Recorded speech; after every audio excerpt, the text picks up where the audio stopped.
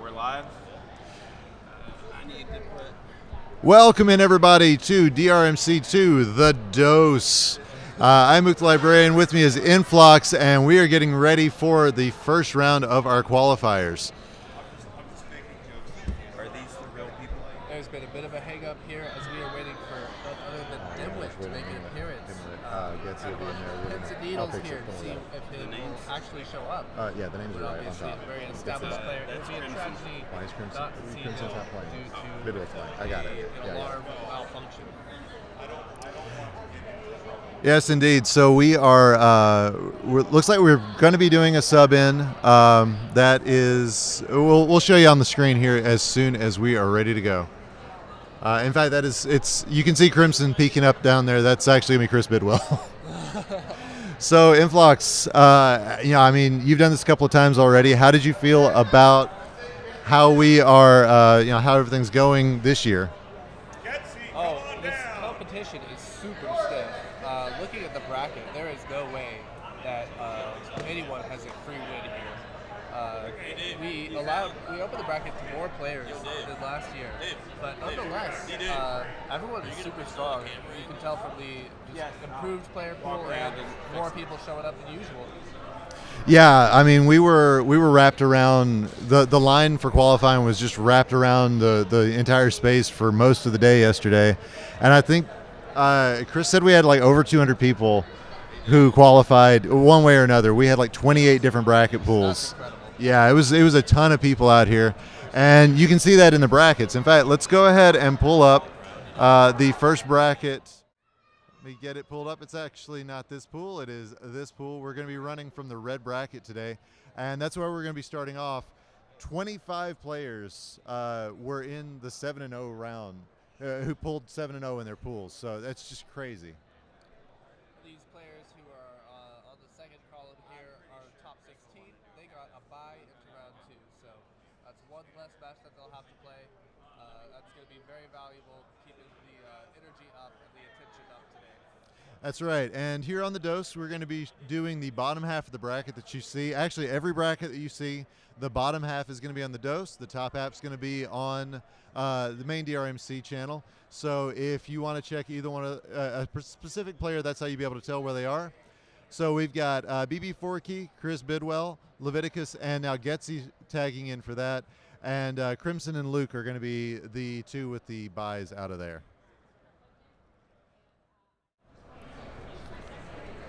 These players here just getting warmed up.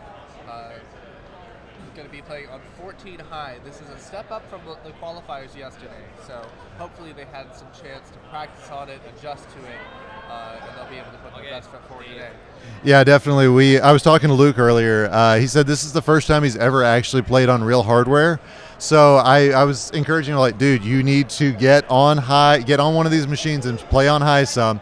He said, yeah, I did some practice last night. So a lot of these players, we've got keyboard players in the room, we've got switch players in the room, we've got players who aren't accustomed to using original hardware for these games, and hopefully they've got that practice in. Absolutely. And even if they aren't that comfortable, those skills are highly transferable. The most valuable skill in Dr. Mario is just being able to see the board and make a good plan through it, and have quick reaction times. So those are the things that we're going to see through the players throughout the day. Yeah, you're right. We're going to be a lot of it's going to be the high-level players being able to just dash it over just enough, or in the case of Barrett, hyper-tap it over just enough to hit the corners. That's going to be something to look out for today. We were seeing a lot of, they were calling them goalposts yesterday, where 1 and 2, 7 and 8 are blocked off, and then all you're playing are 3 to 6. So, that's going to be key. And looks like Dimwit has shown up. And I'm going to go ahead and get the name swapped over because he came in just in the nick of time. Oh, my goodness. That's a little bit of a heartbreaker for Getsy, too. Yeah, Getsy, our number 49 qualifier, I believe went 5-2 in his bracket. And it's crazy that 5-2 is not enough to do it today. Yeah. But that's where we are. Good sport. Palms to the air. I know he's a little disappointed not to play, but he'll be a great spectator. Yes, indeed. Cheering against Dimwit likely. All right, I'm going to switch the names around as we've got that a little backwards. It's going to be Leviticus versus Leviticus now. So yesterday, in the qualifying pools, players were incentivized by the scoring system to try to clear all the viruses in their board. I heard Barrett told me explicitly that he was trying to take it easy on his opponents halfway through the board so that they wouldn't top out and he could clear it out. Do you think we're going to see mostly zero virus wins or top outs? I think most of the highest quality players that we see tend to be the ones who can get through the garbage and make their way to the bottom of the board. Yeah. Usually, top outs, you'll see a few top outs, but I think most of what we're seeing, most of what we're going to be seeing at the highest levels of play is boards that get at least most of the way through, if not all the way through, where it's clears instead of top outs, unless DM Hero's playing. Yeah, these early combos can really mess with players, but a lot of our players are very accustomed to dealing with that garbage early, but I think when the garbage gets most problematic is towards the end of the game when the kill speeds are higher. One misflip and a little bit of garbage can really screw you over. So, yes, indeed. All right, and we're getting word from our judges that we are ready to start a countdown. So we're going to get all of our players zeroed out. And we're going to be counting down with the main DRMC one. So stick around for that. 3, 2, 1, pills! And the bracket round is on! All right, Chris Bidwell getting some early clear and a combo. Time of his life. First combo goes to BB Forky, it looks like. Yeah, and look at the bottom board. Leviticus doing a good job of getting his board set up. Going to get a combo there. He's going to rain some garbage on Dimwit, who needs a double yellow. That would make his day so much better. But, Dimwit in some real danger right now. Yeah, Dimwit. Oh, and that's going to take him. Lev with a quick top out. Dimwit got a little bit of garbage on that middle column very early on. So tried that to clear it out. Didn't get yellows. And that can happen. Now, unlike yesterday, that is not all we're doing. It is going to be best of 5 here, just like a normal standard game. And if we look at our top game, we've got BB Forky and Bidwell, and both of them kind of in a similar position right now. Yeah, I slightly prefer BB Forky's board just due to how much garbage is on Bidwell's side, especially with that right side being a little heavier with viruses. But, the viruses, I need to remember myself. This isn't a speedrunner's game. This is combo as much as you can game. Yeah, the viruses matter, but they're not paramount. As we've got a good restart on the bottom screen, and look at that combo from Lev, who is raining down a triple, but gets a double right back from Dimwit. And Lev, just barely was getting out of having that situation, the goalpost situation, but Dimwit making it a little more difficult now. Yeah, meanwhile on the top, BB Forky's been doing a good job trying to keep the left side accessible. He's been drilling down that garbage and mostly just making it work. But you see there, he took a drill clear that only resulted in a single, and that gave Bidwell the opportunity to fire off a combo. Every single clear that you have that isn't part of a combo is going to slow you down. Check this red. That piece of red garbage was perfect for Bidwell. Gave him a cross combo to get the first bit of that garbage knocked out on the right-hand side. Now one more blue. He'll be able to do the exact same thing. And, gets another cross combo, but that takes away his ability to do the horizontal. Absolutely. I'm a little nervous for Bidwell. If he puts in a right input early up, that could quickly snag there on that formation. That's something to be on the lookout for today, is these columns 3 and 5. Or 6. Oh, there's that Bidwell bounce coming on. And notice, they're still at speed 39. We should be seeing it upwards of 50 today. Absolutely. Here on the bottom board, Dimwit is off to a strong virus lead. Leviticus just fired off a few combos, so now it's looking a little more even for them. But Dimwit seems to be saying, I'm just going to speed my way down to the bottom of the board, and if you can't catch up and you can't combo, that'll be my crown. Yeah, and that's one of the things, if you know your opponent is not set up to rain down a lot of garbage or is not even prone to, that can be a really good strategy. Leviticus, though, we know him to send a lot of garbage. Yeah. It was last year versus Packy, I believe, that he had a very close match. So he can hang in there with the best. He can throw that garbage down. Now, if you look on the top board, I did miss Bidwell managing. Oh no. Oh, and that's going to be a top out for Bidwell. I was just going to say that he'd managed to get some of the garbage knocked out of his, or some of the viruses knocked out, but has managed, did end up with a top out, and here we've gone again. And as they're off on round 2, Dimwit just seemed to be coasting still, just trying to get that virus victory. Yeah, speed has always been his strong suit, and he's definitely showcasing that right now. If he gets a blue followed by a yellow, he's got the potential for a fat log at the bottom of this board. Decides not to take it. I don't think that's a bad call considering the potential for real problems there. But look at this. He's getting rained down 2/3 of a horizontal and uses it. Yes. Leviticus, though, is clearing things up, but this might just be too much of a virus deficit to overcome this late in the game. Yeah, and on the top board, Bidwell raining down the combos. He's got BB Forky on the ropes. Forky is playing a really good survival game and gets a great combo there. That's going to really help his case, and it knocks his board down, but you can see he's already got those goalposts on 1 and 8. That can be a real problem later on in the game. You see, Leviticus has 4 higher speed than Dimwit. That means he's been going through 40 or 50 more pills at this point than Dimwit has. But the virus deficit is just incredible. That just is a testament to how efficiently Dimwit tries to make these plays. Yeah, and that's something he got known for in the speed game even, was slightly more deliberate play. Not slower play, certainly not slower when you're talking about Dimwit, but deliberate. And that is going to get him the second game. He's going to get his first crown here as well. Here on the top, BB Forky is trying to set up some combos here. He's got them available, but Dimwit, with 2 quick doubles, drops garbage right where it needs to go. And all of a sudden, all of BB Forky's combos are just dissipated. He's kind of locked into this middle section here. The speed is going to be a big problem here in just a minute. Yeah, but you look at Bidwell's side, and it's like we're seeing the same board we had last time, as he is completely locked off from column 6 through 8. That's okay. It's going to mean underclears if the board goes down to a finish out, but I mean, that doesn't look the likeliest, as both players have got a lot of garbage built up. Absolutely. And look at this combo here from Bidwell. 1, 2, 3. That, I didn't even see the third part of it. That's pretty awesome, and it actually helps his opponent quite a bit.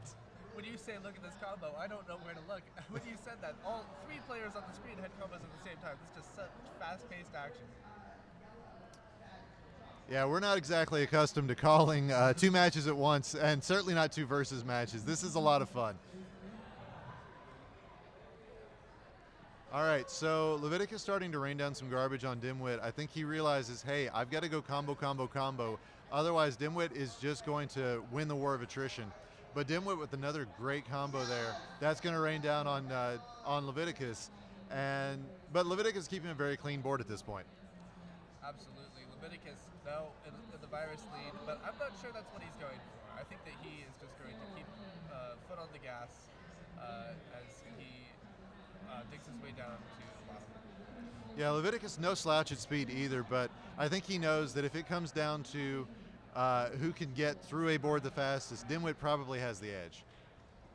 All of a sudden, Leviticus made a couple of misdrops, and you can see him visibly frustrated with that. That can interrupt the plans that he had, and it can just lead to some slower plays as he tries to figure out what to do with his board. Wow, that was a big combo from BB Forky, raining down some garbage, and more importantly, getting himself access further down the middle of his board. But you can see that speeds up to 44. That's about as high as we saw yesterday in most games, and it's definitely a little faster than what he's been most comfortable with. Decides to make the horizontal followed by what's going to be a vertical combo. That's going to help him out and force Bidwell to play a little bit of work, as he's got a lot of options set up down at the bottom of his board, and a lot of it's blue. Yeah, I'm really concerned for Bidwell. He seems to be signaling that he wants to go for the virus victory, but he has no clear path. Look at that red in the bottom right. How do you even get down there? we're going to see what Bidwell's plan is. I think it's going to end up being a horizontal, possibly. I don't know. Bidwell talking about comboing yourself. As Leviticus still with a bit of a mess in the middle of his board, Dimwit has a slightly cleaner board. These two have been really hitting each other hard. They have, yes. But still, BB Forky seems to have clear virus deficit, clear board health deficit. So if Bidwell can just keep up this pressure, keep up this combo game that he's been writing down, he might have this crown here. Yeah, but there's BB Forky who knocked a combo down on Bidwell himself. But yeah, like you said, the health is there on Bidwell's board. But this is the sort of thing we saw a lot of yesterday, where a player gets down to the bottom of his board, but doesn't get the viruses they need. And even though they're putting a few combos together, it becomes a speed question. You know, how fast can these players play? Oh my goodness. On that left side, you can see 3 misflips in a row from Dimwit, with a blue-yellow, and then a blue-red on top. Now, his columns 1, 2, and 3 are just cut off from him, really. If he's going for a virus clear, he's going to have to under-solve all that. Yeah, and Dimwit was in a bit of trouble, but has knocked down his entire column 3. That was his real danger column, and he's got rid of that spire. As all right, there's Bidwell with the top out. I think he's trying to intimidate his opponent. This is the rush of the year for him. Yeah, I mean, he works all year for this and is super stoked for it. And honestly, I mean, who can blame him for being this excited? This is his tournament after all. It makes you wonder if in the speed brackets he's as loud in his basement as he is here. I have to imagine the answer is yes. Dimwit making a crucial double there that also cleared out a virus. That's giving him a little bit more progress towards his goal of clearing out all these viruses. Yeah, both players look to be going for that final virus clear. But, and honestly, I'm not surprised. These two can handle these speeds without a problem. Oh, we got BB Forky with another top out, so that is going to put a second crown on Bidwell's board. You can see what he was going for. He was trying to set up a horizontal red. That's a play I've seen Swan do on his top line, is set up a horizontal drop combo, and it can be very susceptible if your opponent gets a little bit lucky and has a good combo early on. Yeah, and that's going to mean it is match point to Bidwell, who just needs one more game to win this all. Here on the bottom, Dimwit is once again making a combo, getting a virus one by one. This he's drilling down to the bottom, but Leviticus is getting close behind. Yeah, and it's honestly, is Dimwit going to get the pills that he needs? Looks like so far the answer appears to be yes, but he's going to want to desandwich this and then find his way over to the side. That's a very goodness. Oh wow! Decides to take them separately. I don't disagree with that. That was a very heads-up play from Dimwit. You can tell he's been looking at the board a little bit longer than we have. Yeah, definitely. Meanwhile, here on the top, Bidwell making good progress towards his final crown against BB Forky. But BB Forky is certainly not rolling over and giving up yet. But he is a little bit behind here, playing perhaps a little scared, a little cautiously, making sure that he doesn't get another one of those early premature top outs. Yeah, and with Dimwit's second crown, that puts him at match point as well. This is just absolutely nuts. For Leviticus to be down to Wow. elimination in a round of 48. Yeah, well, I mean, any of these players at this point, it just seems crazy. Bidwell is hopping around. Well, he stopped hopping, but he's been knocking some combos down because he knows he is just one win away, and he's already got Forky a little bit spired up. But this double red combo, this double red blitz was perfect for Forky, and it ended at just about the right time as well. It wasn't just the blitz; it was that maneuver he made over to the right side. It was or left side. It was a little bit dicey, but he managed to pull it out. Yeah, and he's going to get some combos, try to put some damage back on Bidwell's board, keep himself in this tournament for at least one more game. Dimwit's about to die. Oh He is no! in trouble here. Yeah, but Dimwit again, it's early in the match, so he is a good survival player. on par with somebody like Sarah Sparkle, who plays level 20 for fun. And you can see he's already got himself mostly out of trouble. He needs red, blue, or blue, yellow more than anything else. But I think if anybody can get out of this, Dimwit's probably that person. Oh. He's at the top with no room for error, and with a couple of errors there, it's just looking very bad.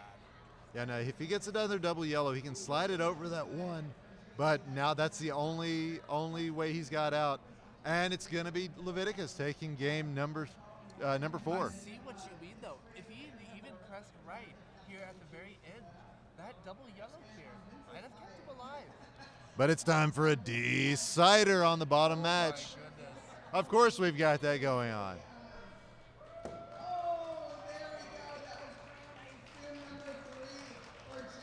And all of a sudden, I feel like I blinked, and we're already at a decider.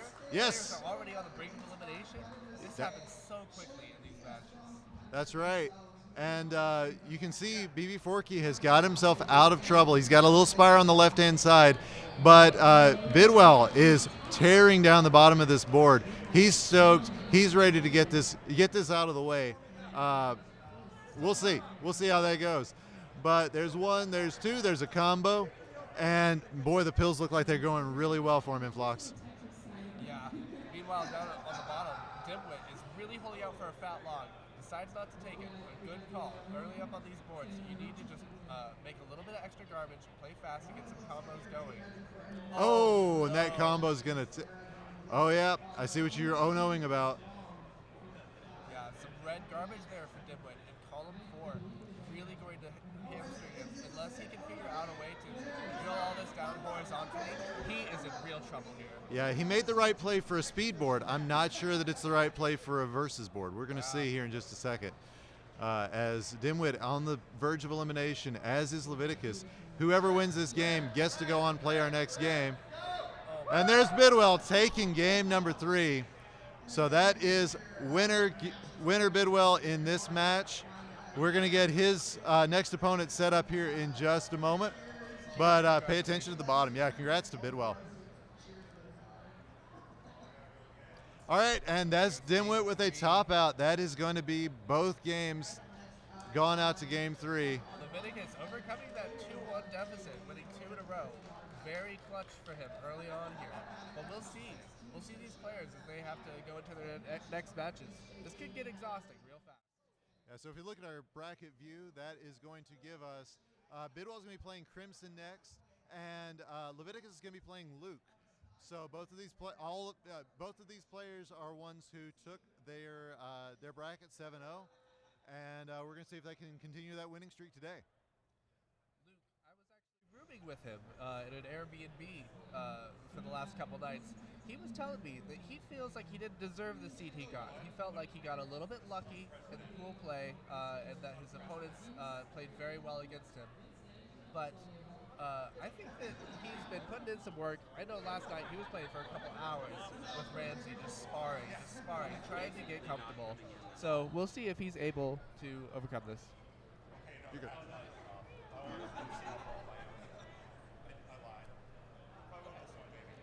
It looks like here we're waiting for a couple matches over on DRMC1 to finish up, and we'll all start at the same time for this next match. Way down. I'll stop talking to you. I don't know either.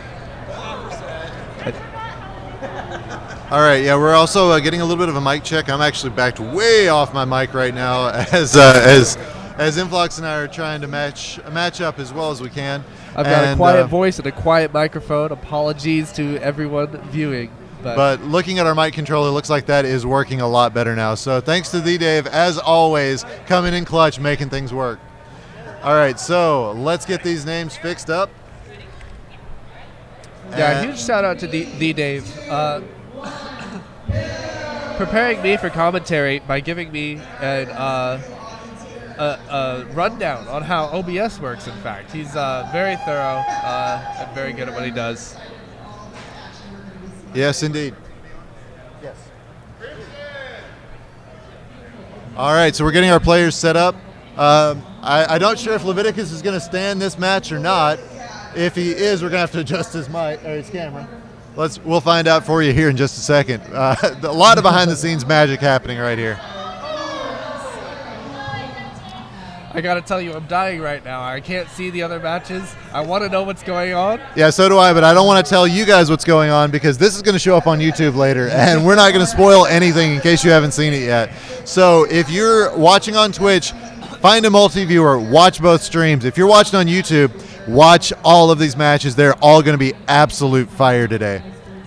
Yeah, I've made the mistake sometimes of jumping away ahead to the eights of the finals, and I think, wait, how did this player get here? There's a whole story that's going to be unraveling today. I don't think we're going to be able to get the mic set, the camera set. We're good. Leviticus is going to sit down again. Okay. All right, so we did find out Leviticus is going to sit, so he's just getting himself ready. And let me see if I can get Luke moved over just a little bit for you so you can see him more than you're seeing Bidwell. There we go. I respect Leviticus sitting. Yeah, I'm absolutely. a sitting player myself. I think that he won't be bullied into standing by the likes of Chris Bidwell and his bounces. Yeah, and all right, so it's Leviticus versus Luke. It is Bidwell versus Crimson, and I believe I can't tell if we've already started or not. I heard someone say, "Are we starting?" Yes, this could be the match. Yeah, the bottom match is for sure going on. The top, I am not sure. Okay, no, I was absolutely wrong. All right, so we are starting our matches. 3, 2, 1, pills. Do it, folks. All right, in 3, 2, 1, pills. And both matches are underway. A little faster it happens than it does in the speed game when we're playing online. Yeah. Thank goodness for no delays here. Luke. Oh, wow. No. Yeah, Leviticus pouring it to Luke. This could be a very early top out for Luke. If he doesn't stand this up properly, it's going to be... Oh, he gets it right. So, yeah. But now that column 6 through 8, he is already in a danger zone. But if I'm him, I would rather be in a danger zone at speed 32 than at like speed 50. Absolutely. And even though he is in danger, he can only play on the left half of his board. He's not too close to the top on his on that Look at side. this. Yellow, blue, exactly what he wanted. Knocks a whole bunch down. But now, the way he's got everything set up, he's going to have to take this blue horizontally, and he has nothing set up for that. So that's going to take him a little bit of time. Meanwhile, Crimson and Bidwell, fortunate garbage from Crimson to block up a sweet tea that was going to drop a triple. But drops a triple anyway, just Bidwell. A quad, in fact. And I think I hear some trash talk over there. Oh, definitely. And now Crimson, a name you might not recognize if you've only hung out in our speed boards. If you're not in the Discord, then you should absolutely jump into that, because then you will know about players like Crimson who generally play in our Virus Buster League and can and does often crush. Yeah, Crimson always makes a point of showing up here to these tournaments and reminding us that she exists and she's only gotten better. All right, and Luke is still in a little bit of trouble. Leviticus got him on the ropes, but a few combos can really change that. And Lev with a fairly clean board, but again, a few combos can really change that. Absolutely. Meanwhile, Crimson is getting really close up to the top here. A couple of garbage drops, and her board is getting cut off. And at these higher speeds, that is no joke. Yeah, and I got to think that, Bidwell's a competitor first and foremost, but I feel like if he gets a win against Crimson, like if he takes a crown against Crimson, that is going to be something he's going to talk about for the rest of the year. I know I would, and she's shown herself to be one of the most dominant versus players in the Virus Buster League, if not in any of our leagues, and taking a crown off of her is no easy feat. I think that Bidwell sees himself, too, as the underdog, and it's not helped by the fact that he spends extra hours during these tournaments staying up, burning the midnight oil to make sure that everything is running smoothly, doesn't get as much practice time as the rest, so a large sacrifice to be made for his the integrity of his competition. Absolutely, and just want to point out we did have a top out from Luke in our bottom right, or in our bottom bracket, so that is Leviticus with game number 1. Yeah, Bidwell was up half the night working on getting the brackets, making sure everything was perfect. to make sure that we had the right games going on today.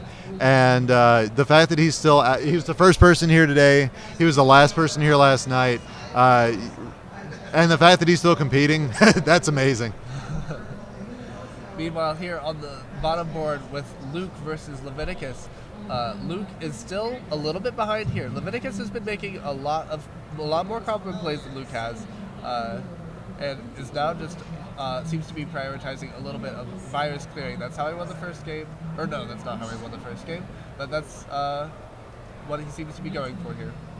Yeah, and neither player has been in this board long enough to really say, oh, they're going for a top out, oh, they're going for a virus clear instead. But it looks like we're going to be hitting that point once we hit the mid game, kind of figuring out who's going for what. Bidwell here getting some fortunate garbage that combos, Crimson comboed herself, as they say. Yeah, and Crimson has really knocked down all the garbage in this board, but she is really stacked up on column 1. That is going to mean a whole lot, as Bidwell is not as stacked up. His column 7 and 8 are tough, but they're not as tough as what Crimson's got, because she is completely blocked up, is going to have to work from below to get everything knocked out if she wants to get a virus cleared win. And unless the speed is too bad, that's definitely going to be a thing. That's definitely going to be what they're going for. You see a tragic misflip over there on Luke's columns 1 and 2. That would have been a combo, and instead it's a column blocked off for him. And on the bottom game, it is Luke knocking as many combos as he can down, but Leviticus still keeping a fairly clean board, as Leviticus is really knocking the combos down himself. And got to wonder about Luke. There he goes. He makes the right play, gets a triple sent over. That has been an amazing play so far. Luke missing an opportunity for a little L, and this is where the art of Dr. Mario really shows through, and trying to maintain those combos and keep up that aggression while simultaneously cleaning your board. Yeah, it's definitely, like you said, it's an art. It's a fine bit of work because you're focusing on two places at once. And if you have trouble chewing gum and walking at the same time, like I do, it can really be painful. I'm curious what Crimson's going to do at the bottom of this board. She's got those double yellows, but she might not be able to take them doubly if she's going for a virus clear. Now, I imagine going double. Yeah, she's going to clear. She's got the double laid down at the bottom. She's going to lay a red horizontally and then place on top of it so that she can get all this cleared out. That's perfect. Yep. That's exactly what I was hoping she would do. And that is the sort of play she needed in order to take this game against Bidwell. And Crimson with a clear is going to take game number 1.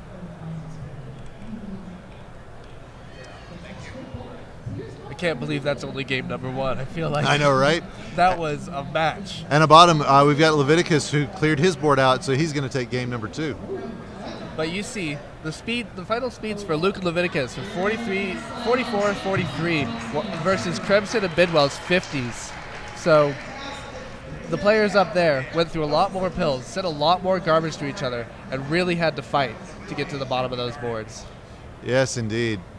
And so it's game match for Leviticus again, or match point, I should say. So Luke's really going to have to show out here, and he's capable of it. We've seen him take down really good competition in our speed tournament, so he's definitely a solid competitor.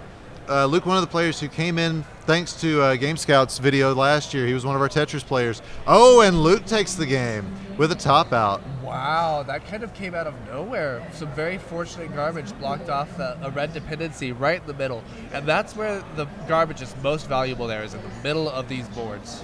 And if you look at our top board, these two have really been nailing each other with garbage, because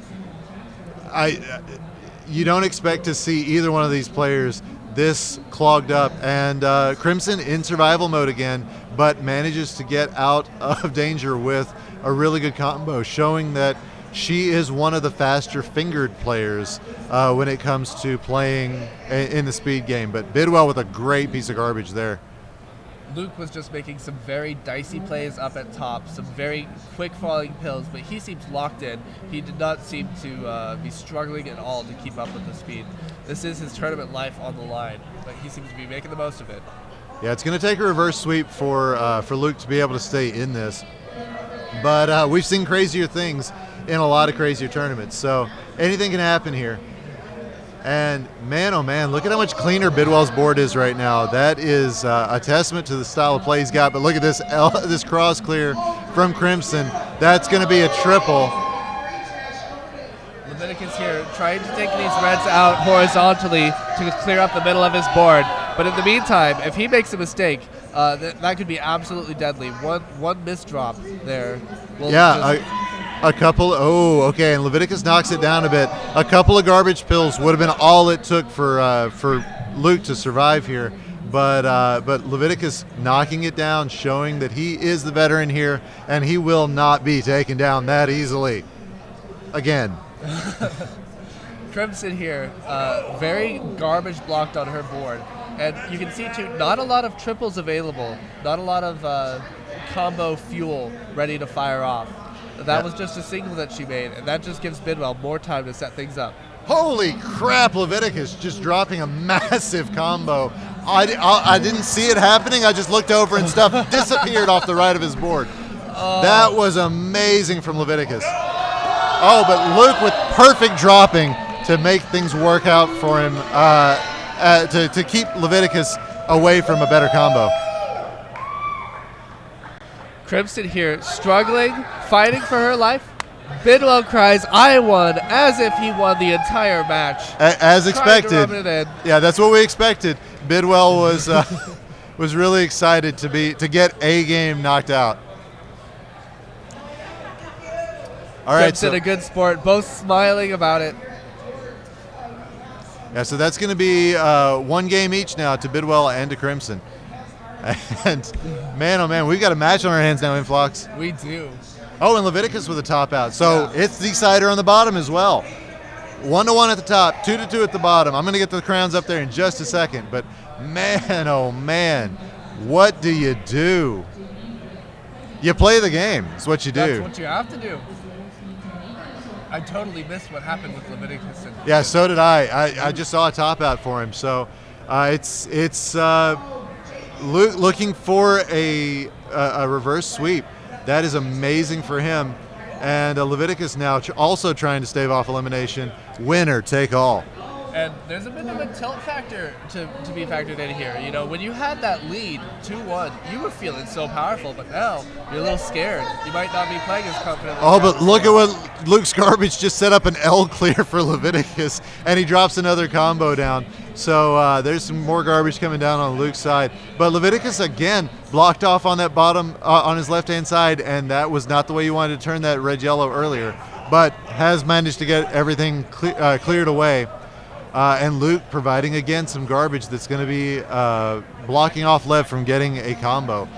Bidwell has a combo that relies on him getting a yellow piece at the very top left of his board. But I don't know if he's going to be able to make it over there. He might be hoping for some fortunate garbage. At 34, it may be possible. I mean, it's possible. We'll see if it's something Bidwell can do as he decides not to go for it. I think that's the right call.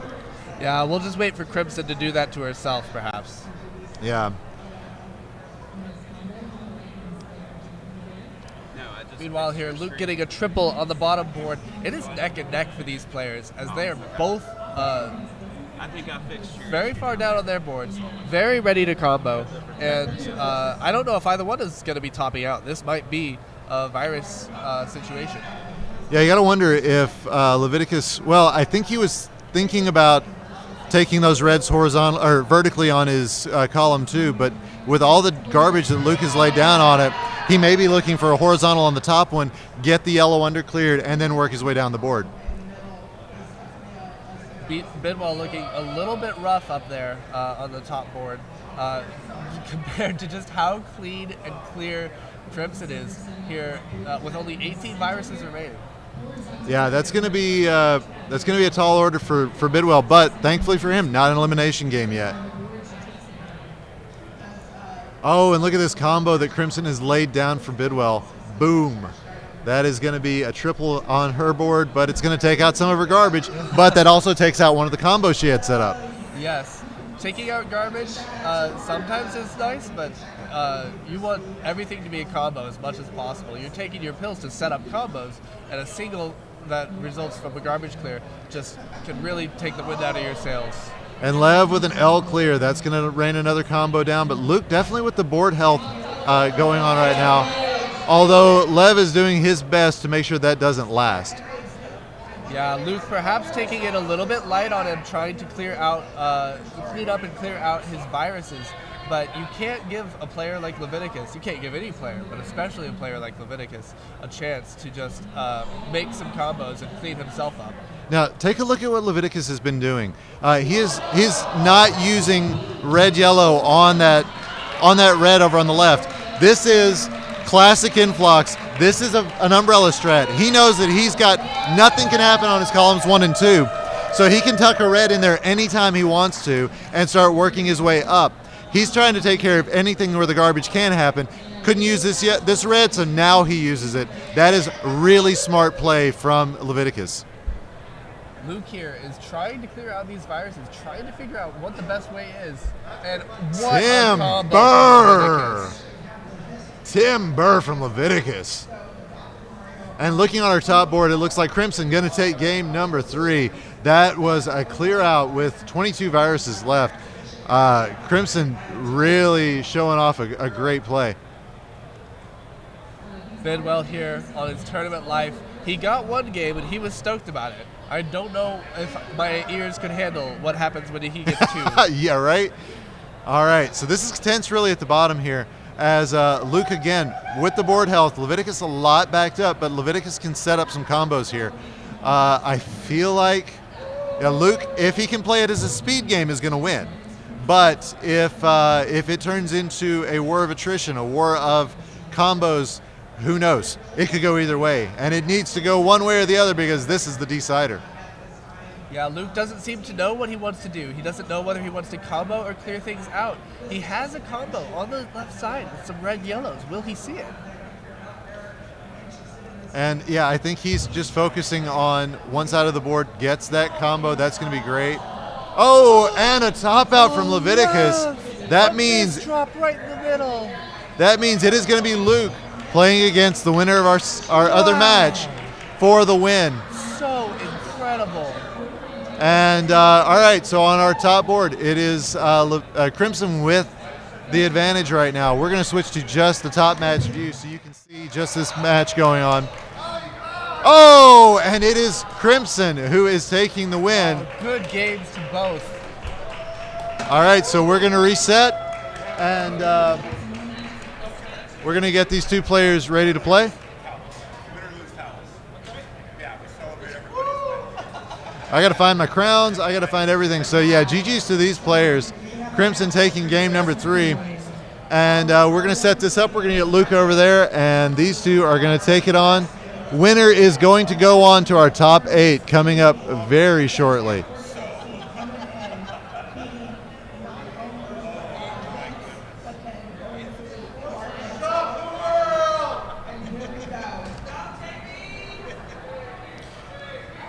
All right, so we don't want to take a look at our bracket because, yeah, if we do that, then you're going to see exactly who won what. I'm sorry, commentator overcome by emotion. Had to go celebrate for a second. Luke was very discouraged earlier this morning. He was thinking that he had not a chance against Leviticus. So in order for him to overcome that, make that, I believe, a reverse sweep, huge props to him. And that's got to be a huge consolation, confirmation that he deserves to be here. Yeah, all right. Having to redirect our players to make sure they get over onto the right station. But all right, so you're going to see Crimson playing Luke here. This is going to be, again, the winner of this is going into our top 8. So that bracket's going to be later on today, and we're going to reset and go on to our next bracket here right after this. Yeah, we've got a smooth running operation here. Brackets running at separate times, so players will have a burst of play, and then a bit of a rest. That's the nice thing about having a whole day to run the brackets, is that these top 8 players are not going to be nearly as rushed or exhausted. So we're going to see top level Dr. Mario here. All right, so we're getting a quick warm up from the players, making sure that they are ready, got their controllers good. Luke hasn't been on this machine yet, so he's making sure that everything looks good over there. And yeah, we're going to get everything ready to go. Once they get... You never want a hardware issue to be the reason that... yeah, I definitely don't want hardware to be a problem. Yeah, obviously. All right, and they are actually having to reset the console. So, yeah, just going to get these technical things knocked out. And yeah, I'm pretty sure once we get this done, we're going to be setting up for our next bracket. And that is going to be our yellow bracket. I'm in that one. So, yeah, let's go ahead and pull that bracket view up while they're getting things set up. Absolutely. Bidwell giving the cartridge the forbidden breath of life. Not recommended, but it works sometimes. All right, and if you take a look at your screen now, you can see who you'll be seeing coming up following this match. I'll be taking on Dr. Wario, and DrMC2 is going to be taking on Steve S. Winners to face John Dat Flindo and Rodzilla. So that is where we are coming up for our next match. And yeah, we're just getting a touch of a warm-up, getting our cameras set on our main feed, and that's going to be crazy coming up here. Yeah, Luke and Crimson both getting a feel for each other. These warm-up plays can be a little bit of mind games. You don't want to combo your opponent perhaps out of respect, but you also don't want to necessarily give them a sign of your strength. Yeah, we saw a lot of that yesterday. We saw a lot of that yesterday in some of our warm-ups. The players were definitely just going, yeah, I'm going to play. I think it is worth being said, too, that both of these players in their matches just previous to this. All right, and we've got yeses from our players. They are ready to go. We're going to count them in 3, 2, 1. Pills! Crimson versus Luke for the top 8 going on here on DRMC2, The Dose.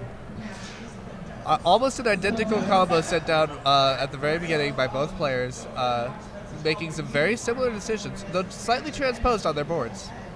Yeah, but it's high up on the board here for Luke, and that that's not an advantage you want to give Crimson, but it's not going to be an advantage if the pills come out right. If a red blue's hiding behind this other red blue, then we could have ourselves a really nice sweet tea that's going to go, oh, well, never mind. Crimson takes care of it, but gives herself a little reprieve from a possible combo. Absolutely. Sometimes if you're just let your opponent keep comboing you, it'll work out. Not necessarily the best strategy, but it's workable not nonetheless. Hopeless. Yeah. Oh, great clears from Luke, and Crimson now knocking her board down. She gets that right-hand side, and yeah, she's cleared out. This is almost what we would call free and clear if we were talking about a speed game, because she is out of what I would consider the danger zone, knocking down a massive combo. I think she is sensing that Luke is not sending over many combos, so she can just set up as much as she wants and try to combo her way through the board. And honestly, building combos where they're not obvious is a bit of an art form, like you were saying earlier. I know that's one of the hardest things for me to learn when I was learning my game. There's a fat log, though. That's one he's definitely going to recognize. And Luke dropping now 2 combos, 3 combos in a row on Crimson. It's not quite a stun lock, but it is... Okay, now it's stun lock. It's stun lock, but there was a lot of color matching in the garbage that came down, so it's not necessarily even bad for Crimson here, as that's a combo that Luke basically set up for her. Yeah, and both players actually out of that danger zone. Luke's a little stacked up on his left-hand side. He does have that column 1 that's just going to have to be undercleared and horizontal, but at this point, you're not worried about your end game. You're worried about surviving your mid game. Luke definitely did not mean to introduce any garbage into the middle of his board here. A little bit frustrated with that, but should be able to clear it out here. Will want to do that short order, though, before it becomes a problem. Yeah, going to knock a combo down here pretty much anywhere he puts that pill. And it's a quad. Wow. But, yeah, Crimson with a triple right back. And look at what happened in his column 1. Some garbage cleared it out for him. He got a little lucky there. Yeah, that's a really nice position for Luke. He's in a much better place than he was just a second ago, but Crimson takes away another combo from him. She is relentless, this woman. But, and you can see, they can hear us. So this is the level of play and concentration these guys have got on their faces. Yeah, I'm not sure they are hearing us, in fact. I think that they are so in the zone. Oh, yeah, definitely, definitely. They could hear us, let's put it that way. Although, Crimson definitely had the board health advantage for a majority of this game. All of a sudden, Luke is shot ahead and is down to only 14 viruses remaining. Yeah, Luke definitely taking advantage of some good plays and getting some combos knocked out. Interesting not taking that as a combo, but that's all right. It's going to work out for him. This double red could be laid out as another combo itself. Let's see if he sees it this time. He does, and knocks another combo down. Yeah, Crimson in a little trouble right now. Yeah, Luke trying to put some combos together as he finishes off his viruses, but it might not even come to that. With some garbage, really, this is going to be difficult for Crimson to navigate around. Yeah, Crimson gets a big combo, but now she's looking for a horizontal. Gets it. She knows the speed at 46. Oh, that is perfect play from Crimson. That is going to keep her alive, but now she needs yellows, and she needs them yesterday. She's going to get them. And another combo. It doesn't matter, though. Luke only has one virus left on his board. He has just been clearing it out while raining garbage down. Very good play from him. Yeah, and we'll put the doctor not giving him what he needs. Now it's a tuck play. I liked that umbrella that he threw over the top of it. The sort that you would see in a Wile E. Coyote cartoon. Yeah, very small, very small. Not going to do any good if you're falling off a cliff, but perfectly fine for this. And, if we get a double blue after this, it's not happening. Such luck. I was hoping. There it is. Boom. And the combo. Very fortunate for Luke to. That could have been a bit of a disaster if the double blue didn't come from him. If he waited too long, you cannot wait at the top of these boards. You must combo. Yeah, but Crimson getting some good combos, getting some good clears. She's out of the top of her board first. And that could be crucial. We saw that being an issue earlier as Crimson again with a combo gets her board knocked down. This is where that horizontal board placement really matters. Yeah. Meanwhile, Luke trying to put together a combo. Oh my goodness, this is going to be a tough maneuver. Fat log. The fat log. That's the highest fat log I've ever seen in my career. I believe they call it a dirty Tetris over on the Tetris side. That's pretty much what that was. That was a dirty fat log. Luke here trying to clear out some garbage, get his board a little bit more at a manageable height before he really goes down to clearing some viruses. Yeah, but Crimson finding her combos is set up now for one and set up for, for two. Wow, I didn't even see that drop. Oh my goodness. But yeah, Luke is on the ropes here. But with a one-game advantage, I feel like he's not feeling the pressure yet. Crimson wants to make sure he feels it, and soon. Oh my goodness, a very fortuitous pill sequence from Luke. Yeah, gonna get the combos. He might just have life left. Wow, massive combo for Luke. He was doing the practice in the Airbnb yesterday, and it's showing. Here, he's hoping to get a blue-red to combo that down, but you might just want to clear it before, if a garbage piece lands there. He was playing with fire because Crimson is very good at exploiting those weaknesses. Yeah, and Luke has managed to make his way down the board. Didn't see the combo there. But is going to get a combo from Crimson there. And yeah, Luke is just, again, trying to play survival, get himself out of the bottom of the board. And that's going to buy Crimson a little bit of time. It's just harder to get those combos built up when you're trying to get your board knocked down. that's another kind of sign of an elite player, so they're able to pull that off. Yeah. And it's not necessarily that Crimson is even going for the virus clear here. She's just kind of reducing the timer. And a top out. Oh, good game. And that's the pressure that the viruses can have. It's not necessarily always the win condition, but it's the threat of the win condition, saying, if you don't figure out how to combo me, how to get some viruses down, I could just do this all day. Yep, and we start off with a pill that you really can't use. As these two go in for game number 3, tied 1-all. Crimson finding combo number 1, and setting up for the next one. Boom, that's a big combo from her. These red-blues, looks like red-blue is going to be the color combination of choice in this bracket. And you see that in a lot of these seeds. You can tell this color we're going to see a lot of. And so far that color has been red-blue here. Luke blessed with 2 pills of garbage that just created a combo for him. That might be just the help that he needs to get down out of this top line situation. Yeah, both players pretty well out of the danger zone for now. That can change at the drop of a hat, or the drop of a pill, I guess I should say. But oh wow, that blue really nice for Luke. He's wanting a combo with these reds. There's not really an easy way to do it. Takes the smart play, double combos, and is already clearing out.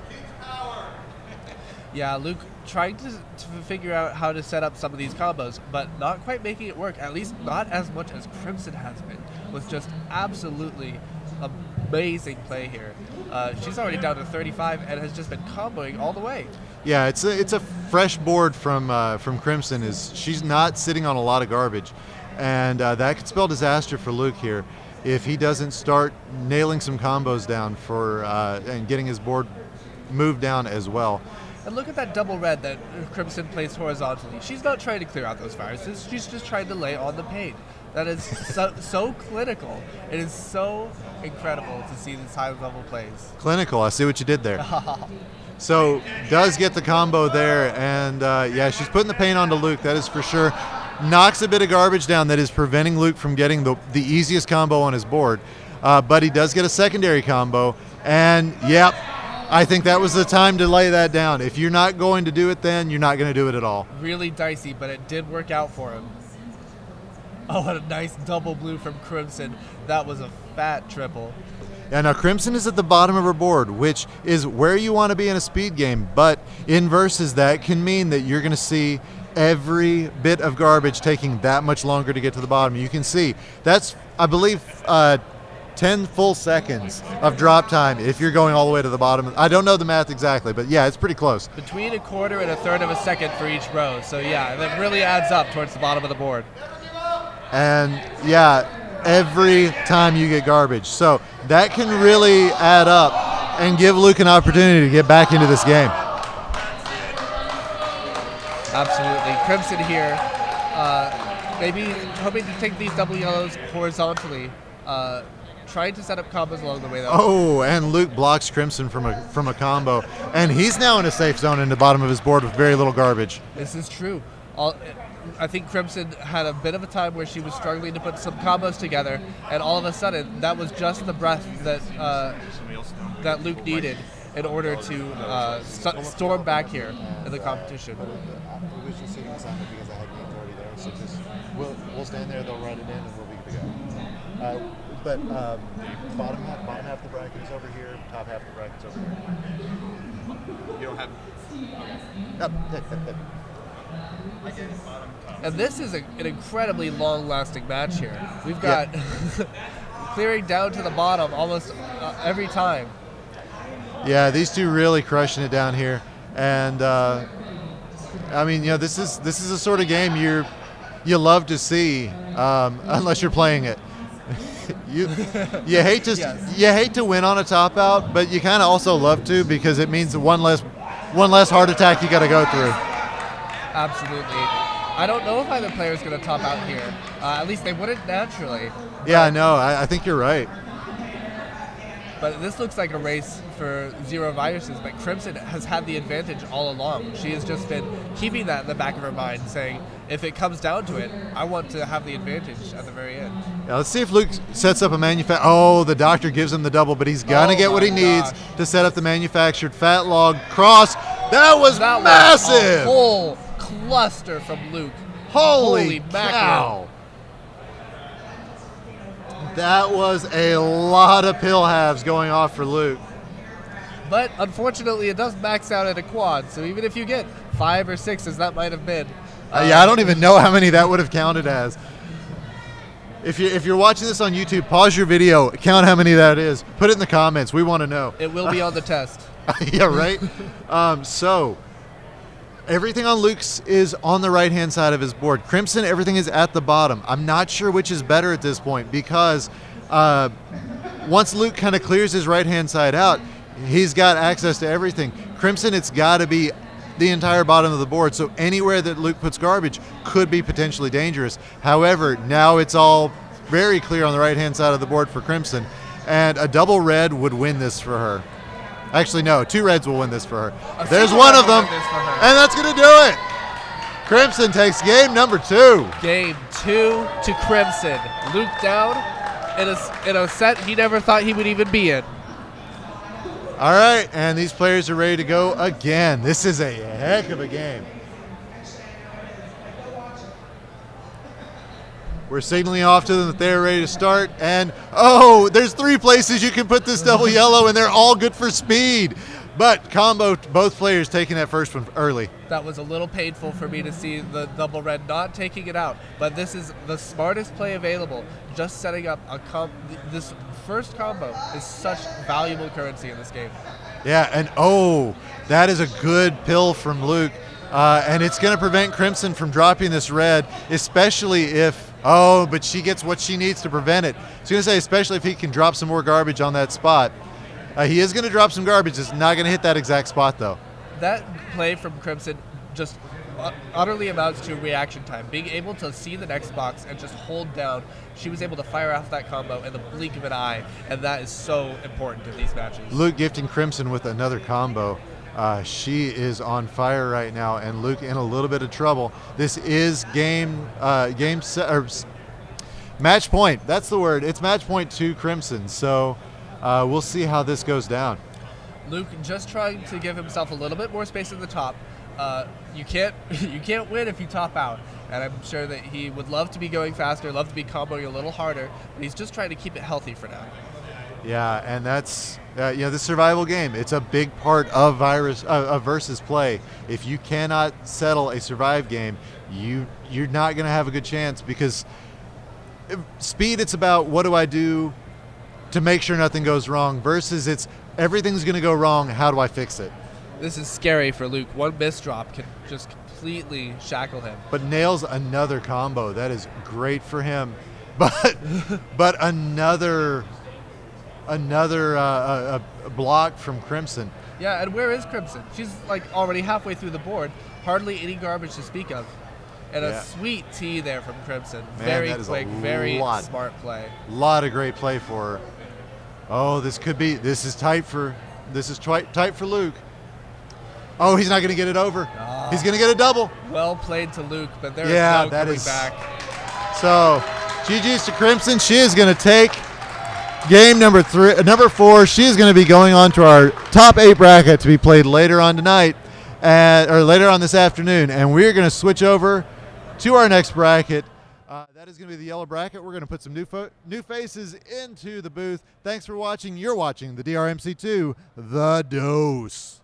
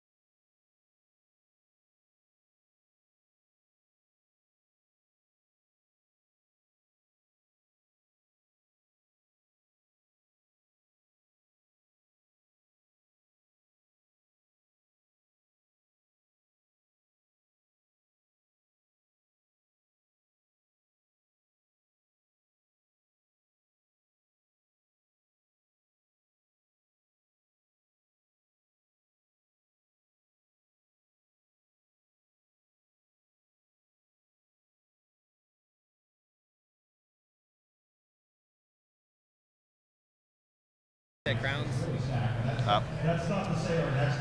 I'll do that. Welcome back. Can you hear us? Hey, chat. BSG 4000, Chris Bidwell here with Larva 12. Hello, hello. How do you feel? We both got to play. I got one crown off Crimson. How did you do? I went to a decider against JB. Oh, so you. we actually had JB and Vince in round 0 to play against me, and the winner of that was playing against, very likely, Swang. So All right. It was staff versus staff, and then staff versus staff, and then staff versus world champion. Yeah. Totally not prepared. We promise. All right. Looks like we're going to count it down here. 3, 2, 1. Pills. Oh my God. We're this is it. I'm so happy. It's all working out. So excited. All the work. The scoreboard crashed yesterday. We were up till 10 fixing it, but everybody's here. Starting to get a little feedback. Hoping they fix that, but I guess we should watch the game now. Steve S. is a veteran. He's been here since the second year. He was actually at the first year in Pittsburgh. He's a Pittsburgh native. Just showed up. Oh, I'm pretty good at this. And then he got into the Final Four of the second year. Oh, wow. That's the same year that DM Hero came into the scene, too. So that's how old we're talking here. Wow. Representing the Pittsburgh Steelers, the most evil football team of all time, but you got to represent it from Pittsburgh. Love the town, hate the football team. Then I don't even know how to pronounce the name, DrMC2. But early on, a little issue on column 2, but I think that'll get cleaned up here, hopefully, with just like that. A commentator blessed him there. Dr. Wario, newcomer down in the bottom left, and then everybody's favorite NPR / Dr. Mario host, Ook the librarian, on the bottom right. We got an even game, 43-40. Ook cycling through his pills just a little bit faster. How are we doing, chat? Ook bringing down his board pretty well, pretty evenly. And, you know, what I love about what we do, and we stole this from Classic Tetris, but the player cams. Like most esports, you have all, you know, gameplay footage and then a little bit of the player cam. We like our player cams. Yes. The game board itself on a TV only takes up a tiny portion. So let's show our players and the emotions that they're showing. But oh my God, it's from Jerd. Jerd is. Watch me get that wrong 100 times. Yeah, I know. And with 4 players, you know, I try to talk about other stuff, but we got games here. Shut up, Chris. And yeah. Up on top, it is 22 viruses for Steve S. and 41 for Mr. Can. I'm probably gonna go. We'll with just call that. Jerd. Jerd. Jerd. And then we have 32 viruses for Dr. Wario and 16 for Ook. Ook is streaming through this. Ook's got a clean board. The man showered last night after a hard day of work at the tournament yesterday.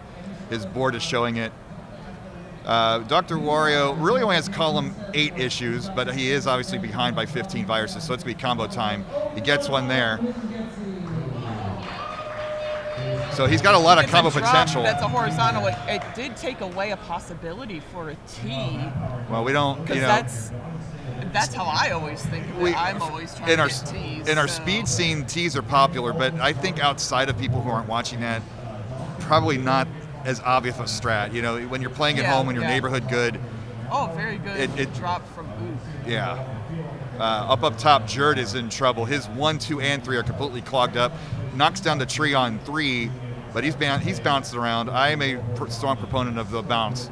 Get that energy up. I took a game off Crimson with that. Also, casual conversation. I started talking to her about being in band, and she's in the Disney marching band. And I told her I played trumpet in high school. Instant connection, and I won. And then she kicked my butt the next 2 games. Because she knew your strategy. She knew my strat. See, but I've talked to people about playing the saxophone before. So most people, you know, can't get me on that. You can't get me on that, Bidwell. No. But look at like a fat log setup, a fat log L. Like that's a nice triple that Ook can get that yellow blue. But you know what this game does, Larva. Wow. Backdoor fat log, which is just disgusting. Don't look that up on YouTube. Don't Google this. No, do not. But these pills are starting to get a little fast here. Ooks, you can feel the little speed panic. You could kind of tell in the movement of the pieces, if the players are deliberate with their motions or like undecided or like, I don't know if I can handle this at this speed, and Ook seems like a little uncomfortable. This might be the comeback. He's down to his last 3. He is going through pills a little bit faster than Dr. Wario. Dr. Wario just got to speed 44. Ook just got to speed 46. So that speed stat is something that we can really see who is cycling through pills faster, whose board is going faster. Ook doing a good job keeping up the combos while working on getting rid of some of the garbage on his board. Very, very Ooh, Steve went for that tuck and couldn't get it. So he's at his end game, but like, he could barely stand that piece up for the drill down. But still, with those pieces in columns 4 and 5, as soon as I mentioned it, he knocks it down. Now he's more comfortable with his final virus. He has that one. He's looking for the red. And we might get a simul finish. There's Steve with the crown, and there's Ook with the crown. Commentator's dream. Hey, stop. Do not go right to the next game. Stop. 3, 2, 1, top out. Do not go to the next game. Thank you. Sorry. Tournament director.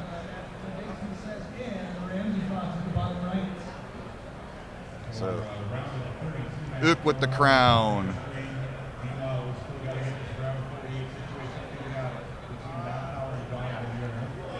And Steve with the crown. Did you report the judge? Okay.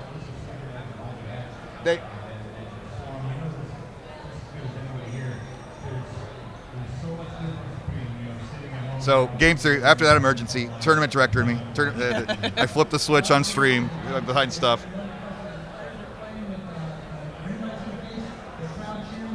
So now we have... Oh wait, Steve won that, not Jerd. So I gotta get rid of that one. One of these days I'm gonna learn my right from my left.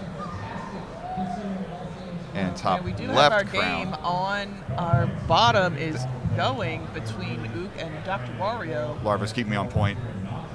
All right, we're on our way to game 2 up top. All right, 4-player action. Really hard to keep track. Larva's going to keep me on point. The exact same moves on the top for Steve and DrMC. I love that. And I love your pronunciation of that name because I'm not going to get it right. I don't know. I try. My last name's difficult, so I understand, but it's just like, oh, okay. But whose name is not difficult is Ook. It is Ook. But Steve's in trouble, column 6. I mean, you could maybe drill down, okay, but that whole side has potential to cut out. He sees the yellow. He's not going to gets the yellow. Still kind of in danger. This is Jerd's chance. Gets the combo. Oh, he tried to dash that to the right, and he just missed it. This is high speed, Larva. Different from qualifying. Yeah, our qualifying is on medium speed, but... Oh, Steve's in trouble. No. Steve's in trouble. Can he get out of this? Top out for Steve. He is going to top We're at 1-1. Whereas on the bottom, Ook with a commanding pill lead, virus lead, 23 to 42. So he is down well on the bottom half of his board, and it is, for the most part, very clean. So game 3 is started up top. At the bottom, Ook has a sizable lead, but Dr. Wario has a clean board. But the high, I could see Dr. Wario not digging the high speed. That slight bit of indecision at that time on the board can really hose you. Yeah, we do have some players who specifically practice high speed for the tournament, as you know, if they are in our speed brackets, some of them play on medium. So some of that is just like knowledge of how this works and the foresight to practice to make sure you're up on your speeds. Yeah, this is a world championship. We play on the big boy settings or the big girl setting. It's Dr. Mario. But down at the bottom, Ook has a sizable 14 to 34 lead. Looks for clean sailing, but Dr. Wario, he knows what to do. He needs a combo, and it's a lot of double viruses at the bottom, so the combos could come quick if the pieces agree. Jerd, though, after that first game, I thought Steve was going to cruise, but now Jerd, after that quick top-out win, now has a sizable regular speed type win. Or not a win yet, but, here we go.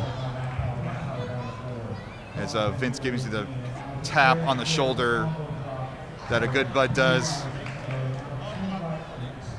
As a good job, attaboy, I appreciate it. Finally not matching Vince this weekend, but then I accidentally matched Packy. I can't get away from it. No. If I wear a Dr. Mario shirt, I'm probably going to match somebody else. I went with the shirt and tie. I went formal. This is our world championship. But Ook, down to the end game here. Clean board. He's going to make a little combo here at the bottom. Oh, I see what Ook wants to do. Yeah, look, Ook wants to take those yellows out. Diabolical. He wants to de-sandwich that red. And the garbage helps in that quest. Oh, that is good garbage. Oh, and this pill's There it is. One more. Oh, it's perfectly set up. It's set up for Ook. It's set up. Ook just needs one blue. yellow. There it is. Oh, and he fat logs out. What a swaggy finish Swag for Ook. out. Cheese for Ook. And then up on the top, it's fairly close. Steve with 14 and DrMC with 11, but there are some spires over on that right side. Wow, that These are spires all over. He's dancing. He feels it. This is why we stand. Look at that energy. Exactly. When you're in a stressful situation on an office call, you get up and start pacing. That's what our players are experiencing right now. When you're playing like the best of the best in a non-casual game, that nervous energy needs to be released somehow. But Steve down to his final four, but it's 4-10, so combo barrage could slow Steve down. Lots of yellow, not much blue on either board. So much Dr. Mario, I can't keep up with it all. Oh, very good triple over there from DrMC. So, Jerd, if he can de-sandwich that red, then that issue's taken care of. Goes this way instead. Yep, and that's it, Steve. Steve is going to take that one. That's going to be 2 crowns to 1. So potential match point on this next one for Steve. And on the bottom, Ook is also in a match point. I'm not sure that Ook can get the pills all the way over to the right. That hook is really going to...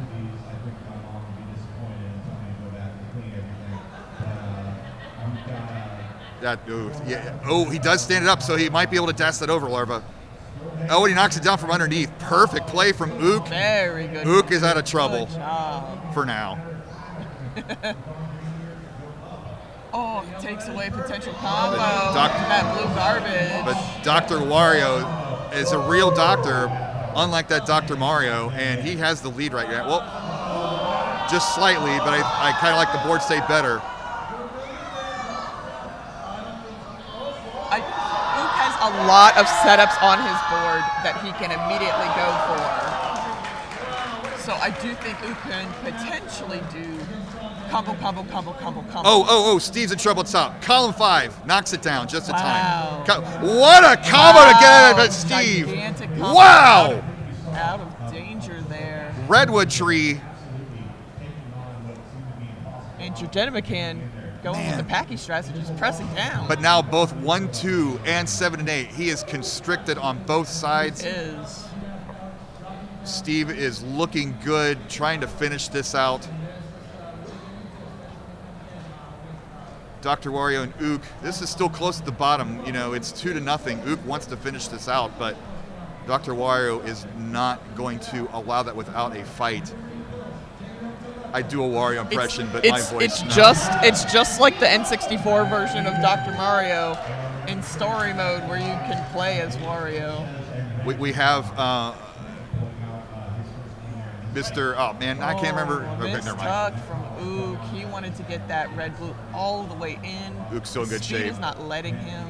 I think we're looking at Jerd's board where now column 5 is an issue, or column 6 is an issue. So now he's working with a cavity in 1 and 2.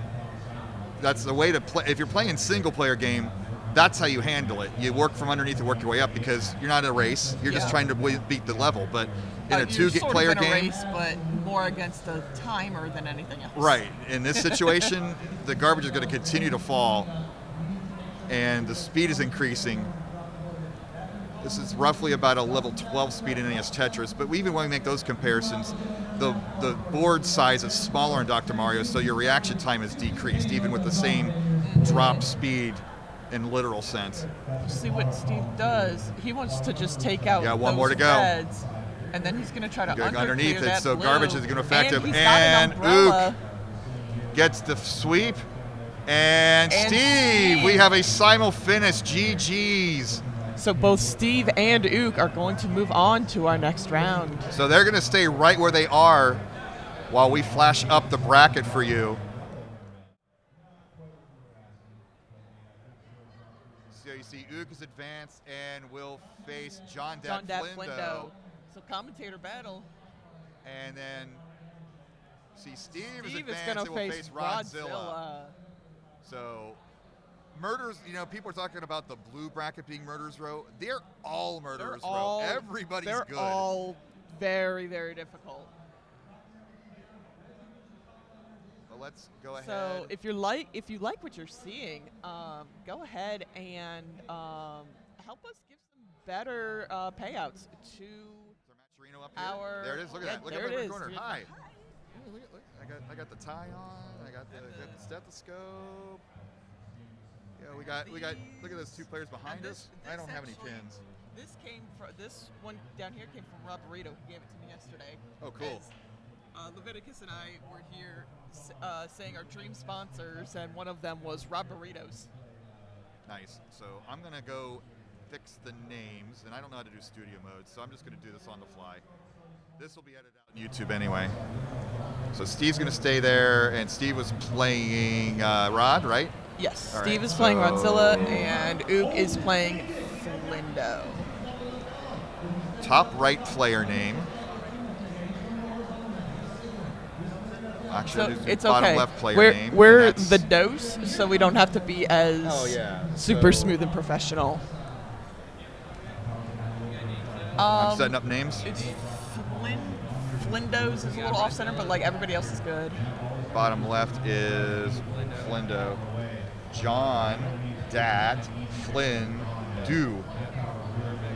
And then top right. Top right player. We can fix it here. So Rod, Zill, up. Yep. And then I can take the camera and watch this.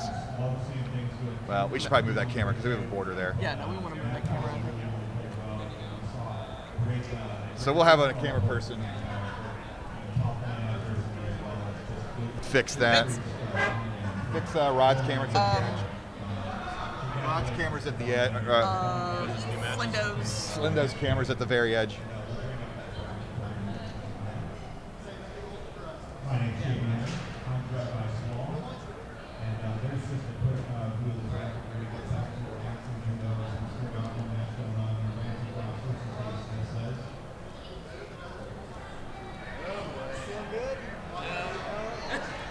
Here, watch this, Larva. Did you see this yesterday? Yes, I did. I was on this channel a lot. Oh, okay. I didn't get to commentate at all yet, but. But again, really? Yes, if you would like to help fund our prize pool, in addition to the $1,000 that Torg Gaming Expo has generously donated for, you can take that off there. For our winners, we do have a Matcherino. You can type !Matcherino in the chat, and that will bring up a link, and you can donate there and help fund our awesome prize pool. How do you get to the studio mode? Which studio mode? But then. And then you transition. All right. Well, if you know this, maybe you should sit here. We can switch if you want. Thank you very much, Henry B, for putting in !Matcherino. Now the link is in the chat. You all can see it and donate. You can also, if you really like what you're seeing and you want to start playing Dr. Mario, we do have a Discord. That's where everything we have is housed. That'll be !Discord. All good? Or you can go to DRMC.gg. All right, we're going to count That'll down. come down with a... Ready? Done with what I'm saying. Yep. Sorry to interrupt. We're going to count down. That's fine. 3, 2, 1. 1. Pills! So as I was saying, if you go to DRMC.gg and you click on the DRMC logo, that will take you to a link for our Discord page. We have speed runs, we have live events, we have online versus, anything you can think of with Dr. Mario, we have that. We are doing a side event for our speed run tournament. Our regular bracket is taking a break until end of year in December, but we are doing an SNES side group, so you can do that. You can also check us out on YouTube. If you search the DRMC, I believe that will show up, or you can put, I think it's ! YouTube in our should be chat automatic. and find it there. The scoreboard is automatic. So on the bottom of your screen, we have a barn burner here that's why I between wanted Luke just and the one, Flindo. because that was the problem before. John Dat Flindo is he was the runner-up at our Lone Star event in Waco in January. So he was in the immunity pool yesterday. So he knows what he's doing. It is 22-37 there, and then up on top, Steve and Rodzilla 34-27. Steve's got a lot going on in that right column, and he can't even get rid of it with trash, unfortunately, at this point. So he's probably going to have to take those reds from underneath. Oh, very nice drop triple there from Steve. But Rod playing with a very, very clean board. Rodzilla has been somebody, he has come to several events and very much been a dark horse. He has been in the top 4 2 years in a row. Sorry, I was doing stream stuff. I missed all that. I'm sorry. You're doing amazing, Larva, and I'm glad that we get to work together. I'm so happy just coming out, and I hope you enjoy your present. Oh, very much so. Okay, but look, I no wish blues you had left. seen the expression on my face. Okay, awesome, because I missed that part. It was great. But Rodzilla proving why he was a finalist and in the Final 4 last year. Very extremely clean board, and watch this move he does when he gets. But that. Well, he can take it from the other side. Yeah.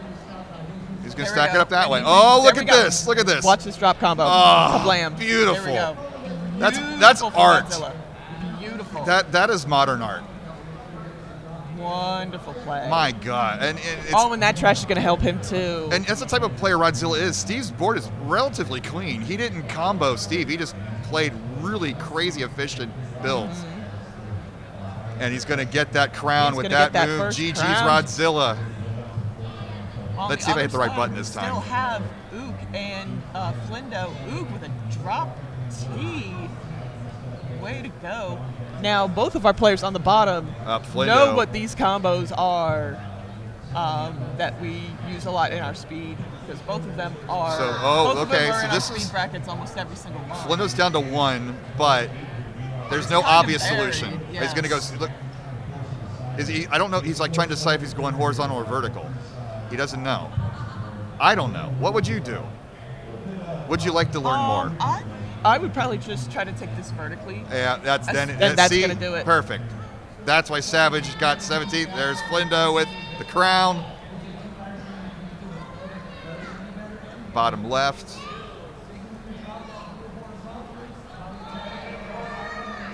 They're off. They already have it recorded with our judge DM Hero. Yeah, we're recording every score so that we will have a ranking at the end of the tournament, not just I made it to round 0. Like, we will rank them 1 through 48.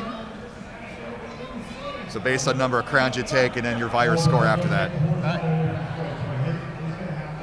So trouble for Flindo, though. Trouble for Flindo. Oh, there's a lot going on. There is no obvious horizontal play here for Flindo. He's feeling it. He's really feeling wants a it. double yellow, to be He's honest. safe everywhere. Oh, boy. If Ook could get a triple, that could put him away. Ook is looking to put, okay, here's that one level down, but still not able to clear viruses. Ook needs to go on the attack here. Flindo's still, and there it is. Oh, no.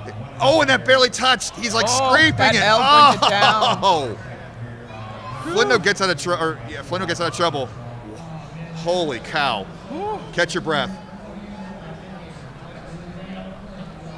Very good play there from Flindo to remain but look at this. in the game. Virus count's only 6 ahead for Ook. He did not take advantage of the situation, and he does have a minor pain point on column 6. A double yellow would be perfect, but will it come right after? Oh, no. Flindo has turned the tables like that on Ook. Oh, wow.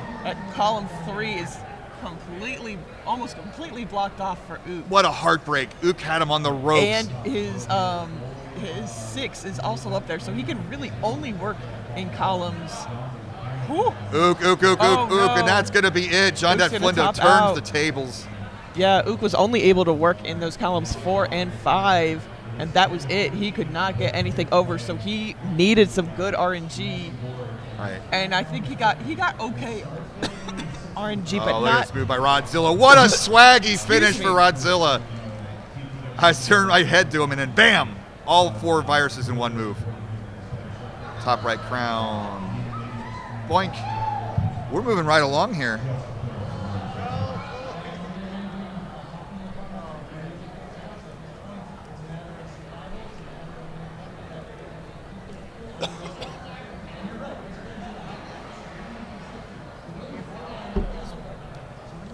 As the world champ pack at Larva's beck and call, grabbing her a beverage. Multifaceted 3-time world champ. But early on, Rodzilla stomping the competition here. These combos are amazing. Look at this humongous T he looks in the setup here. Yeah, look at it. It takes it a little on the easier side. Well, he's going to clear out again. A double blue would be like the ultimate pill for Rod here. Meanwhile, Ook's in trouble again, and John Dat Flindo is drilling down to the second phase of his board. Ook's still at the top line, treading water. Take a piece of yellow. There, he goes off on the horizontal. Yeah. And then can immediately take another combo. So not as clean as we've seen from Rodzilla. Oh, Ook. But he will probably clean it up. Ook's in trouble. Fairly quickly. Ook is desperate here, desperate situation, desperate times, desperate measures. Flindo is looking to put the dagger in this one. Rodzilla takes the final game in a sweep. GG's so let's to change Rodzilla. this over to the bottom game. Oh, and that's it. Flindo. So these two are going to face each other in like a minute here. The double sweep.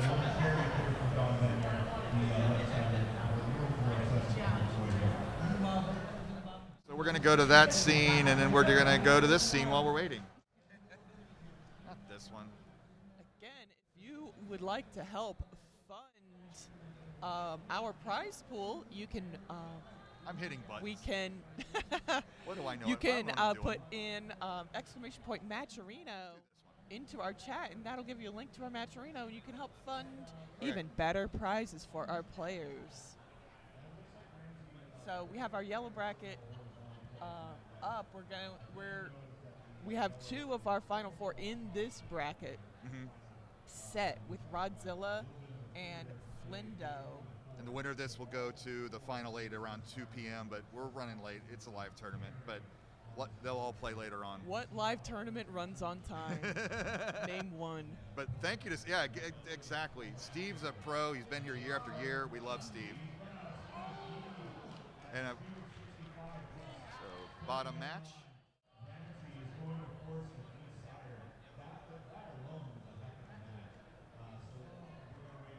So I need to change the name.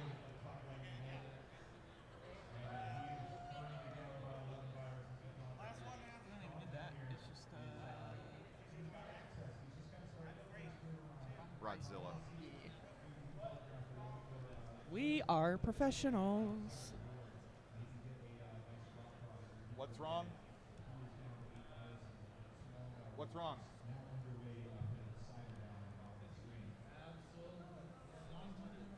Please stand by.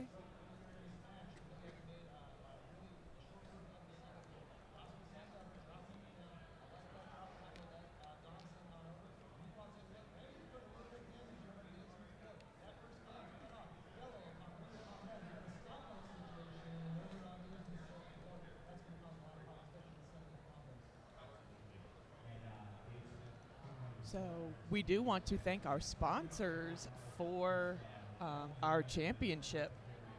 The Torg Gaming Expo here in Columbus, Ohio. This is the third year that we've partnered with them for this tournament. So we are forever grateful to have them in our corner. We absolutely love Ray and Mike and everything that they do for us.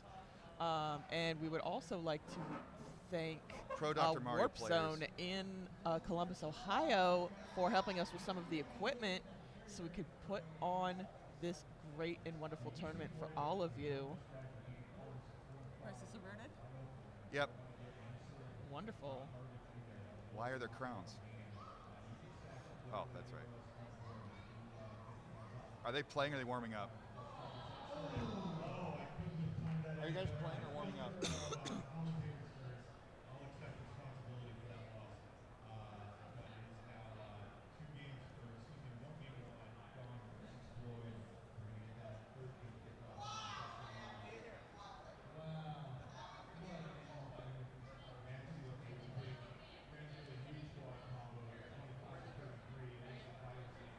All right, they were warming up. Okay, that was just a warm-up. Edit that in post. A little All right, ready to go. taste of what we're going to see. 3, 2, Two, 1, pills. pills. Away we go. This has been a fast bracket. It has Who's been. next on the schedule? My mom's here. Oh, we have Mama Bidwell here.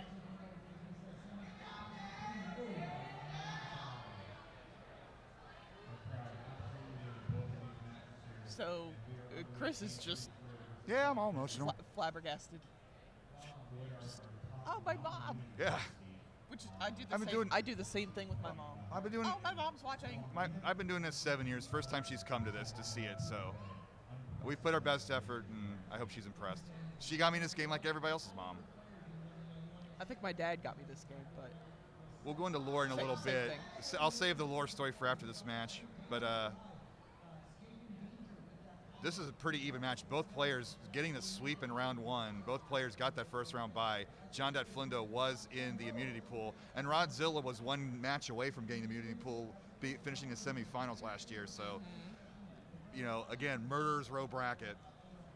they all are. Everybody is so good, and You not know- only are they good at the game, they're also very good people.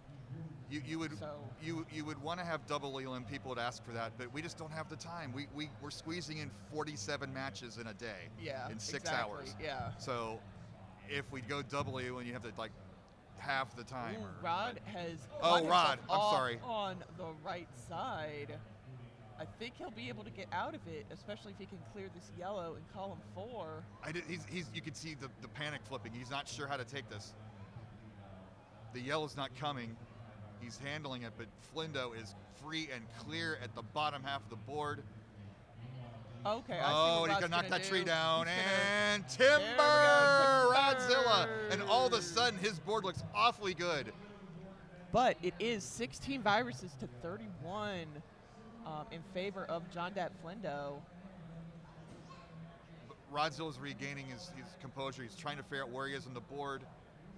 But now the game is pretty clean. Combo away. Slow John Dat Flindo down. Since he's near the bottom, every combo is going to take nearly 3 to 4 seconds to reach the entire bottom. And there's virtually no blue left on John Flindo's board. Yeah. See, watch this. Look how long this pill is taking. Yeah. That's giving Ronit a chance to run like To- 2 or 3 pills, Exactly. waiting for those to resolve. I still want to see a salt time counter on our display one of these years, so you can kind of get a sense of who's being more punished by your opponent's actions. But John Dat Flindo is free. John Dat free and clear. Sorry, I'm not sorry.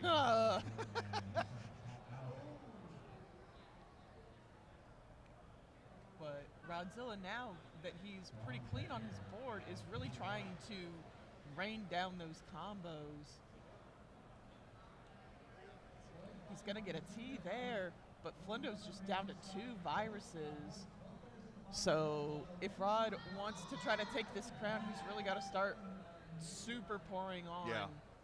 There is the There we go. John at Flindo. Flindo gets that first crown, first blood. What?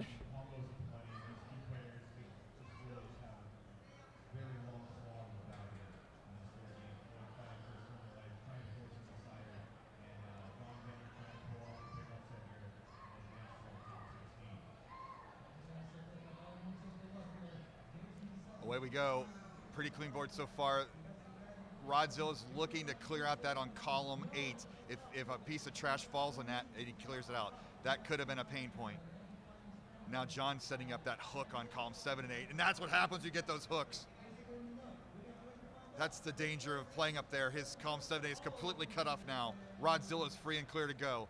We knew this was going to be a barn burner, Larva. There was no way this was going to be a sweep. Wonderful drop tee from Flindo. That was beautiful. Defensive play, though, as Rod is pouring it on.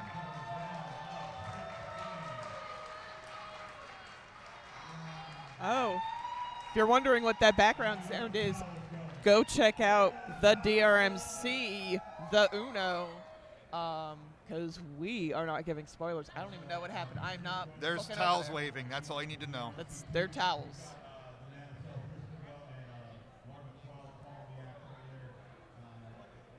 Oh, I heard JB give us a shout out. We will give them a shout out. So on the DRMC, right now we have JB Henry and Swong with commentary. Oh boy, John Flindo get this in. What a save of a combo from John Flindo, but Rodzilla continued to put on the pressure. He's up 29 to 47. Great combo though from Flindo. Flindo playing in emergency mode. He's got to just figure out whatever combos he can to slow Rodzilla down, and maybe one piece of miracle garbage will be the pain point. But look at that piece of opposite miracle garbage. And it is another tee into, I believe, a tee into another clear for a triple for Flindo. Yeah, Flindo is not out but of this. it is 39 viruses to 26. Advantage to Rodzilla.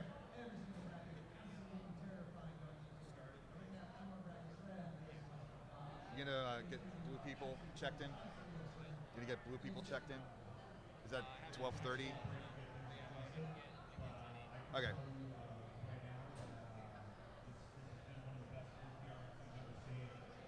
So both boards have a lot going on. So there could be some very good garbage placement on either side. But again, it is 18 viruses to 33. Flindo's got a lot of work to go to try to take this one from Rodzilla.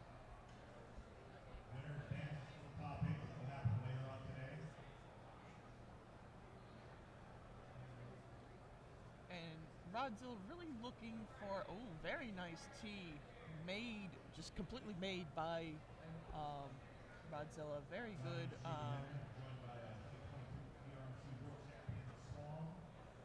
Very good vision on that. Ask Blue to check in. Checking in Blue. And if you're here live with us and you're in the blue bracket, it's time to check in. You're going to be coming up here real soon here on DRMC. Here we go. Rodzilla down to his end game. My goodness. I turn away and try to get people moving around, and he's down to... He's got 2 blue viruses that he could take out. Oh, and he's safe from garbage. All of that is basically... All I got to do is just 3... The only thing that he could get is potentially garbage and 8. Oh, he missed it! He misses the tuck. He missed it! Okay, But he got another chance. He has another chance. Oh, he had a double yell. He didn't see it. You get laser focus sometimes on solving a problem one way. Oh, Larva. He is very laser focused on... He had a completing double this yellow on one column 6. way. Does he see it now? Does he hear me? He didn't see it again. He doesn't see it. He's just going to go attack it one at a time. Maybe he just is. Maybe he's just uncomfortable with the flip, with the tuck move. Oh, and there it goes. no. And John is in a position with only 10 viruses left, but a very clean board. That might work. This might actually happen, Larva. Oh, and then This yellow garbage Rodzilla's board is where he falling should be. apart. You could see the frustration. You could see the nervous energy. And Flindo is down Flindo to is 6. clean.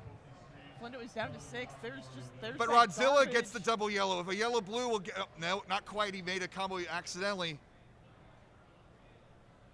So then he's going to try to drop combo on top of it. John Dat Flindo into his last. And the garbage is going to that's clear gonna it for garbage saves Rodzilla. Rodzilla. Wow. We are tied 1-1.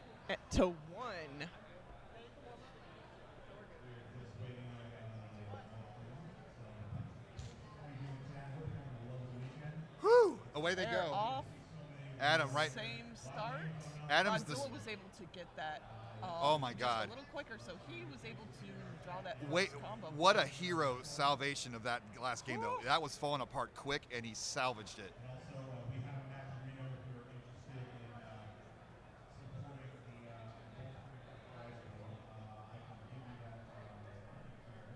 can give you that here. So, Rod needing a lot of blue, getting a blue tee over there. Yeah, John Dat Flindo's getting is cheeky up there. Really high on that left side. And that's why you don't want to get cheeky in two-player Dr. Mario.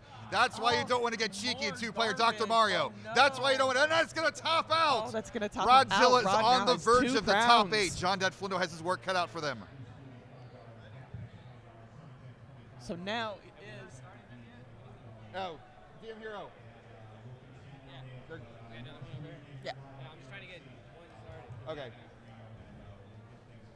So special thanks to our judge for this pool, DM Hero, being a hero for our Way to Dr. go. Mario community.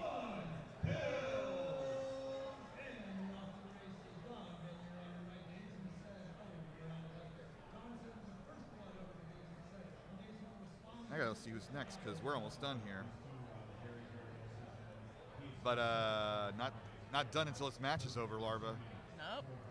Rodzilla's on the attack.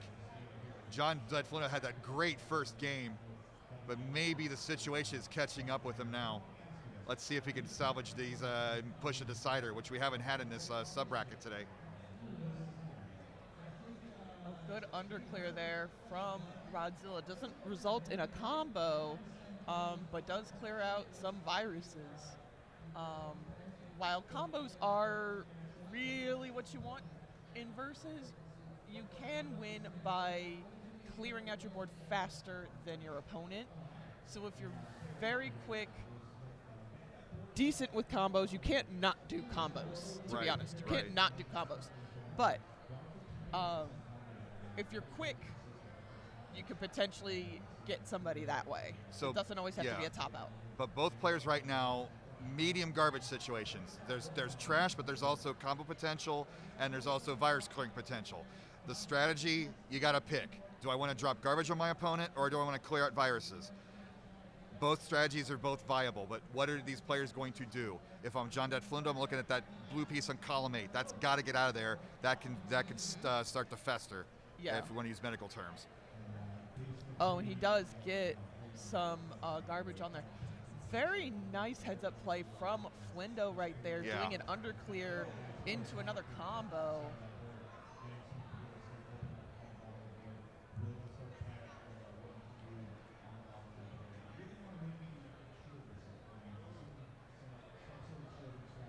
So Flindo's viruses built up a little bit on that right side, whereas Rodzilla is playing on a lower board, but there's only that one yellow that's kind of hanging out.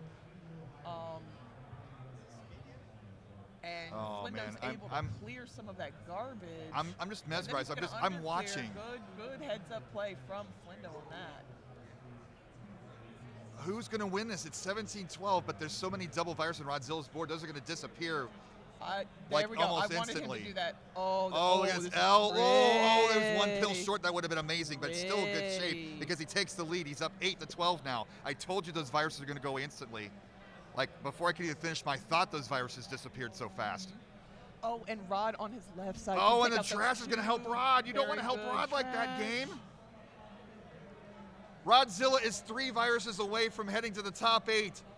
But he had a trouble with the undertuck before, and it's gonna cut off the undertuck here. He's gonna try to. He can get this. Okay, here. he had the extra turn. He had the extra frame. He needs some. He needs blue. Flindo is down to 7. He's down to 7. Viruses. Flindo just needs. Rod needs some blue, And that red garbage Oh. is not going to help him at all. Oh my goodness. This Down is to 5 pins for and Flindo. needles. Flindo's down to 5. Pins and needles. And Rodzilla's buried. Rodzilla's buried. Flindo's down One to more red 2. pit. He's going to get this Flindo one. comes back and forces the decider. It's a decider. Look at that emotion. Oh my goodness. Drink some water, stretch out. Yeah, let's take a second. All right. Magic juice. I don't know what he said, but yeah, that was. It's Dr. Mario John juice. Flindo He is might an have said opera Dr. singer. Mario He's a juice. star. Away we go. Decider time, Larva. Who's going to take this? Top 8 on the line. Top 8 guarantees prize money. Speaking of prize money, Maturino, help him out. You can type in !Maturino into our chat to get the link for our Maturino. If we can and push that help to help us fund better prizes Yeah. for Flindo. is Flindo. in Flindo. at the top. Oh, He's gonna added top Rodzilla. out. Wow. Rodzilla is going to take that and go to Oh my goodness. top 8, right? Yeah, top 8. That's going to happen later Rodzilla this is going to afternoon. be in our top 8. GG's to both players. This was a real clash of titans Oh, here. What And a it happened in the round of 16. What a That is great- how good all of our players are this year. All That- the people who made the bracket, everybody who just showed up and played. That was a Whether or not coin you made the flip. bracket, everybody has been amazing this year. this tournament. I mean, I haven't even seen all the results, but coin flips and upsets and 48 Exactly. advancing. Like Yeah. everybody can beat anybody in a given match. The game.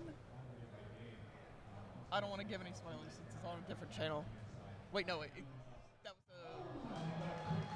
the round before this. All right, so we're gonna sign I off really here. wanted the other person to win because I thought that it would be easier for me to play against them, and then I got the person that was harder. Well, it's all good, and thank you all for watching. We appreciate it. We love you, chat. We're gonna go mute for a bit, but blue bracket coming up while DRMC 1 is. See some patience. I'm listening to my own heart. How do you use this thing? No, right here. It's like right there. I don't have a heart. I'm a heartless. I know. I don't hear anything. Confirmed. All right. No heart. So thanks again. Keep watching on DRMC 1. DRMC 2 will be back with blue bracket action soon.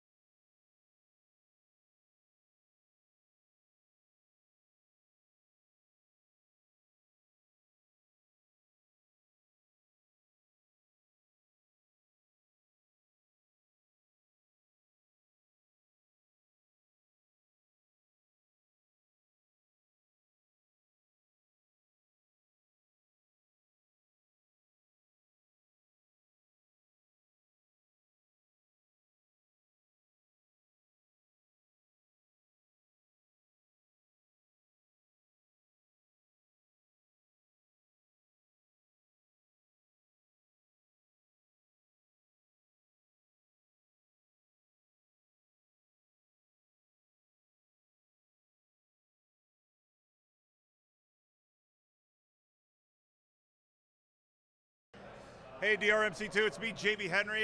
Just having a good time over on DRMC1. I thought I'd come say hello to you guys. I'm joined by one of our Canadian locals, I don't know, regiment, Leviticus here. And this is what our players are calling the death bracket, Lev. It's nuts. I'm so excited to commentate this one. Of all the players in this pool, I don't think there's a single name that you can even count out here. Yeah. Even the relative unknowns, seeing them in the qualifying pools yesterday, were playing so impressively. So this is the one to watch as far as I'm concerned. Yeah, we've got Gary and Pamban Richard up top. Pamban, a regular of the Virus Buster League. We've got Betty B and Grant. We've seen Grant here before. We've seen Betty B here before. And, you know, it's been a story of players we haven't seen, you know, just doing phenomenally well. I saw Gary and Grant both playing at the end of yesterday's pools. Both of them were very impressive with their pace of play, the way they're finding combo setups. They look like they're seasoned vets. It's really exciting to see it. Yeah, it's just phenomenal play all around here.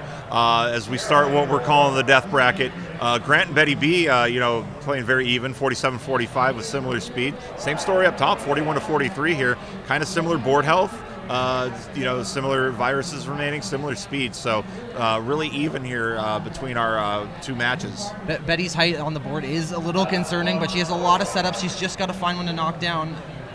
If column 5 garbage may be going to be an issue. Oh, she needs to find something here. She needs to desperately, because she is running out of real estate and he can't clear things with 3, and it looks like she might be topping out here. Ooh, protecting column 5, that's what you got to do in these situations. She's hanging on, but that's not going to do it, unfortunately. That's quick going to be game top 1 out for here. Grant. It's good to have setups, but you've got to commit to something at some point.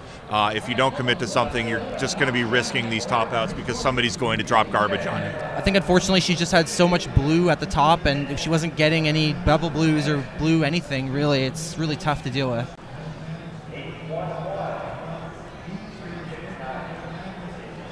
As we continue on here, we're still on game 1 between Pamban and Gary, and these two still fighting on here. I feel like this might end in a top out before it ends in an all clear, as Gary's starting to maybe make some small mistakes, and you've got to be careful with those mistakes because they do add up. Oh yeah, this top half is looking very precarious, but he finds 2 combos very quickly, playing right at the top of column 5. Oh, and he's going to take it down. Oh, no matter how long you've been playing this game, that is always scary. It is scary whether you've been playing this since 1990 or if this is your first time. It's just, you never know what's going to happen, because if one pill fragment comes down, you're done. Absolutely. Going high in column 4 and 5 is death. And if you can get out of it, you should. Absolutely. Taking a look here at Betty and Grant's board. Grant in a little bit of a dicey situation. Betty playing a very clean game. And if Betty can get down to these bottom 2-3 rows here, a lot of doubles, both vertically, horizontally. That adds a lot of flexibility to your options late game. Her board's very doubled up, and she's going to get a huge three-part combo, followed up by a double. And this is going to make the top of Grant's board very scary looking. And Betty's probably going to be looking for more of these combos. You normally, like, you know, this part of the game, clearing viruses is kind of the secondary thing. It's setting up those combos, especially with how much real estate Betty has on her board. She's definitely going to want to look for combos and slow her opponent down so she can have a couple of extra seconds to get some clears. Grant playing very high in the center still. He's making it work, but he keeps going to the top of column 4.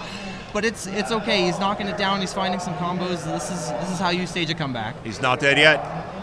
And really going to have to address the right side of the board, but I think the play here, find a combo, get yourself a little bit more eased back in, and that's nice, opening up that well. Horizontals really aren't your friend when you have those wells, so you got to find a good vertical play. Meanwhile, Gary, we're still in game 1 over here between Gary and Pamban Richard, and Gary is still fighting. This is phenomenal work that we're seeing from Gary.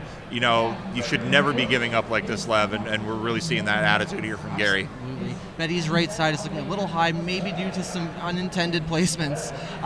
She's going to have to maybe find a horizontal opportunity somewhere here. It looks very tricky. I don't see very clearly how that's going to happen, but she's slowly down stacking it. We'll see if she can sort that out. Yeah, Grant is really starting to put on the pressure here, and that's why it's so important early on in the game. Open up the board, get some viruses cleared in. I'm sorry, but I cannot stop staring at Gary's board. If just from the corner of your eye, it looks like he's in trouble, and then you come up and look, and he's done 3 or 4 things to open it right back up. This is like top level, just under pressure play. Oh, this guy's no fear playing at the very top of his board, Yeah. and that's a really important skill to have. Yeah, absolute fearlessness up there. Meanwhile, Grant's opening his board back up, really starting to look for combos. A good combo over there, trying to stun lock Betty. And Betty's column 5 Lev. That's scary. One misdraw or one misdrop or play there, and that ends it. So that is 1-1. Betty versus Grant.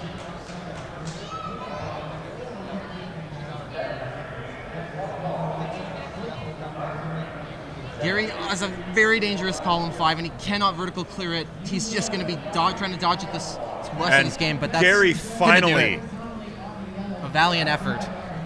Gary was fighting. I would love to see how long he was just playing the top of that board, but that was absolutely phenomenal. So it's going to be 1-1 or 1-0. Pan Richard holding on to the lead. We're looking at the bottom of our screen.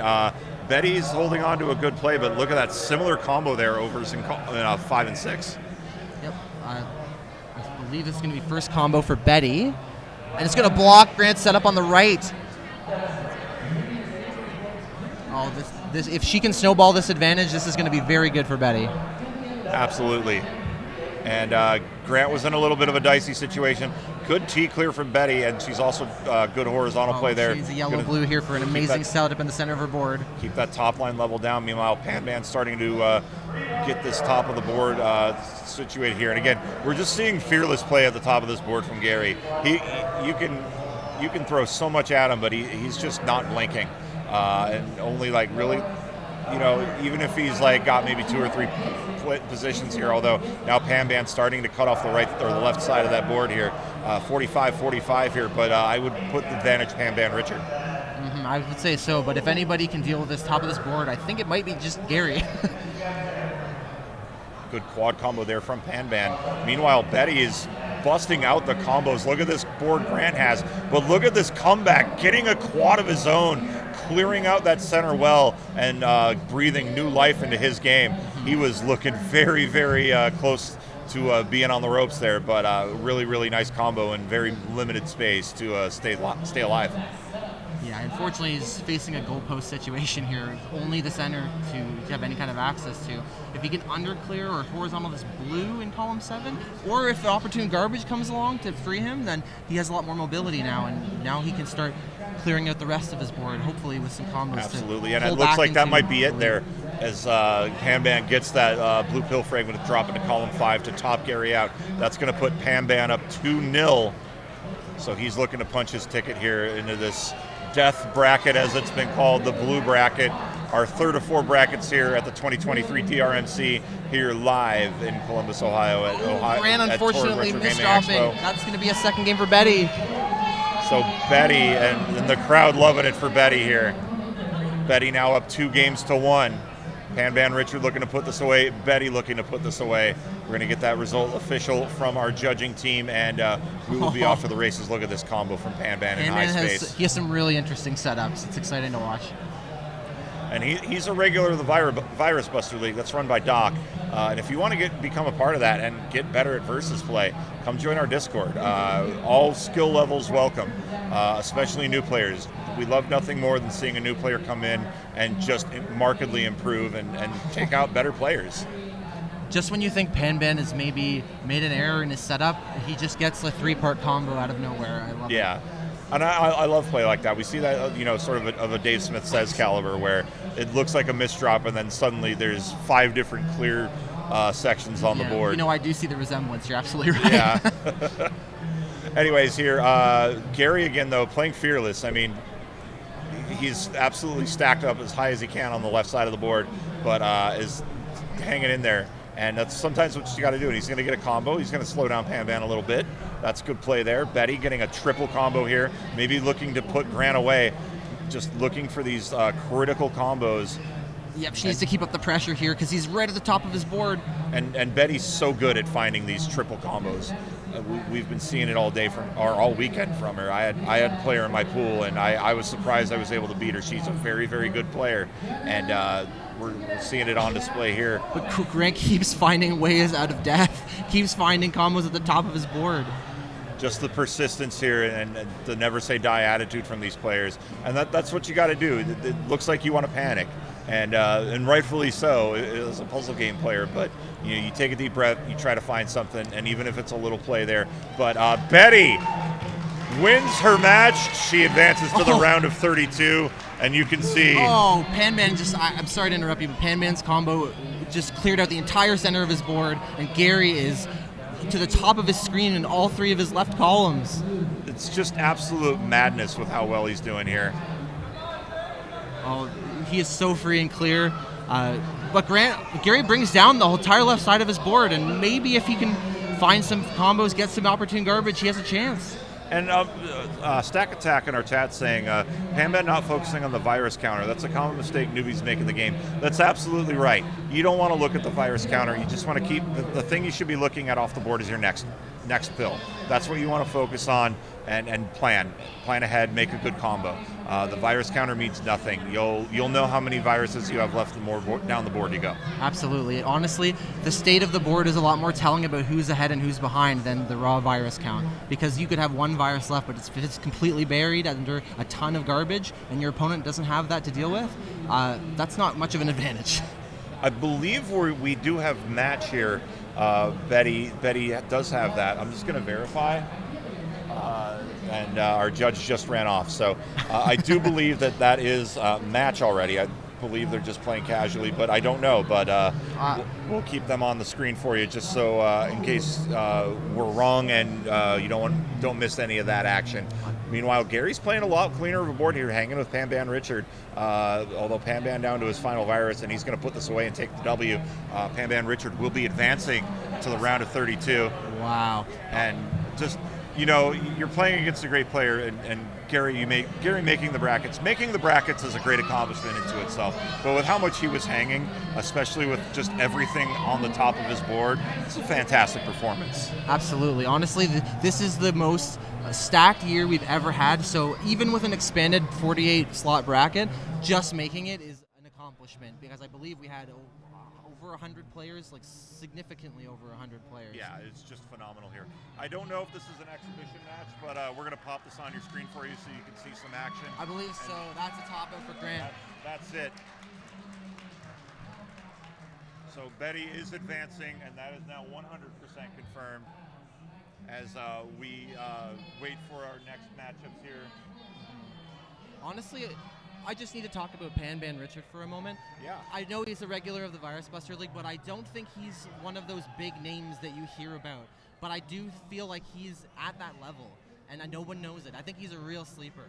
He's going to be someone to watch in this bracket, mark my words. I completely agree. There's a couple of sleepers, and I think Panban's definitely one of them. I also I just cannot remember for the life of me who it was, but somebody in the white bracket, I think also, there's a real sleeper here and can really do some damage further on into the brackets.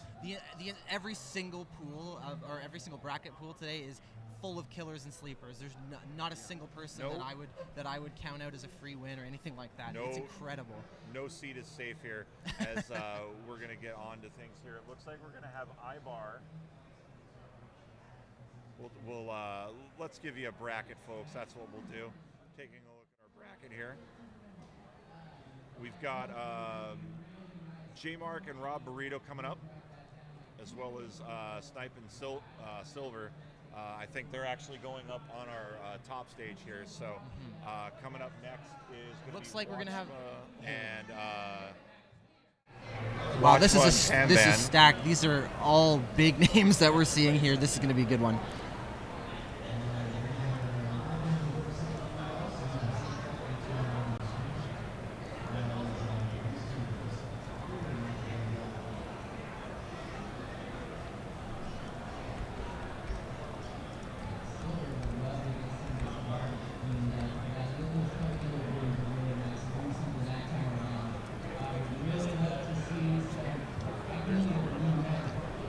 I believe they're warming up. We haven't officially started.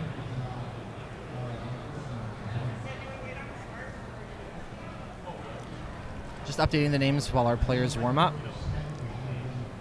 I think we are set. We are all set here. So we're going to have Watchma versus Panban Richard and Betty B versus Ibar. got the parental battle along the bottom here. Ibar having had twins earlier this year, and Betty, mother to a adorable daughter, was running around in a little Kirby outfit.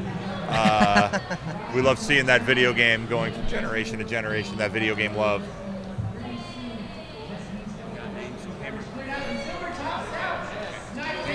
Yeah.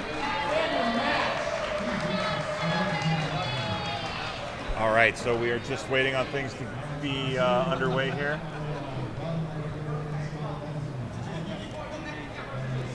I love how our players are just casually chatting between the match. Everyone's so close in this community. That's what's so great. I love that we have that. That's what's been great about this community. Like, since we've had that big merge of speed and versus, is everybody's just happy to see each other live, and when we're playing in a weekly checkup or something like that, there's laughing, there's having a good time, and there's no toxicity, there's no gatekeeping. It's such a wonderful community, and I cannot encourage people to be to become a part of it. It's just so much fun. All right, and we're gonna count down here. Count down with me on chat. 3, 2, 1. Pills. Watchma and Panban Richard and then Betty B and Ibar. Wow, completely flat top line for Watchma and Panban on the top screen. And that's beneficial. That gives you a little bit more opportunity to plan, and it gives you little opportunities like we see Watchman make that undertuck, but Panban with a couple of immediate combos putting Watchman in danger on that left side. The pace of Panban's play, it's like watching Packy play or Swang play. They're like, you don't see unknowns playing that fast, but I've seen it multiple times this weekend alone. It's insane. Yeah, the common phrase is, I've never seen this dude before. Where did they come from? It's just the level of play has just been something else this year. And I've said it so much, but I said the field is stacked last year, but I just seem to be more and more wrong every new year, because this field has just been amazing. A lot of unknowns, a lot of stalwarts. It's just been fantastic here as Watchma and Panban really starting to take each other on here. And Betty B's playing a relatively clean board, has a good setup here, maybe looking for that double yellow for a T. Betty's daughter cheering her on in the crowd. We're all cheering for you, Betty. As unbiased as we need to be, we're cheering for you. It's tough. You play against your friends in these brackets. It is difficult. It's and you celebrated when they win, and they celebrate you when you win. And we're going to see a big quad here from Betty. That's going to make Ibar's life a little difficult. Ibar, a 2021 DRMC finalist, lost to Packy in the finals, but Ibar had just a magical run, and Betty B had a magical run of her own last year. She upset Savage Octagon in the first round. Both of these matches are just complete slugfest. Both players trading combos back and forth. Nobody really pulling ahead in terms of the amount of combos they're getting over the other person. Everybody's kind of at the top of the screen. Everybody's very close here. Absolutely, and Watchma probably the most precarious, along with Ibar. But Ibar, if you're going to have things stacked, it's fine to have 1, 2, 7, and 8. You can deal with that. You can work with it horizontally. When you get into 3, 4, 5, and 6 being stacked up, though, that's when he's got to start making some moves here. And we're seeing that Betty's board is just getting stacked up again. We saw that earlier, where she just had a lot of different choices and really couldn't commit to one. She has an interesting T setup here. I think she's just going to... Oh, no, it's blocked. She really needed that to take down the left side of her board. This is looking very dangerous now. Yeah, she has zero access to her left side, so wasn't able to pull it off. So Ibar going to take the first crown there, and they're telling Betty to shake it off. Watchman is going to get a series of combos here, and Panban's board is completely cut off on column 7. This is something that really doesn't necessarily give you a lot of trouble at the time, but once we progress to the end game and you have these spires on the sides, that's when it can really start to matter. If it comes down to a scramble to clear your board, having only to do horizontals on the left or the right side is really going to come up. But Watchma's board is so high and precarious here, we might not even get there. Yeah, Watchma really just needs to start. The pain point is those blues in column 4. I think if he can get those off, he could really start taking an attack here, and that's what he does. He drills down, gets them off the board, and going to get another horizontal here, and lower that stack by 1 row and sometimes you just got to have a horizontal ready to fire off. And the interesting thing from Panban here, and this is a strat I love seeing from players, is you take a look at column 7 and 8 for Panban. He had that red set up and just let garbage stack on top of it until he was ready to clear that red, so protecting him from any more sort of trouble that he could run into column 8, column 7. It's a good strategy. It's a semi-umbrella strategy. It's not as extreme as an influx umbrella, but still, it's good to see these kind of strategies playing a little bit of defense as well. It's so important, and you don't see a lot of people doing it. Mm-hmm. Yeah, it looks like he was able to underclear in column 7 to get it loose. That opportunity doesn't always present itself, but you have to be ready for it when you see it. Absolutely. And we're going to see a horizontal here. That's going to drop down column 1 for Panban.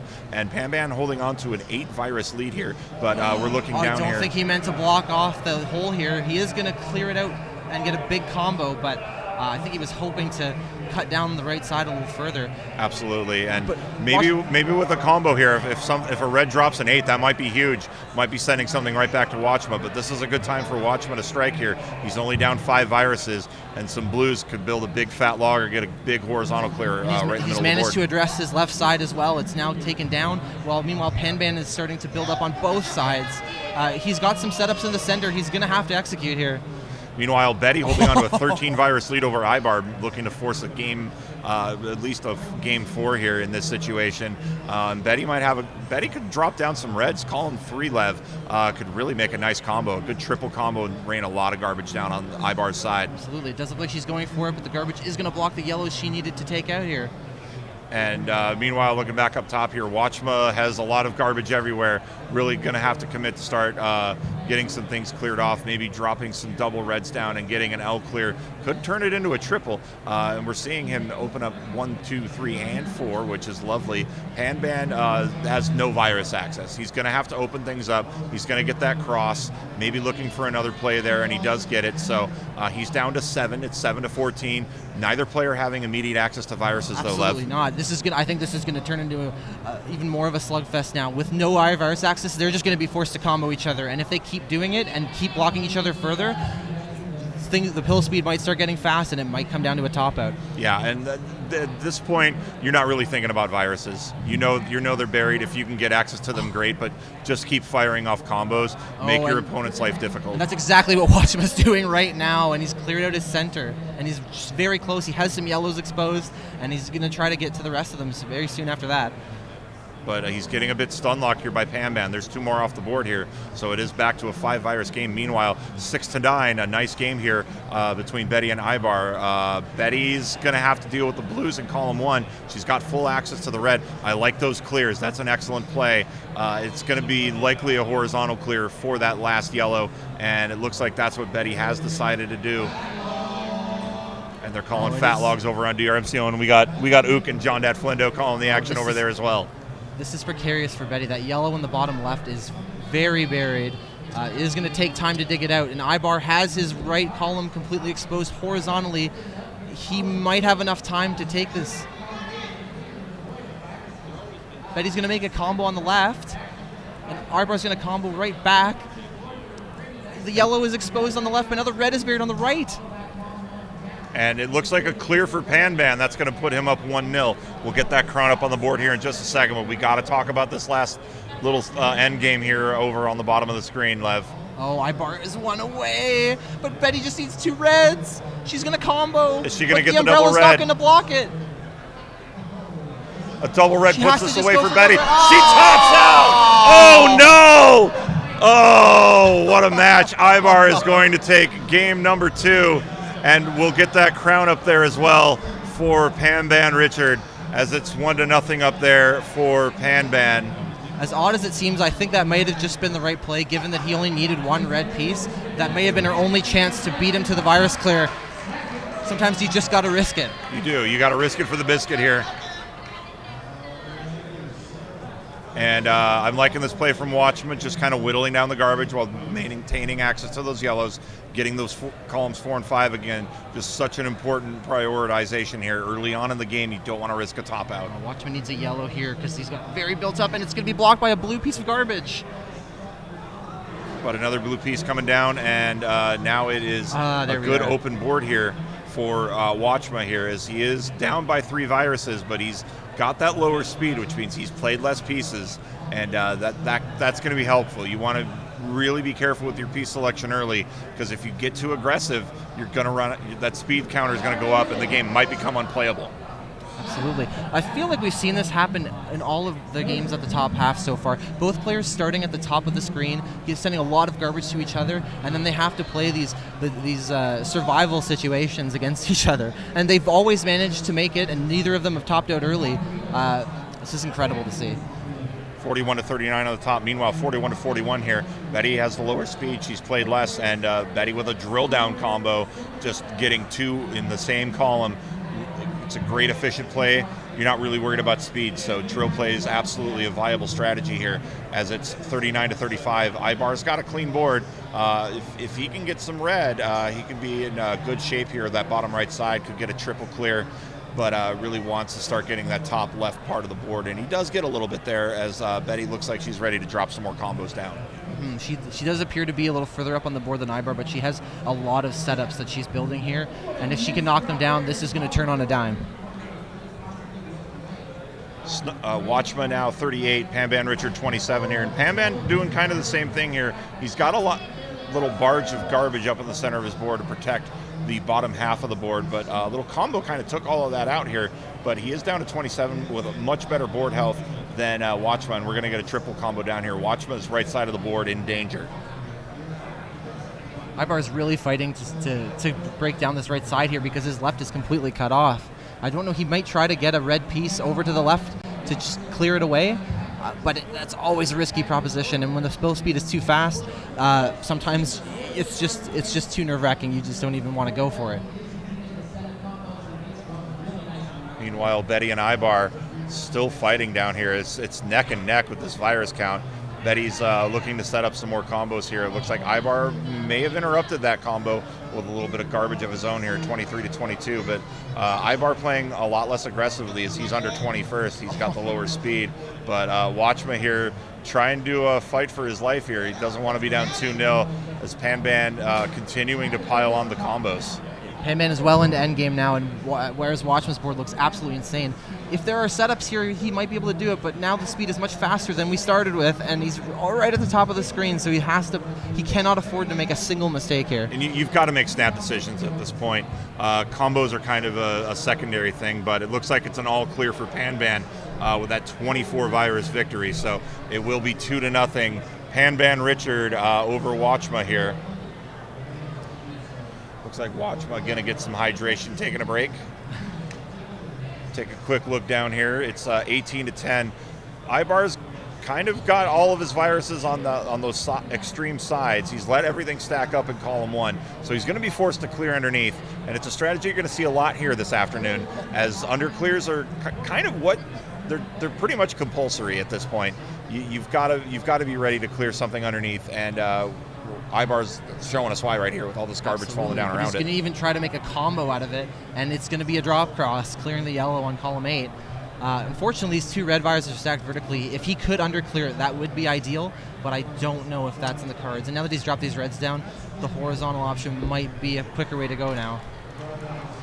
I would maybe even think trying to go for the fat log on the yellows, maybe to de-sandwich. It's risky, but with the protection over in column 2 now, with that overhanging garbage, although now it looks like it's going to be clear out the garbage and get the underclear, and it looks like maybe combo into that those reds over in 8. Yep, it looks like Ibar did go for the horizontal setup on the right. His right is now fully clear. 3 viruses remaining. He's looking to underclear. Misses the tuck! Oh, misflip.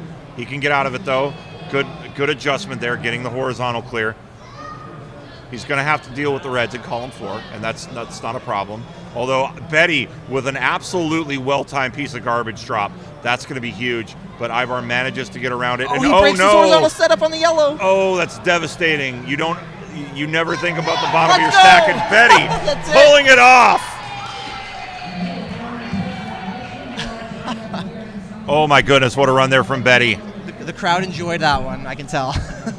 Betty now taking Ibar to game 4. Meanwhile, let's take a look at the top of our board, Lev.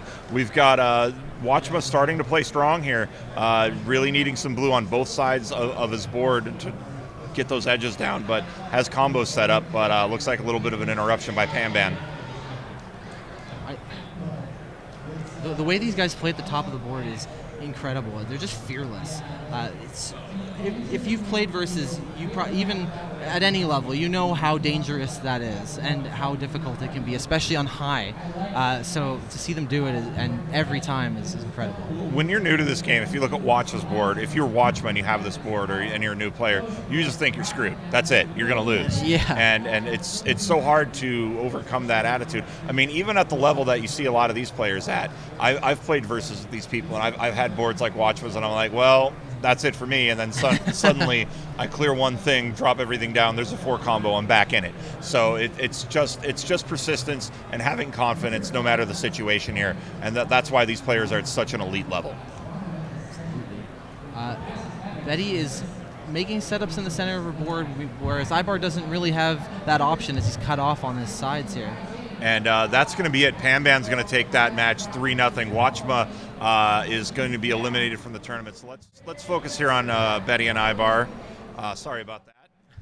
There we go.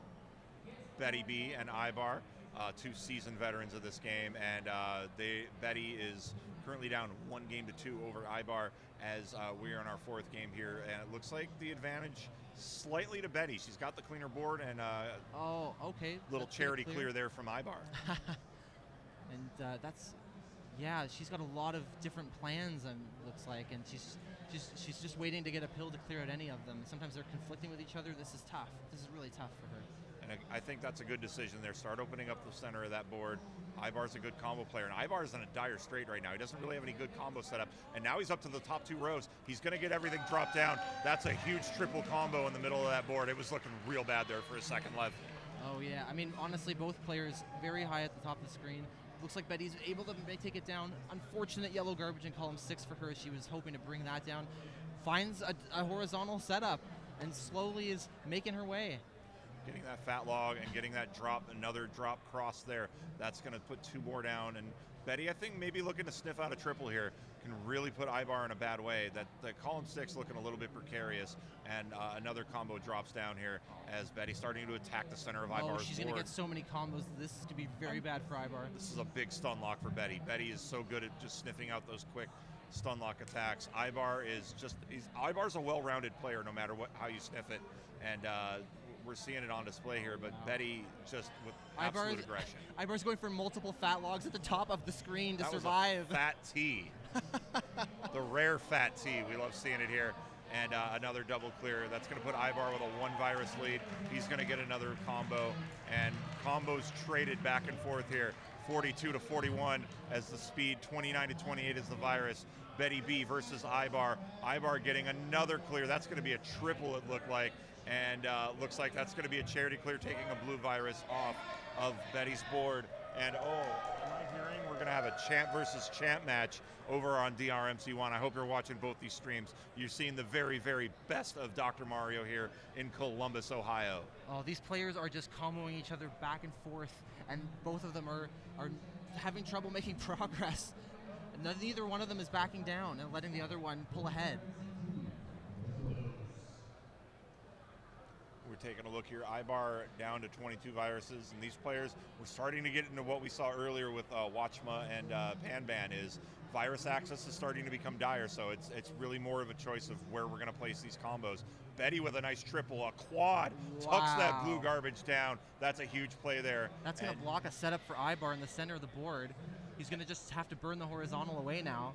And those quad clears are far and away the most devastating because they're going to go either all odd or all even columns, and it's just absolutely devastating to any sort of combo planning. We're seeing a nice clear there by Betty. She's down to 18. Ibar just having a clear, now down to 18. Looks like maybe he's setting up for a potential combo down on the bottom of the board.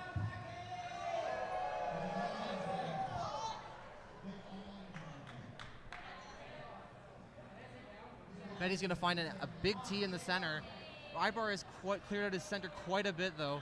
If Betty needs to start digging here. And over on DRMC1, it's Packy versus Snipe. What a phenomenal matchup here. but we're watching Betty B and Ivar put on a clinic as well.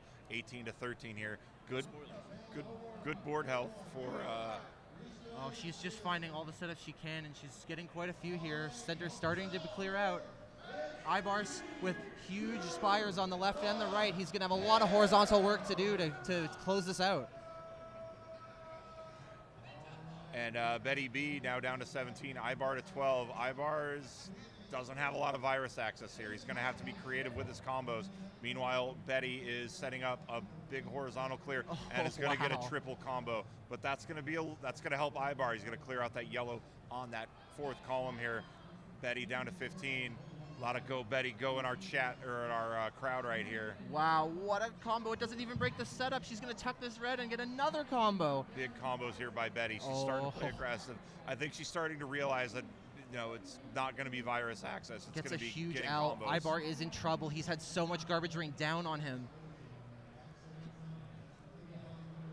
He is going to find a combo by underclearing, but there is just so much in the way of finishing this out. I don't know if I don't know what I would do.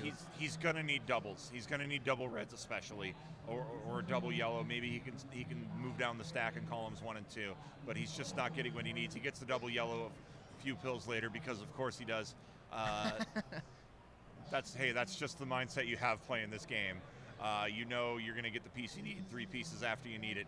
And Betty here is setting up maybe for another combo on that right side. She is down to 14, Ivar down to 10, but the board advantage definitely in Betty's favor. Betty going to drop things down. I don't think she liked what she was doing there, but she did get a combo out of it regardless. Ivar running out of real estate. We're in that 50 speed lev. This is where things get really, really dire. He's making some really greedy setups where he's going for the maximum combos even though he's very high in the center. Betty with a quad. Betty's looking very clear now. Still looking for setups. Betty's going to have a drop cross here. Oh, I think she wanted one more over to finish a setup. She's going to get a triple here. Another big triple, but Ivar's going to send a quad right back. These two trading blows here. Or excuse me, a triple, but still huge combos on both sides of this board. Betty's horizontal was blocked in column 6. Ooh, Betty made a misflip. Betty making another misflip. They stack up. And she's making it work. She's going to get a quad here of her own. Huge combo. But Ivar down to his final. This garbage is going to clear horizontal for her. Ivar dropped his yellow. That means he's going to have to rebuild that stack.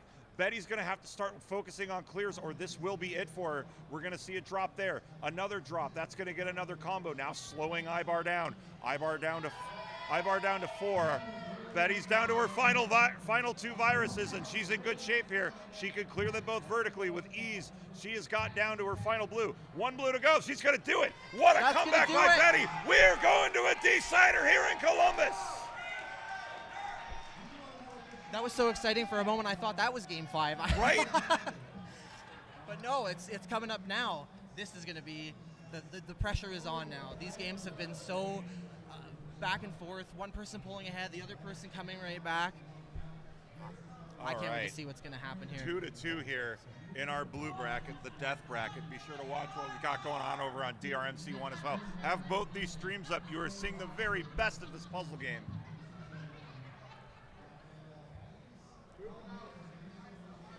Columbus, who you got over here? Betty Ivar.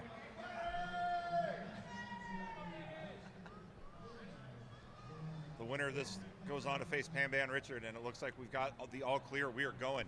Decider time here, Leviticus. Game 5 between Betty B and Ivar. Oh, an interesting starting setup for Betty. She's looking for that first combo, and she is gonna find it.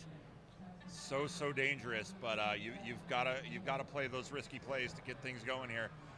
That opening scramble is so important to get that first combo and start the pressure early and try to snowball that advantage. You can win entire games based just on that. Yeah, and we're seeing a double red blitz for both players, and both players taking advantage. Betty going to drop some combos down, attacking Ivar's column 5, and a good drop cross there. But Ivar manages to combo of his own, and he was looking really dire there. And there's another combo by Ivar. Betty gives a fist pump to her very opportune garbage. She's feeling good. She's going to get a cross now with an opportune double blue. Ivar making big vertical clears. Big triple. Trying to look for some way to clear this blue, maybe just waiting to get the combo set up before he knocks it down, but the garbage has other plans for that. I think Ibar was thinking about going for the drill, but decided to tuck things down. I think that was a smarter play. Really protected himself here, and a little charity clear there from the garbage. Betty waiting for a yellow to get this tee, and it's going to be a drop into another combo. 1, 2, 3 there. And a big horizontal in the center. And another tee. Ibar is finding combos as well. It's just another back and forth game like we've been seeing.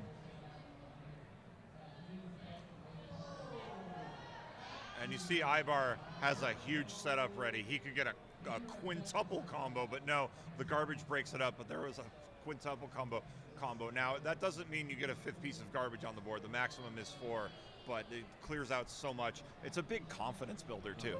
Ibar now has a vertical stack on his far right, blocked by a red piece of garbage. He may be able to underclear it. We're going to have to see what he does here. 29-25 here. Board health, slight advantage to Ibar, but we know, Betty, this board may look messy, but there may be several combos that we don't see, and there's a short stack there. DRMC1, there's some wild action going on there, but we're here with you, and we've got something just as good. Betty and Ibar. Yes. This is, there might be hype going on your stream, but I promise you this is hype too. 2 stalwarts of this community.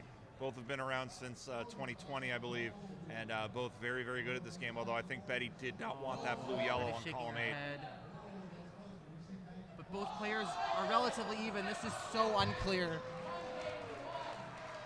And you can definitely tell that Betty is trying to sniff out those triple combos. She wants blood. She wants that top 16 appearance.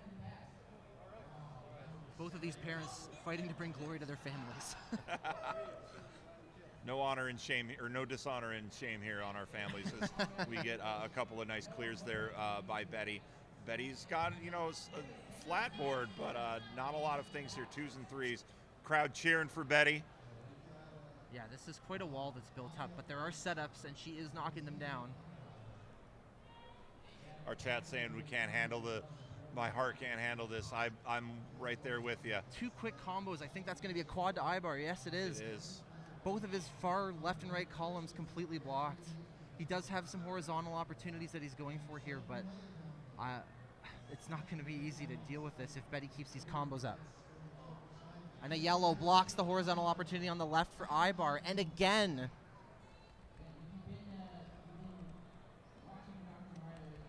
Oh, this is both players roughly close in viruses, roughly close in falling speed, roughly close in board health and height. This is, I can't. If I had to call it here, I don't think I could. You can't. I mean, there's just so many opportunities for combos and setups here. It looks like Ibar may have blocked one, and Betty's going to have to transition. I think she wanted the drop cross from that yellow-red. It's not going to get it, so she's going to come down here and maybe get a little bracket clear action. Oh, but the blue again, covering. And another, she might clear it with this double blue. She does. I've seen this happen so often. You get that combo set up, and then your opponent, boom, just drops garbage right in that critical spot. She's playing a little safer now, just going for safe clears. Unfortunately, had a combo coming, but the garbage blocked it just in time. Ibar is turning on the jets. He's dropping these pills as quickly as possible, trying to put the pressure on, trying to make a comeback here and take this game 5. And he's doing a good job here. Starting to remove that row, maybe looking for some yellow clears here. A double yellow could be huge, but Betty's starting to pour things on it. Betty does have the virus count, but a little charity clear there with that red. It's 19 to 13. And Betty's got a very, very strong left side here, Lev. Yep, she's clearing and knocking it down. She has maybe some horizontal opportunities to deal with her left side, column 1, and she does, getting a combo in the process. Ibar is very high at the top of the screen. Betty is starting to pull ahead. But Ibar finds a huge tee. And another combo. And we're getting into that 50 speed, so you've got to make the snap decisions. Looking at that next box is critical and compulsory. She's getting very impatient with the stun locking. Betty's going to get a drop cross there. 10 to 18. Ibar is going to drop some more garbage. I think Ibar is really focusing more on trying to play offense here. Going to get a triple combo. That's going to be huge. That's going to block access to column 5. It is. Betty had something ready to go. Betty has a wall to knock down now. The speed is starting to pick up. We're now into the 50s, and both players relatively high on the screen. When we get to 55, 56, that's when things Gets a are going to be huge tough. T-drop and a setup for another. And she's going to take that one as well. Getting Betty's a going to huge get another combo. big combo. Oh my goodness. Oh, a triple Ibar into a reels back. quad. Setting up another drop now. But Ibar also making some clears on his side. Big clear here by Betty. That's going to be a double. Oh, this might come down to the garbage drops at this point. They're Yeah, both just going back and absolutely. forth here. We're going to see a clear by Betty here. I think she's going to turn And this into another clear. Ibar is so high up, and he's at 54 speed. That elevation is dire, and that is a very, very critical placement of garbage there by Betty. These players don't really have too much control over where they can get those garbage pieces dropped with a double clear.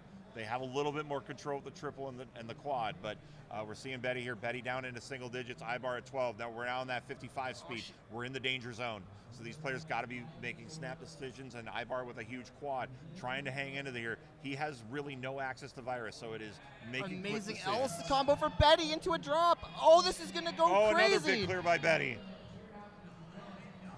Oh, Ibar cannot catch a break here. Neither player backing down. He's going to drop a blue down, but I don't think it's going to make a combo. But Betty doesn't have any exposed viruses either. Betty down to 5 viruses.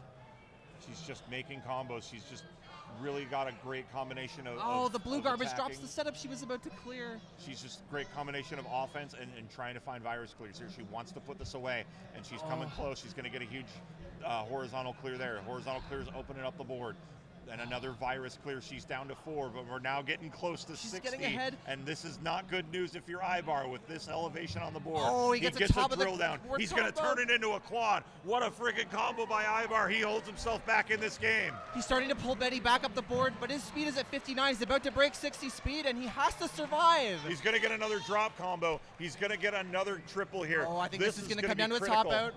Who's going to? It's going to be a top out here. Nobody is going to all clear this. I agree with you Unfortunate blue 100%. garbage for Betty in column 5. Oh, is Betty going to do it? She's going to set up. No. Oh, she needs that blue. She's got to make a Oh, tuck. No, no. she can't do it. Ibar with a huge comeback, and he advances.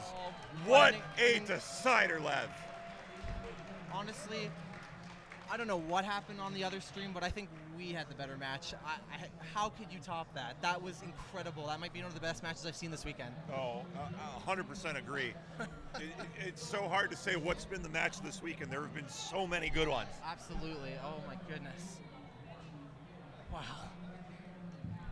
All right, and I think it's going to be Ibar and Panban Richard here on DRMC2 for that last top 8 spot. I wouldn't hold it against Ibar if he would prefer to have a bit of a breather before the next game, Yeah, honestly. I definitely hear you on that. He finished out at 61 speed at the top of the screen.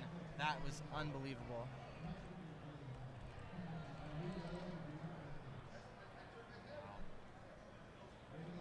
We're going to get everything reset here, and let's take a look at that blue bracket while we do that. Over here, you see this is what's going on with your bracket right now. We're going to be Panban Richard versus Ibar. Ibar looking to get that top 8. Ibar a very strong player, and I'm really looking forward to this. We're going to get things set right back over here, and we're going to get these crowns off the board, and these players just going to get everything situated here for settling our top 8. We're going to take a look at the other match as well? Or are we going to focus on Ibar? I believe these are players from our final bracket, our white bracket. Oh, this is No, who I believe are, this is the just blue bracket. I warming recognize these up. players, I believe so. Panban Richard.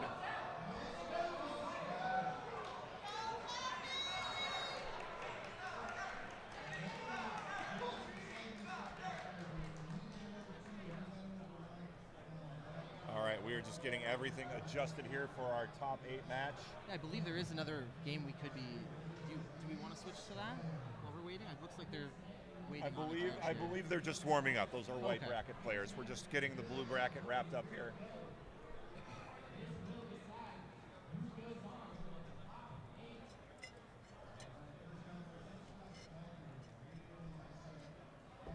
Wait for your judge. Do we have the all clear from our judge for our next game?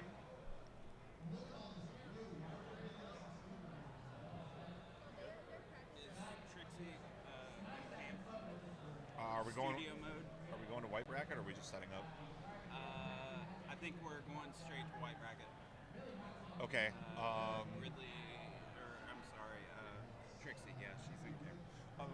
How about we get the next setup here for white? Do we know who's doing white? The bottom bracket of white is on 2. Okay. Because I need a break because I feel my voice going. We're replacing you for white. Okay. Savage is going around rounding people up, but the bottom half of the bracket on white is Tracy down there. All right. So all right. Oh.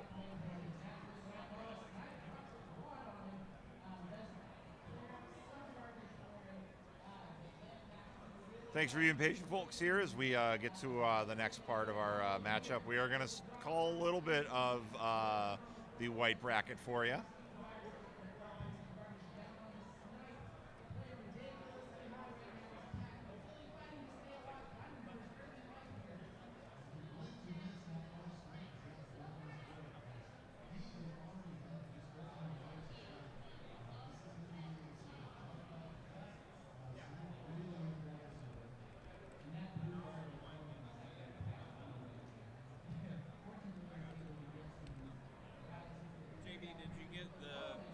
Their names?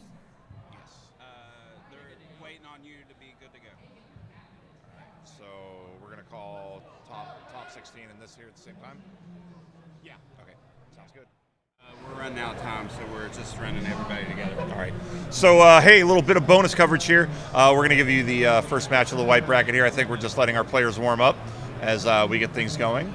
And we've got Matt L versus Trixie. That's going to be the start of the white bracket. And then Pan Richard, as well as Ibar for our top 8 slot in blue. I think we're going to count them down in 3, 2, 1, pills. Flat board here for Pan Richard and Ibar. Meanwhile, we've got Trixie and Matt L getting that little short stack there for Trixie. Looking maybe get an early forced top out victory. Yeah, both players at the start of all these games taking very different approaches. Their opening scramble here. And it looks like Ibar getting aggressive here. He's very high at the top of the screen. He's one piece of garbage away from a top out. He's going to take it down, though, with a nice setup. Ibar maybe.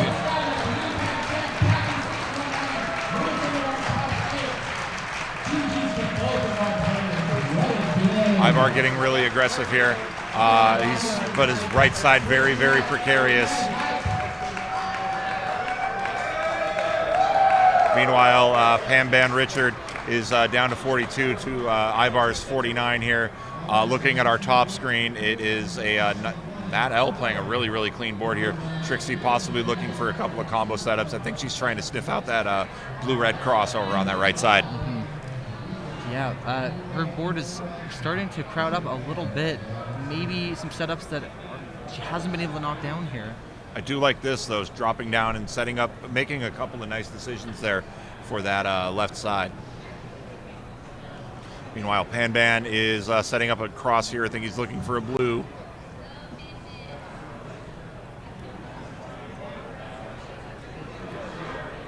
And Ivar's board does look precarious, but he's making some things happen. And if I know anything about anybody, Ivar very, very good at these adverse situations. Mm-hmm. Yeah, he's definitely facing a lot of adversity right now. Meanwhile, Pan's board looking, relatively speaking, much clearer. Absolutely. Matt L here playing a very, very clean game here on the top of the screen as well. He's already down to 17 here, and really has some nice setups. Center setup, not ideal, but he can work around it here, and I like this drill down play, getting that vertical clear in column 7. We can also make adjustments. Oh, no, this one's fine. Okay, yeah, this one's fine. Okay, you both want to stay. We've got a nice horizontal there from Matt. Matt down to his final 13, and final 19 here for Pan now down to 16 here. We got Trim Smith cheering on Trixie here in our chat here live on Twitch, the DRMC2. You can also watch our white and final round bracket over our last 12 over at DRMC1, or just the DRMC.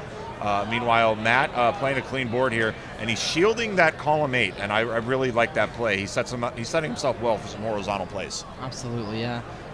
Looking back at the below here, Ibar's columns on 7 and 8 are fully loaded to the top of the screen. We've seen him do it against Betty, and he might take the game to a high-speed situation once again if he can start making combos. Yeah, and Matt over here, I don't think that's what he wanted to do with that double yellow. Maybe lay that flat for the horizontal. It looks like that we see that other double yellow. That is what he does here. And as soon as we get a chance to transition here at the end of both of these matches, looks like Influx is going to be hopping over here on DRMC2. And we'll have somebody joining him in the booth as well.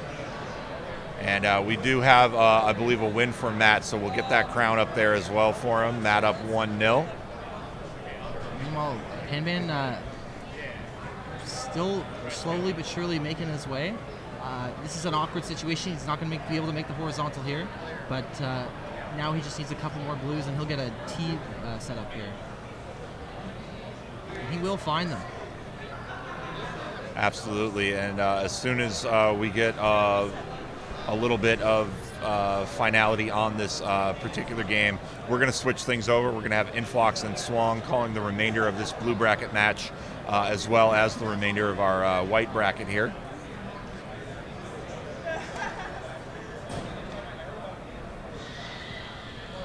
Influx very patiently standing by, ready to take the reins. And nice combo here by Ibar. Ibar down to 14, and Panban is down to his final virus, so I think Panban here might want to more focus on offense here, try to stymie Ibar and do what he can to get to that last blue. And he's doing it right now. He's taking in a huge combo and clearing out the whole center of his board. This is going to be a close one.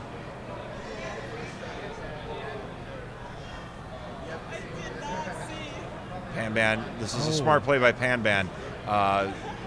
Maybe look, he's going to have to combo down to get that yellow and the yellow vertically, because I think he wanted to have that blue ready to go for a horizontal clear, but he is opening up his options, and we're seeing a nice another triple there. Ibar trying to take advantage here, down to 6 viruses. Ibar's quite clear. This red at the bottom might be a bit of a challenge, but otherwise he's very clear.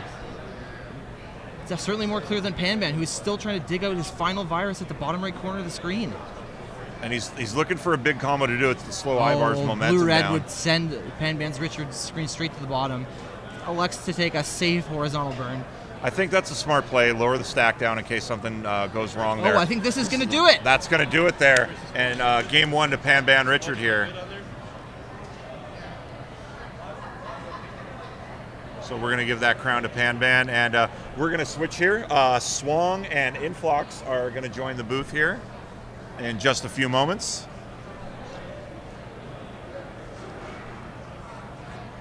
As soon as we find him. I do see him over there. All right, we're gonna get Swang over here. We're gonna continue calling this till we get them over. Panban Richard up 1-0 over Ibar. Matt L up 1-0 over Trixie here. Oh yeah. And Trixie's board looking a little dire here.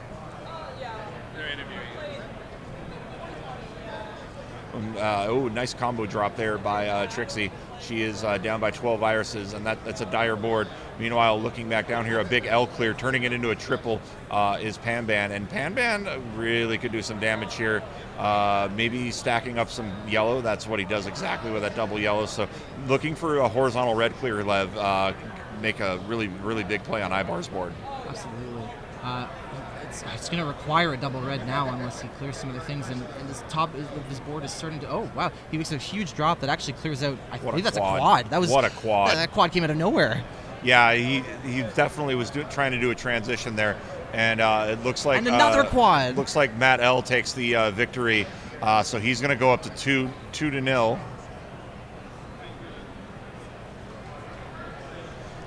And they're Panban going gets right a setup into at the top of his left side of his board. He's going to try to liberate this horizontal setup that he's created, and he's going to do it with style. That was a quint combo. Obviously, only 4 can go to the other side, but still huge play there by Panban Richard.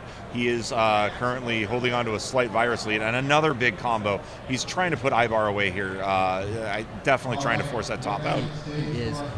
He's exceedingly good at finding setups out of thin air and just making any sort of setup he can on anywhere on the board with what he's given. Ooh, Panban, I think, making a couple of slight mistakes there, but does course correct. And that's what you got to do. You got to have multiple things here. And it looks like Matt L takes that first round victory. So Matt L is going to be advancing to the round of 32. So we're going to move over to this match here.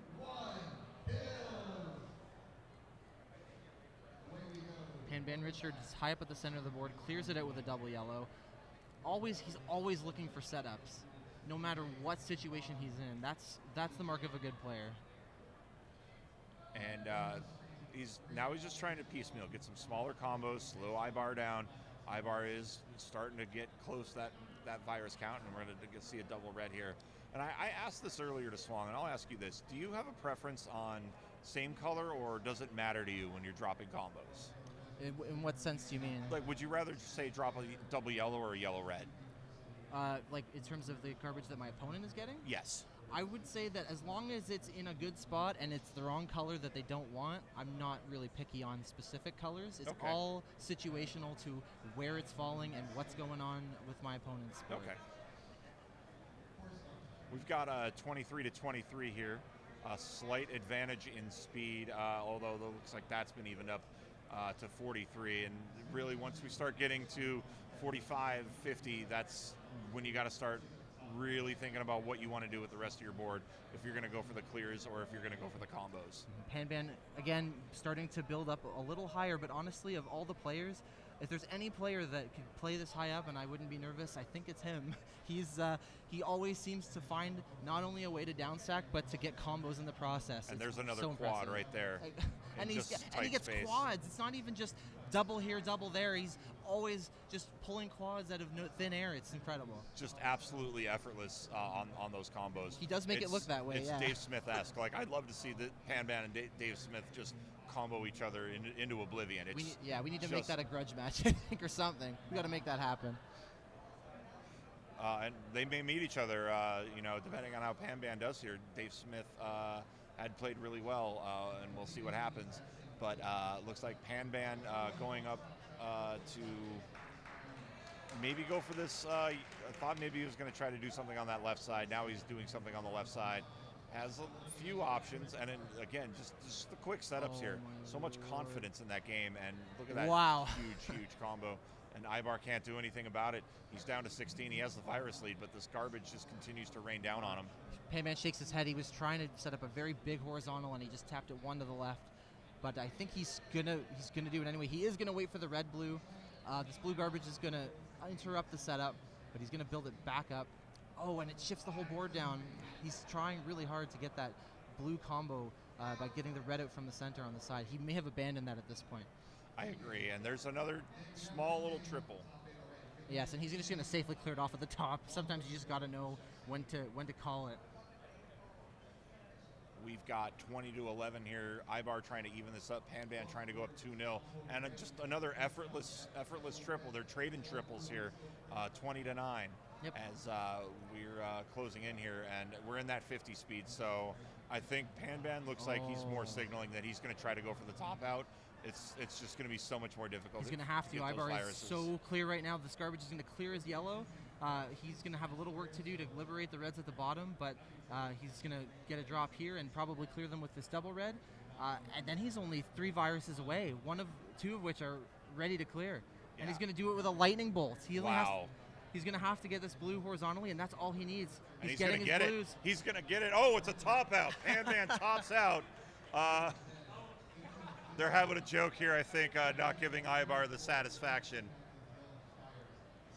So it's now 1-1 here, and Lev and I are going to step out. Lev, it was an honor. It was awesome to commentate with you, man. And we're going to have Ibar and Swung, or excuse me, not Ibar, Influx and Swung. I got my players messed up with the DRMC continuing on with this match. We'll Take be care, right back. everybody.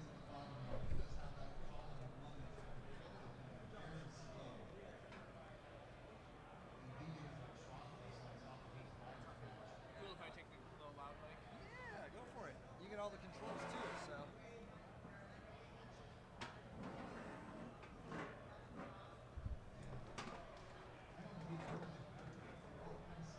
And we're back. Welcome to the DRMC2. We're in the booth.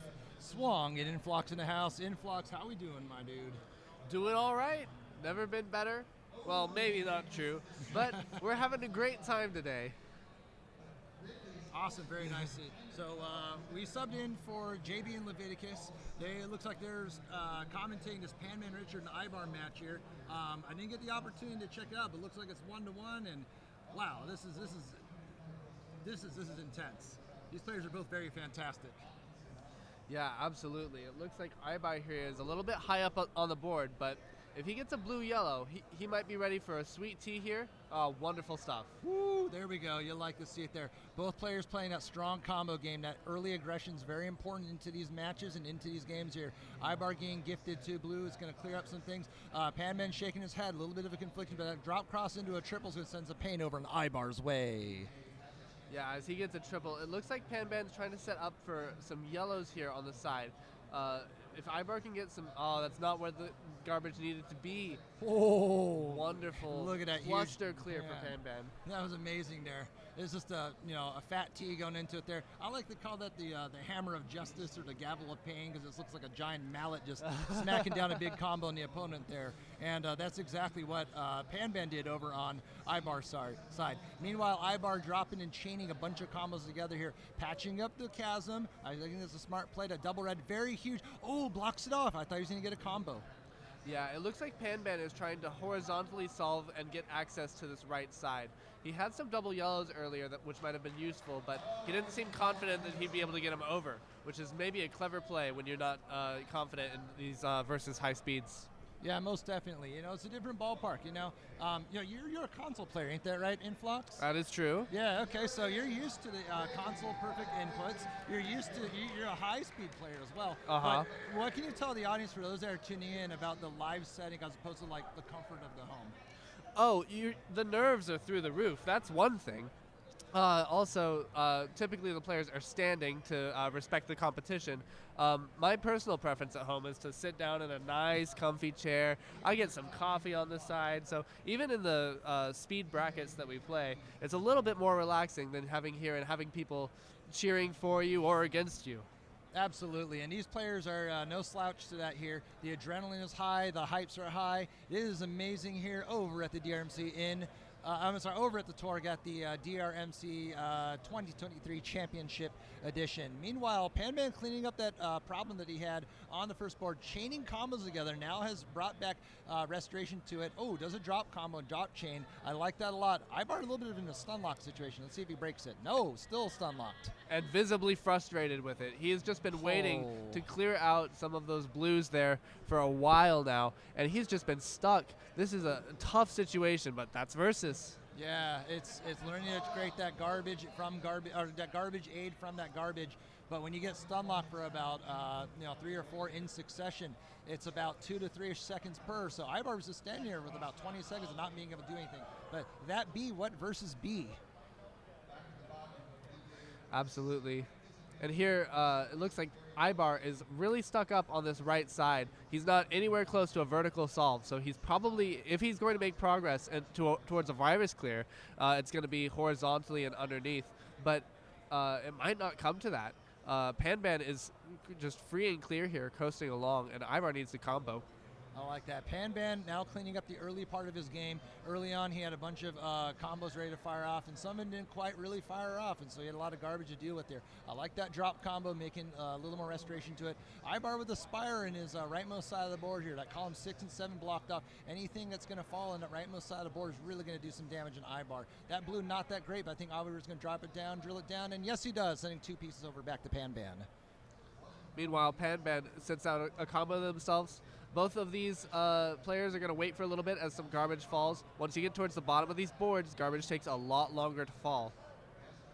Absolutely here. Ibar streaming some combos together, stringing it there over to the guy. I like this double blue. No, he's going to get blocked off by Panban's efforts there. I think the play is if he can get some reds over there to drop that down. I like that setup over there. Oh, he's dropped everything down.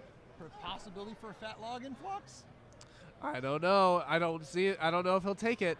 It's not worth waiting for, certainly. You just got to be making quick, concise plays. And Ibar here, looks like he's trying to drill down this right side. Trying to go for the virus clear still. And that's exactly what he's doing here. He's stringing his combos back. A little bit of a counter punch from Ibar. Getting his counter attacks is very important here to maintain that composure, maintain that tempo. Ibar doing just that. He drops it down here. This is 11-5. Panban clearly in the lead. Board health is relatively similar, although that sloping to right is going to cause some issues for Panban. Yeah, Panban knocked down a quick quad. He is very good at setting those up. Oh, and he is just going for everything here. Maybe a little bit greedy on that setup, but garbage fat log into a triple. Man, fantastic work there. It was blocked up. He had some contingent alternative plans to make sure that he was able to still do what he needed to do there. Meanwhile, we take a look. Panban going for some horizontals, probably going to drop down. With that yellow, that's exactly there. That's not going to do so much there, but Ibar has really brought back his board health, and it's looking pretty good for Ibar. But Panban looking for a double yell, and here it comes. Man, Panban just keeps going for these fat log, these really chunky setups, and it looks like he's a lot higher up on the board, and then all of a sudden he's just down a few rows by the merits of one clear. Really awesome to see. Both these players playing that very heavy aggression game with that here. It's going to be combos upon combos was what you will expect over here.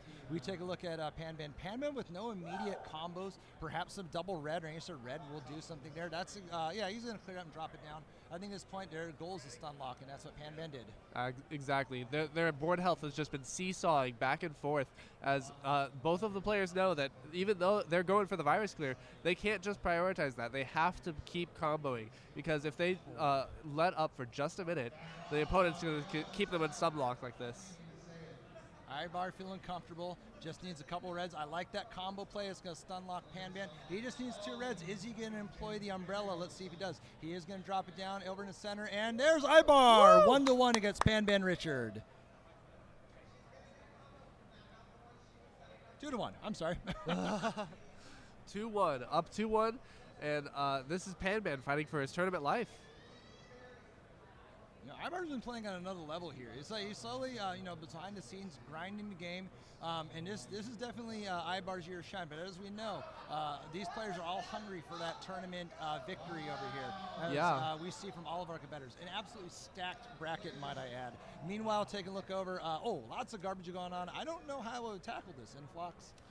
I'm not sure how to either. It looks like Ibar is really hoping to, never mind. But he needs to get this middle column down. These middle columns are so important to keep healthy. And that's a nice sweet tea. That'll let him breathe a little bit easier, but he needs to keep up this aggression. Excellent drop into that there. I really like keeping that flat line, that top line very flat there. Panban playing a little bit high. Ibar trying to capitalize on it and top out Panban. That red is not that helpful as it's going to send 3 pieces of garbage back in his face. What a counterattack. He's so good. He's clearing garbage on the other board, is Ibar. But Panban all of a sudden has a super clean board, and Ibar a little bit high up here, just trying to combo it back down and get a few rows farther down the board. Oh, this is looking fantastic here. We're having a wild time over here at the Torg Gaming Expo. It's wild at the DRMC2. It's wild at the DRMC OG channel here. But look at these players going neck and neck and tooth and nail. Look at Ibar with that fantastic drop combo, sending 2 pieces back over at Panban Richard. Yeah, Panban, meanwhile, has been putting together some nice tees. It looks like he is going to focus on clearing things a little bit, focus a little bit more on viruses now. He's starting to make that transition from pure combo play. He's taking some singles just to clear board health. I like that setup. I wasn't sure if it was going to pay off for Ibar, but it indeed does. Panman wasn't able to stifle Ibar's plans to make that blue drop cross over in that left side of the board here. Meanwhile, taking a look, Panman dropping a triple back over to Ibar. Panman playing a strong horizontal game, and I think that's important with it. Wow, then sending it on over here. A little garbage clear over on Ibar's side, maintaining that there, and now Ibar's board's looking a lot better than what it did earlier. Yeah, Ibar had a really clutch play to get some pills over there to the left. He's clearly got a good control of the pill charging mechanic of DAS, and here though he's still very high up and very far away from any viruses. He needs to really turn up his combos in order to stay in this game here. It's looking pretty dicey, but nothing that these players can't handle. Ibar dropping it down, that tuck lightning bolt important to get a little bit more mobility and maneuverability on the board is Ibar. Goes ahead and drops it down. I likes that. He's going to take that there, dropping 2 pieces of garbage over on Panban's side. Yeah, but meanwhile, Panban is putting together some nice combos as he's clearing up that garbage. That's such an important skill to be able to recognize how to improve your board health while still maintaining these combos. Excellent plays over there, excellent plays all around. Meanwhile, looking at their Ibar, trying to figure out what he wants to do. I think he's trying to figure out how to clear that horizontally. Is he going to drop it down? Clears the chasm there, but I don't think it's enough there. A little bit of a dicey situation. Ibar's board's looking a little precarious going into now the mid-game into the end game. Yeah, but you see here, it was all blue and red. So once he got a couple blue-reds, it's suddenly looking a lot healthier. And the virus deficit that Ibar is facing right now is not actually all that significant, especially since Panman here just set up and quickly fired off a combo that cleared no viruses, but it was a triple, and that is super important. Yeah, and you know these players are playing at that same level of aggression. They're at the speed 44, meaning that they're seeing equal amount of pieces. Well, Panman with a little bit more there, but yeah, they're in the mid part of the 40s, which means that the speed has definitely increased, but nothing where it's absolutely insurmountable. Ibar dropping it down here. This is going to probably get into more of a late game situation, but Panman at the very bottom of his board here and has a pretty clean path to victory, assuming no detrimental garbage drops. Absolutely. Ibar here is kind of fighting for his life. These higher speeds make it a lot more difficult to maneuver these pills. So while it might not be a normally treacherous situation, Ibar here is fighting tooth and nail to stay in this game. Wow, look at that combo over on Panban's side here. Ibar with a little bit of colorful confetti trying to drop this down. He creates that over there, brings it down. He is going to try to drop combo into a triple. Amazing stuff from Ibar here. He's still in it.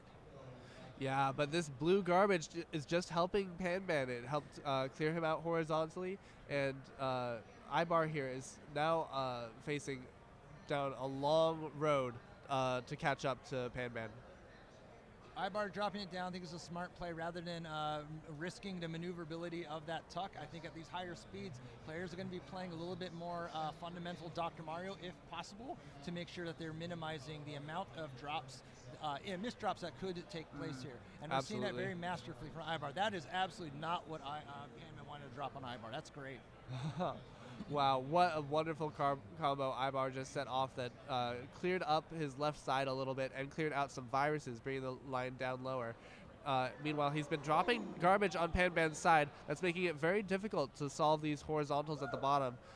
When you have a horizontal, that's 4 columns that are potentially affected by garbage. So it's very difficult to access these bottom row viruses. Ibar with some crazy maneuverability on that top line there. He had just mere fractions of a second and mere frames to be able to drop, move that double blue, I believe, over in that second column here. Did an amazing job of doing that here. I personally wouldn't really bank on it, especially at speeds this high. These players are playing in 50 and 52, which is really, this is a slugfest, absolutely. And Ibar's sending 2 more pieces of garbage at Panban. I think that it's kind of like the frog in a pot of water. They've just been slowly getting used to this speed as the game's been going along, and Ibar might not even recognize how fast he's going. It's phenomenal seeing that. You know, it's, again, when you're in the spotlight, you're in the limelight. You know, you get these mixed emotions that come through, as we saw with all of our matches here today at the DRMC. Meanwhile, take a look there. Ibar closing the gap. It's still 21-6. Panman with a better board health, but yeah, Ibar's got combos over on combos ready to fire off. He's ready to do some counter punching over on Panban's side. I'm not sure how Panban plans to clear these viruses in the bottom left corner if he is going to continue going for that virus victory. Ibar's board is not necessarily more straightforward, but it's clear that he's behind, and he just has to combo. Excellent Elia from Ibar here. These players are laughing. They're probably cracking jokes with each other here. I don't know if they're doing a trash talking. Probably not. I will say that this community as a whole is very inclusive as far as their player base and as far as respecting other people. It was just everything here, and so it's really cool when these players can make some quips at each other here. But Panban trying to jump around, trying to keep the blood flowing here. This is really going tooth and nail here. 4 viruses at 17. Yeah, this is an absolute slugfest. Ibar already at speed 57, Panban a little bit behind at speed 55, but Ibar's board now is all very low. A little bit of garbage can cause a lot of fall time for Ibar. And that's going to be okay there. I think it's going to plug up a little bit of a hole for Ibar's board here. That drop double is going to be excellent there, although his right side is looking a little dicey, but I'm not really sure. This is a really difficult endgame to maneuver here, and I'm not really sure how I would tackle that here. Perhaps looks like Panban maybe, he has a potential for a drop. No, he's good at that there. So it's going to be maybe an old school way of solving it, just dropping it down, more vertical approach. Yeah, and this is Panban fighting for his tournament life too, let's remember. This is very difficult to maintain this presence of mind when he this game has been going on forever, it feels. Absolutely. It's the game that never ends, but it's also the fighting spirits of these players that never ends here. Meanwhile, we take a look here. Panban trying to string some combos together to stifle Ibar's end games, Ibar dropping it down here, but he's sending a 4-piece combo over to Panban's way. That's some damage. Absolutely, but Ibar didn't seem too upset about it. He was able to still maintain that red horizontal clear on the bottom, and I think that's all he's focusing on right now. That's his next step in this board. Oh, and a nice fat log from Ibar. That'll help clear things up a little bit. Oh, Panman's ready to fire off. He just needs some yellows here. Is he getting the umbrella strat over the top? No, doesn't take the umbrella. I'm not sure if he sees it. Oh, I see it. He has a yellow virus in the bottom right corner. Ooh, critical misdrop on Panman's side. This is getting really, really edge of the seat here, folks. Absolutely. Good flip there. If he had missed that, it might have been lights out. But all he needs on that column 2 is a yellow. And here, Panban suddenly dropping a quad and only has 1 virus left to Ibar's 10. Yeah, this is very paramount. He didn't drop and chop the tree down the center. I think that would have been a smarter play. Let's see how that pays off. He is going to combo it down here. He now has restored viruses, but these players are in 62, which is absolute crazy speeds going on into this 4th game. And we've talked about stoplights, but what's going on in Panban's column 8? That's a stoplight on a stoplight. Yeah, it's yo, dog, I heard you like stoplights. I'm going to give you more stoplights here. Anyways, we take a look over there, and it's going over there. But Ibar's out in a similar situation. These players are fighting tooth and nail to really get out of this mess here. They're in speeds of 63 and 64, which is absolutely bananas. Yes, Ibar here visibly reacting to the garbage falling. Not excited at this point, knows that every time that Panban drops his garbage, he just gets more chances to do what he wants. And that was some micro adjustment on the fly move from Panban. That red yellow he sees it right there. He is going to drop that. He just needs a couple blues to get out of it. He just needs blue, yellow, or blue to get out. And it's going to be Panban Richard with the decider. Excellent stuff. And that was a virus victory, but it hardly felt like it with the way they were throwing combos at each other. Those early on combos. Oh my goodness.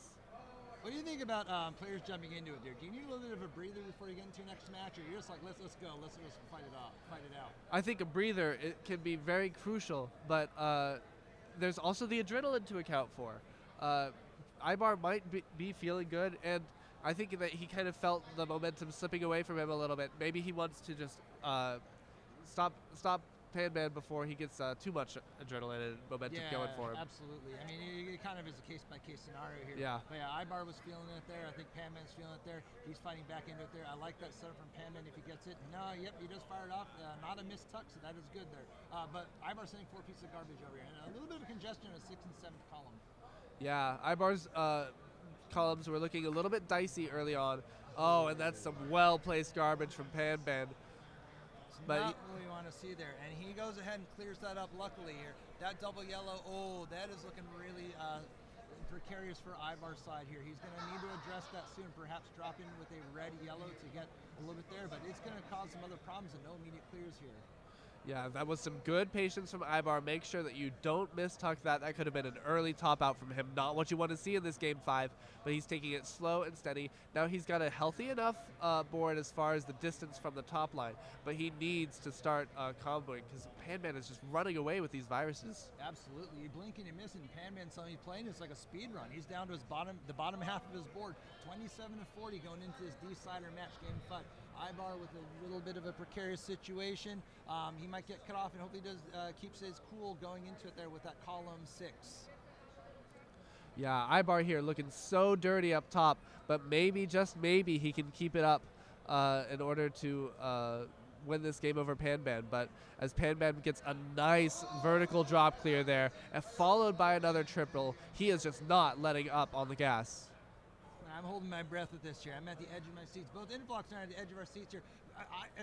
Ibar returning that health back to his board here. This is excellent play, excellent recovery from Ibar here. He is a lead that he needs to chase, but he is doing a fantastic job making sure that he did not top out. Ooh. And forget the Ibar, the garbage that Ibar is sending. Every little bit that Panban adds into this whole mess is just further complicating things for Ibar and taking away potential combo setups just like that. Jeez, yeah, and he's a little frustrated with the combos that Panman is able to string together here. Ibar losing a little bit of flexibility with his plays. He's trying to get creative with it, especially since that goalpost has taken place in that 6th column. That's been a real pain point for him very early in this match. Absolutely. Here, it looks like he's running out of space. He's certainly running out of time. Ibar is against the ropes here, against Panban. Yeah, this is looking a little tough, a little dicey here. Ibar is going to drop those things down.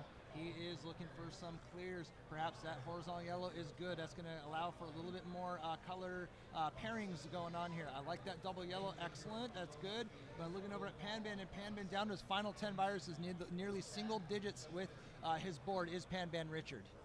And here, Ibar has all this blue up top with some garbage on top. This could be the final blow if he's not able to chop this down a little bit. Just give himself some more space here. But this is Ibar on his tournament life, fighting to stay in it. Panban looking pretty much free and clear as far as versus goes. But it's a top out from Ibar. Excellently played, masterclass from both these players here. That was absolutely a nail biter, and what a way to keep these games going. I mean, every single game has been an absolute barn burner here in the Torg Retro Gaming Expo, and it's been an absolute treat to see him with front row seats, might I say. You said it. They don't get more front row than these seats.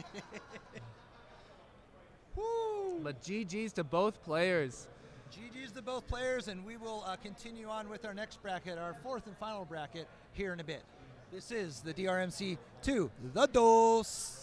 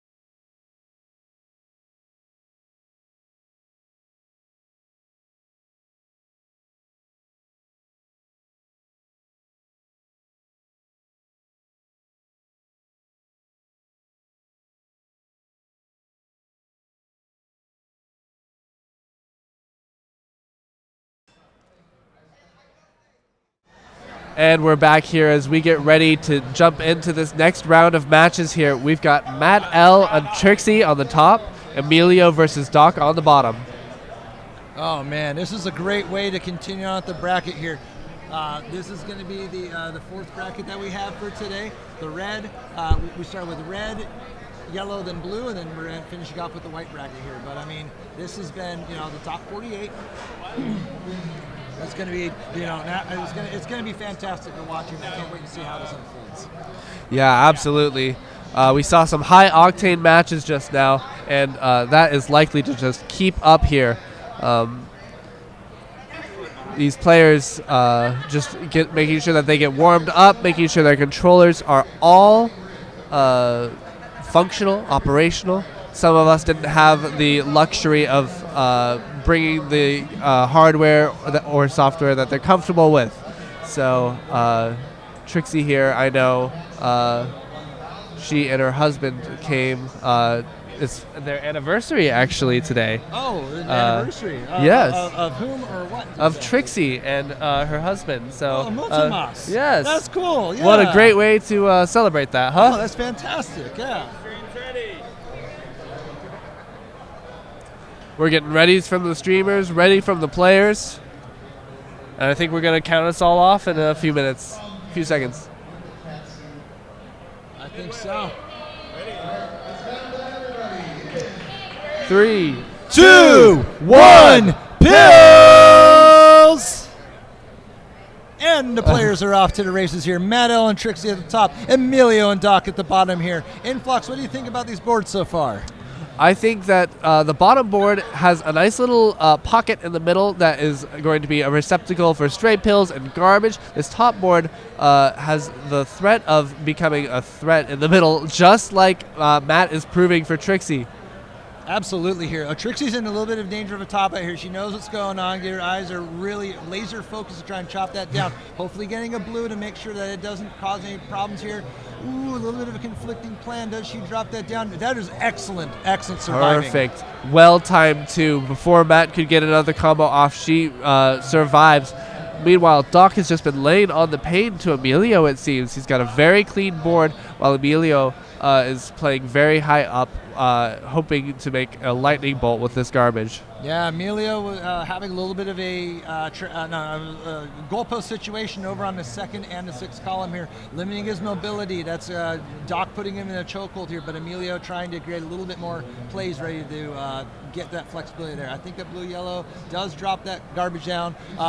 Emilio sending a little bit of issues on that right side for Doc. Doc's going to have to maybe tackle that as the last thing, but no, it's not enough as Doc takes the first game over Emilio. And they're jumping right into it.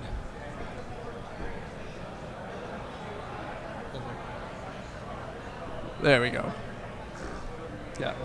We got it. No, Doc. Oh, Doc won it. Yeah. My mistake. I was a little laser focused on the top match. It seemed to have gone into a lull, but Trixie had an unfortunate misdrop that kind of spiraled into this board health situation.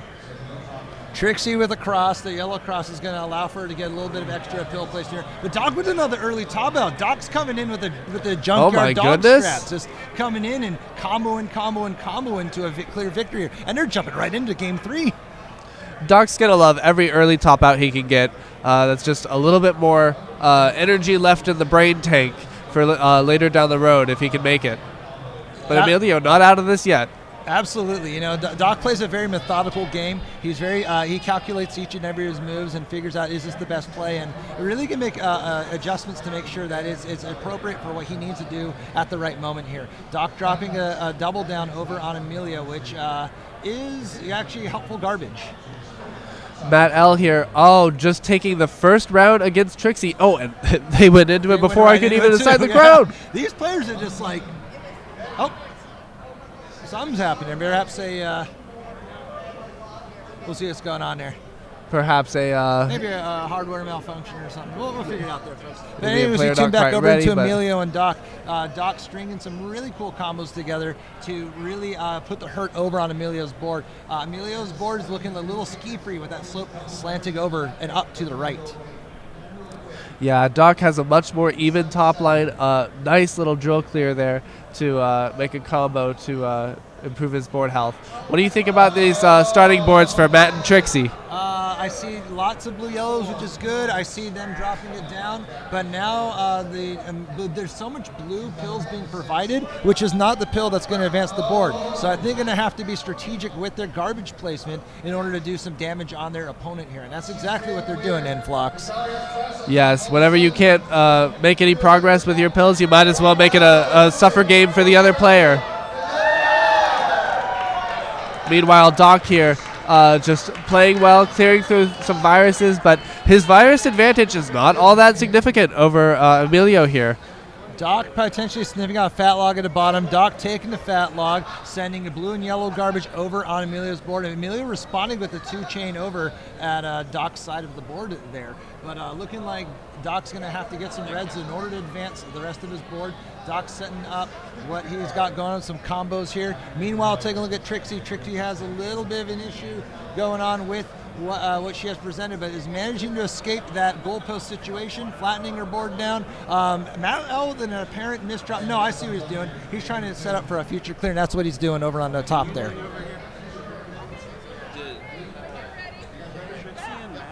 Did they restart? Yeah. Are you keeping track of it here? Yeah. They had one crowd, and then they went right into a game. And then both players. Doc dropping it down. We're taking a look over at Trixie and Matt L's board. Matt L looking like a clear thing here. I like what he has to set. He has a horizontal ready to fire off. It looks like he is going to drop that down, trying to get some rhythm back to his board here. A little bit of a two players at that there. So. Down and I will talk to them. Okay. All right.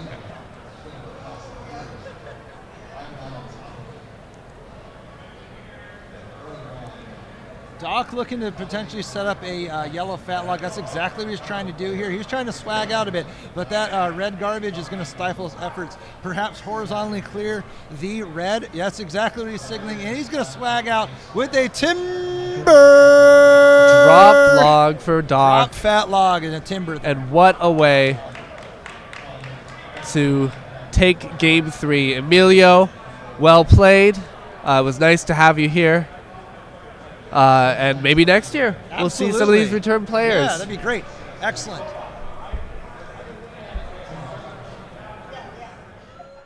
Meanwhile, we're going to focus our efforts on the Trixie and Matt L match we have going on over there. We're looking on over here. Matt L stringing some combos together.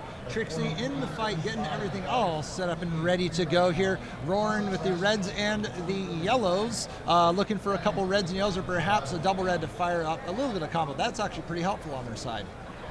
Yeah, Trixie has a lot of garbage here. Fortunately, this garbage doesn't impact her too negatively, but she does need to make some quick clears here in order to save her top line. Yeah, this is looking good for Trixie's side, but also take a look over at Matt. Matt's nearing his end game here. He's trying to stun lock Trixie's efforts here. Trixie may need to be doing the same strategy in order to keep the fight going with her with this match here. It is going to drop the yellow-blue down, sending 2 pieces. Stun lock's going to be very important to make sure Matt L isn't able to do anything for about 3 to 4 seconds. Yeah, that is absolutely painful to just watch your opponent keep comboing, but it looks like the combo fuel has run out for Trixie. She has to put some more combos down as she makes a little bit of a misdrop, a little bit of delay, but firing back now. Trying to turn that garbage into garbage aid is what Trixie did, and she did it very well. Meanwhile, taking a look over at the board here, Matt L down to the very bottom portion of his board, signaling that he is going to clear it yellow horizontally. He does, in fact, clear it horizontally there. Looking to perhaps diversify his gameplays and make sure that he is efficient as possible is Matt L. Getting it ready here, sending 2 pieces back over to Trixie.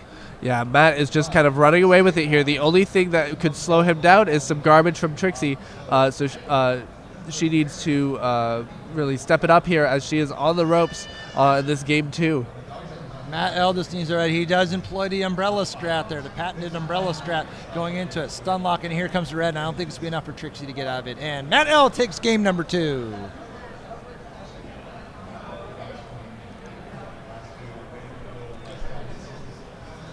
All right, both players waiting for the judge to come by and verify the results.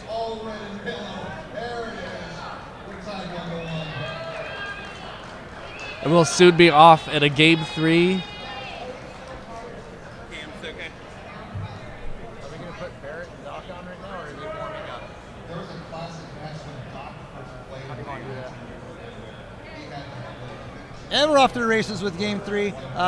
Both players are going to be playing that strong combo game. Trixie sending a yellow and blue down over to Yeah, you're going to the put stream Barrett there. and Doc on. Okay, right now. Let us know when. Yep. Take Doc's crown. Sorry. And we're back over to this match. Our next matchup is going to be in the bottom here, in which we're going to be having Barrett on the bottom left and Doc on the right. Keep talking. All right, so here we have, I believe the players are just getting warmed up here still. Meanwhile, on the top, Matt L taking a nice triple to stunlock Trixie a little bit. Another triple in very quick succession. These early combos are very important to hamper your opponent's board, to try to establish an advantage so that you can eventually turn that lead into either a virus victory or just pressure them into a top out. So here on the bottom, we've got Barrett and Doc apparently going into it. Nice little quad clear from Doc. That'll do a lot of damage, but Barrett just built up on left and right side, not really threatened in the middle right just yet. And both these players are really well seasoned when it comes to versus. They're very combo heavy. Next time Very. they restart will be the game. Oh, okay. Okay, no problem. We just got word from our awesome team members over here that Doc and Barrett are warming up. We're going to still try and compensate for that, but the main focus is going to be on Trixie's board. That's what we're going to divert most of our attention to. Meanwhile, we take a look at Matt L and Trixie's board here, and Matt L chopping it down. That column 1 situation was looking a little dicey, but has restored a little bit of board health. But Trixie with a commanding lead of 20 over 32. 18 now. Absolutely. Trixie was able to exploit a period where there was a bit of a lull in the garbage coming to her, and she's just done combo after combo and finally cleared this up and is starting to access these viruses now. Meanwhile, we take a look over there. Matt looks like he has some plans ready to fire off here. That red-yellow is pretty helpful. It's going to allow for him to get his combos ready. He's set up with 1 and 2 combos. Just needs one other combination to really make some damage here. Does not take the sweet tea, but drops it down. That's fine. Again, he's got so many combos, so much flexibility. He can play with it however he wants. Yeah, Trixie here. Both players going to wait for a little bit while some garbage falls, but she is desperately trying to dig out these viruses in the bottom right corner so that she can claim that first crown for her in this match. Yeah, this is fantastic stuff here. Matt trying to scramble his way back here. Trixie down to her final 6 viruses. Matt L down to his 25 viruses here. And both players are really putting it on a hurt to make sure the other player can't get that coveted crown to try and advance into the bracket here. Trixie opening up her board. That yellow is now exposed for horizontal. Is she going to take it? We're going to have to figure out and wait for a bit here. And yes, she does. All right, we've got confirmation that Doc and Barrett are officially off. Woo! All right, let's go. Doc and Barrett at the bottom there. Meanwhile, Trixie at the very bottom of her board. Final 2 viruses for her. She has a very clear board. If a double blue comes, it's going to be fantastic. Perhaps she will combo down here, but Matt is going to go ahead and drop that down, sending a short stack over. Yellows and blues trying to stunlock Trixie. That's his only chance he has to make sure she can't get into it here, and she is going to combo her way out of it. Excellent work. One more blue. Trixie's got it in the barrel, and there she goes. Crown 1 for Trixie. Fantastic work, Trixie. Back against the ropes, but still coming out fighting, coming out swinging here. It's going to be game 4 in a few moments. Here we go. 3, 2, 1, and pills. Game 4 with Trixie and Matt L. Meanwhile, Doc with a little bit of a garbage situation going on over there. Yeah, it's looking pretty messy for him. Not so much so for Barrett, but we know that this can easily turn around in the blink of an eye. Doc is definitely a great versus player, well comfortable in these situations. Ooh, I know Doc wanted to tap that over here. A little bit of a garbage clear, which actually made it a little bit more mobility. But yeah, that's going to be a little tough. I know Doc wanted to move it all the way over. And how garbage clear from Barrett. I don't think Barrett knows what happens, but that's what happened here. Doc with a sweet tea. Wow, yeah. Doc's back in the fight. Meanwhile, Matt starting to establish a little bit of an advantage over Trixie here. He's been raining down some combos for the last few clears. Trixie, meanwhile, dealing with this garbage that's falling and trying to find her way through it. Excellently pieced together are these combos. These players are fighting tooth and nail to really clamber away to get that next crown to put into their title belt. Meanwhile, we take a look over at Trixie, who has an issue with her column 7 and 8 here. She may have to address that a little bit later. Barrett with an excellent drop combo, sending lots of pain over on Doc's board. Yes, but Doc not doing too badly here. He's got a lot of blue, but it's all clustered together. He could clear these out in some combos, given the right pill sequence. This is really well crafted from both these players here. Barrett with a strong aggro game, and Doc trying to counter his aggro with a little bit of aggro as well. So it's going to be fire fighting fire is what we're seeing from this. Meanwhile, as we take a look over at the top, these players are also fighting fire with fire, as they have the fire in their hearts to continue on with this game 4 with it here. Trixie hoping for a yellow-red, not going to take that, but that's all right. Takes it on over to here, but Matt at the very bottom of his board here, and he's in a commanding lead, 18-37. Yes, this board being so high up for Trixie has really thrown her off her game, and she hasn't been able to string many combos together. So Matt has just been focusing on these viruses, but finally is getting a taste of his own medicine again as Trixie fires a few combos in succession. Yeah, she's been able to at least open that right side of the board. That was a really definitely stifling her with her movements here. But as she continues on with that, she has combos ready to fire off, similar to how Matt L had in the game 3. So if it's anything like what we see here, she's going to be able to really do some damage on Matt L's board here. But Matt L responds at 2 combos to Trixie's side. Meanwhile, not much seems to have changed on the Barrett Doc board. The virus counts are hardly moving. The speed is going up, however, as both players just keep slugging each other. Barrett with the fat log into a drop combo here. He's really seeing his board with a whole nother vision there. He's going to take the T into another drop combo, but with players of his caliber, you can see it here. I wonder if Barrett's going to take the L yeah, and he does in fact take the L yeah here. Really putting that aggression on for Doc. Oh, and Trixie here talks out right before Matt cleared his last viruses. That's a GG for all players here. Excellent playing to both of you, and hope to see you all back here at the DRMC 2024, or perhaps a regional. Oh, and Doc with a top out.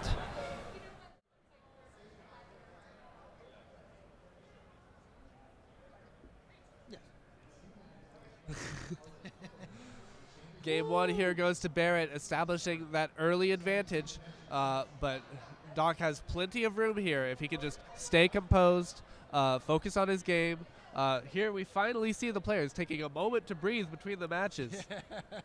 They were just going right at each other. Doc with a really cool sweet tee to open the board and advance it. That was a really cool play, very hyper efficient, and that's really put a lot of damage over on Barrett's board, who responds with a cross. This is really excellent. Yes, Barrett had a bit of a mistuck, but doesn't really matter. It all just ends up to be combo fuel anyway. Barrett, he was trying to figure out if you want to clear that out here. Barrett trying to go for combos upon combos. I know that's his MO.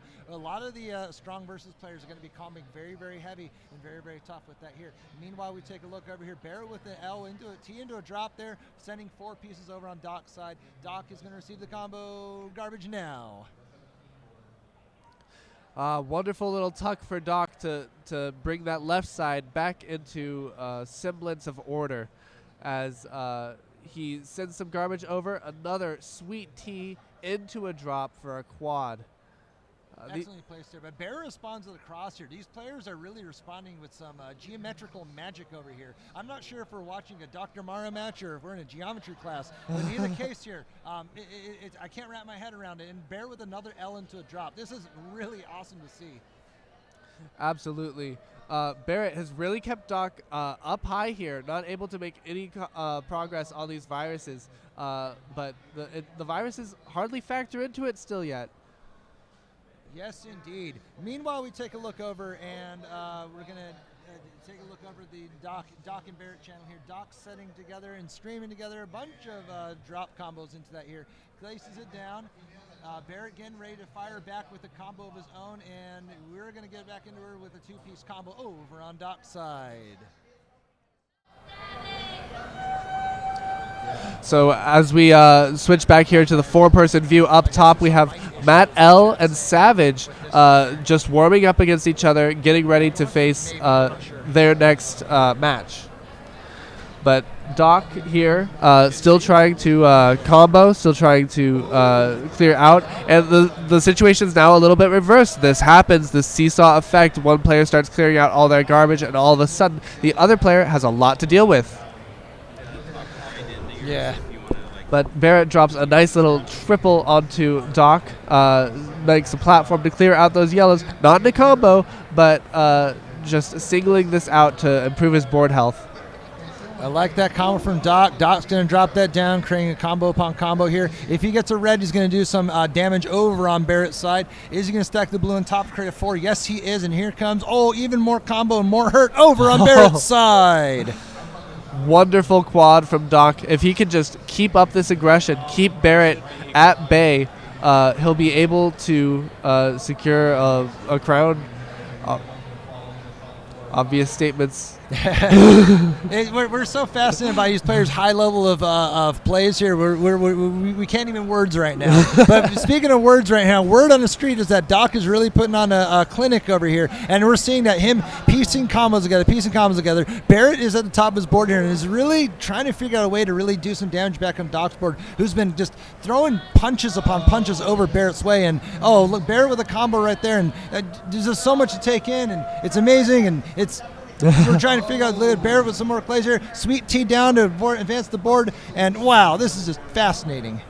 Yes. What I'm seeing here on Barrett's board is a lot jammed up there on the left. That's kind of acting as an umbrella for now, and the situation can't get any worse, but Doc is low on his board all across, and is able to make some progress on these viruses. So that timer is ticking down for Barrett. If he can't catch up, if he can't keep Doc at bay with some combos, he's going to run out of time here. Yeah, and players, when they get into the high 40s into the level 50 speeds, boy, oh boy, it's really tough to maneuver. And we saw a lot of matches today that really went the distance, and it really tests the players' movement mechanics to make sure they're not having sort of critical misdrops here. But Barrett has now since opened his board up, really trying to chop everything down here. I think if he sees the yellow and drops it down, he's going to be able to get some really cool magic, and I don't know. Yeah, okay, I think he's trying to. Yeah. Meanwhile, we do have the official match starting up here on the top. Both players so far avoiding danger, just trying to navigate out of these high up situations. But Savage here laying on a bit of pain. And that garbage drop, unfortunately, keeping her from that skew log she was going for. Wow, fantastic. Barrett just stuck over at the left side there. I think he's going to have to change his plan here. He has reached speed 50, which means that he's played over 40 or 50 more pills than Doc, which is going to really pose a problem perhaps in that end game here. Try and drop down an excellent drop T with Barrett. He's still in the fight for sure, and is trailing about 12 viruses, but yeah, he's definitely in the fight.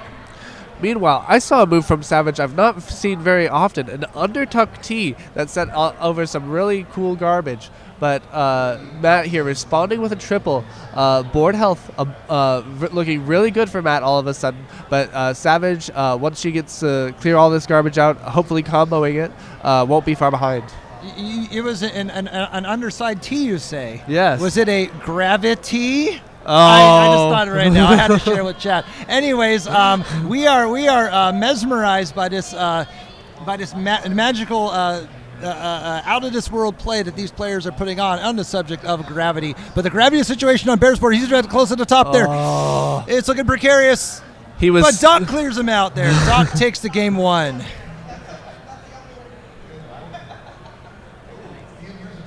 They're one apiece, I believe.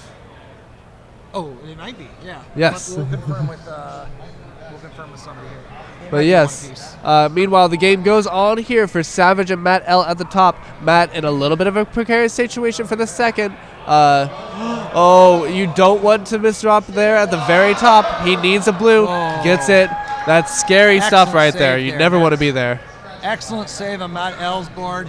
That was looking really dicey, and especially with that piece positioning over the top there. And he saw a mislip could really do some hurt on there. But Barrett with the top out. Oh my goodness. Barrett, just one misdrop really threw off his momentum, and I'll figure out which crown goes where one of these days. It's all good. These players are, Doc's notorious for Doc being a dentist. So he's all about the crown. So even if he doesn't receive a crown, he will fix a crown for the people there. But they're getting into game 4. Meanwhile, Matt L and Savage neck and neck here on the top, both sending over equivalent amounts of garbage. Although Savage kind of getting the worst of it here. Yeah, that yellow piece of garbage and stoplight situation for Savage. She's going to have to be a little creative to make that happen. Perhaps yellows underneath to clear it down. Not quite sure how she's going to get out of it. I think that would be the best way to tackle it. Yeah, she's almost forced to do double yellows at the bottom. Is she going to take that? No, doesn't take that. Yeah, at these speeds, Savage is starting to get a little locked into these first few rows by that trio of spires that the garbage has just kept falling on due to how quickly Matt L was performing those combos in succession. Absolutely wild here, and Doc and the Barrett match at the bottom, starting with here. Doc with a little bit of a readjusting his pills here. I'm not quite sure if it was per design or if he did a last-minute adjustment. We'll see how it plays out. Barrett with a little bit of misdropping at top left in the first 2 columns here. Hopefully it's not going to stifle his efforts. We'll see how that pays out as well. Yes.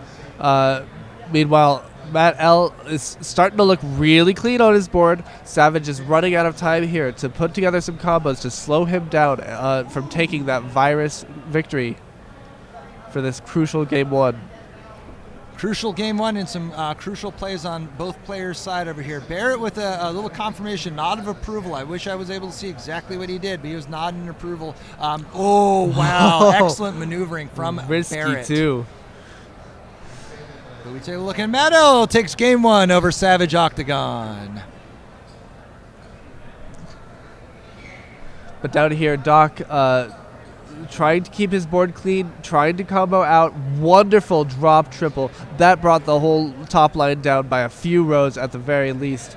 That in response, Barrett is at a really risky situation here as he's on his tournament life. Yeah, you blink and you miss it, and Barrett is only the very top of his board here. He's going to need, I don't really know, maybe. Oh, but Doc tops him out. That is game 3 for and Doc. 1 against Doc and Barrett. GG's to both players. But as we celebrate, we've got another game going on up top. Wow. Both players managed to navigate out of the intro, and Matt L briefly spired in his middle. Almost a threat, but able to get out of it.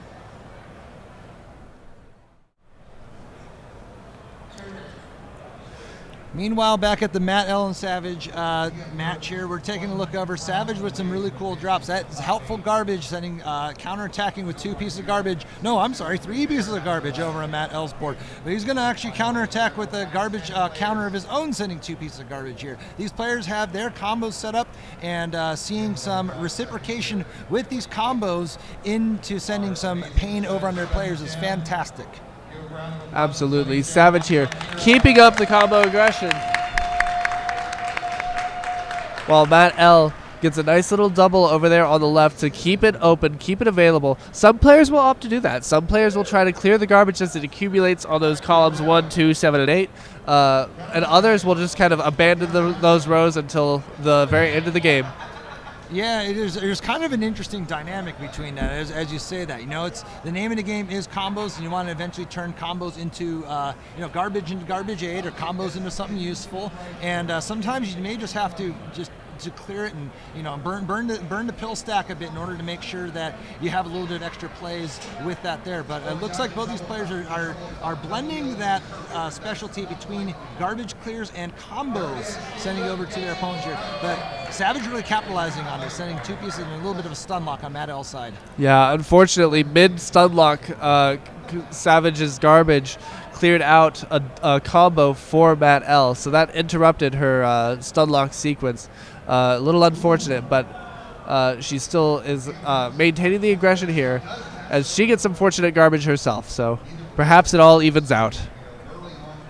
Fantastic work here. Matt Hell has the fixings ready to go. He is going to, if he gets a blue-yellow, we're going to see a possibility for a fat log, assuming no garbage drops to stop his opponents here. But Savage at the very bottom of her board, looking to clear that over. With that, I think that double red is going to be helpful here. Stacks it smartly on top. That's the right play. Is going to combo it out. And again, combos, sending 2 yellows over to Matt L's way. It's difficult for me to watch these end-game solves because I always have a speed mentality first, and I think that the players are misdropping, but they're just setting up for combos in addition to these clears. Yeah, it's kind of a tough blend, I will say, because it's like, Savage is firmly in her driver's seat, but it's also difficult because Savage is a very strong speed player. So the meta for her is, do I try to speed run out and really stop that lane? I think naturally it does happen. Yeah. But then also on the same note, it's like, okay, she's trying to clear this out, and she's trying to end a match. That's ultimately her goals. Matt's trying to stop that from happening here. So it's gonna be really interesting to see how it plays out here. I do like that drop that Savage has here, and yeah, she's at the very bottom of the board here. I see what she's trying to do. Blues and then reds, horizontally clear. She's looking for a couple more blues, and she'll be out of here. But Matt is not letting up on this garbage. He has, oh my goodness. I'm not sure what Savage is planning here. She made that a little bit more precarious a situation than it needs to be necessarily. But a nice combo here. Oh, wow. Gets a nice quad combo. Okay. That'll helps buy her a little bit more time to solve this out. Oh, she didn't clear. I thought she would have. That would have allowed for her to clear this board and end this match over here. Very interesting. And Matt L is suddenly 4 viruses away from this victory, dropping it down. This is at the edge of our seats here, folks. Yes, but a nice combo from Savage. Another one will keep him in Sunlock. Hopefully, she gets a chance here to get a red. And Beautiful Savage stop. with Game 2 victory over Matt L.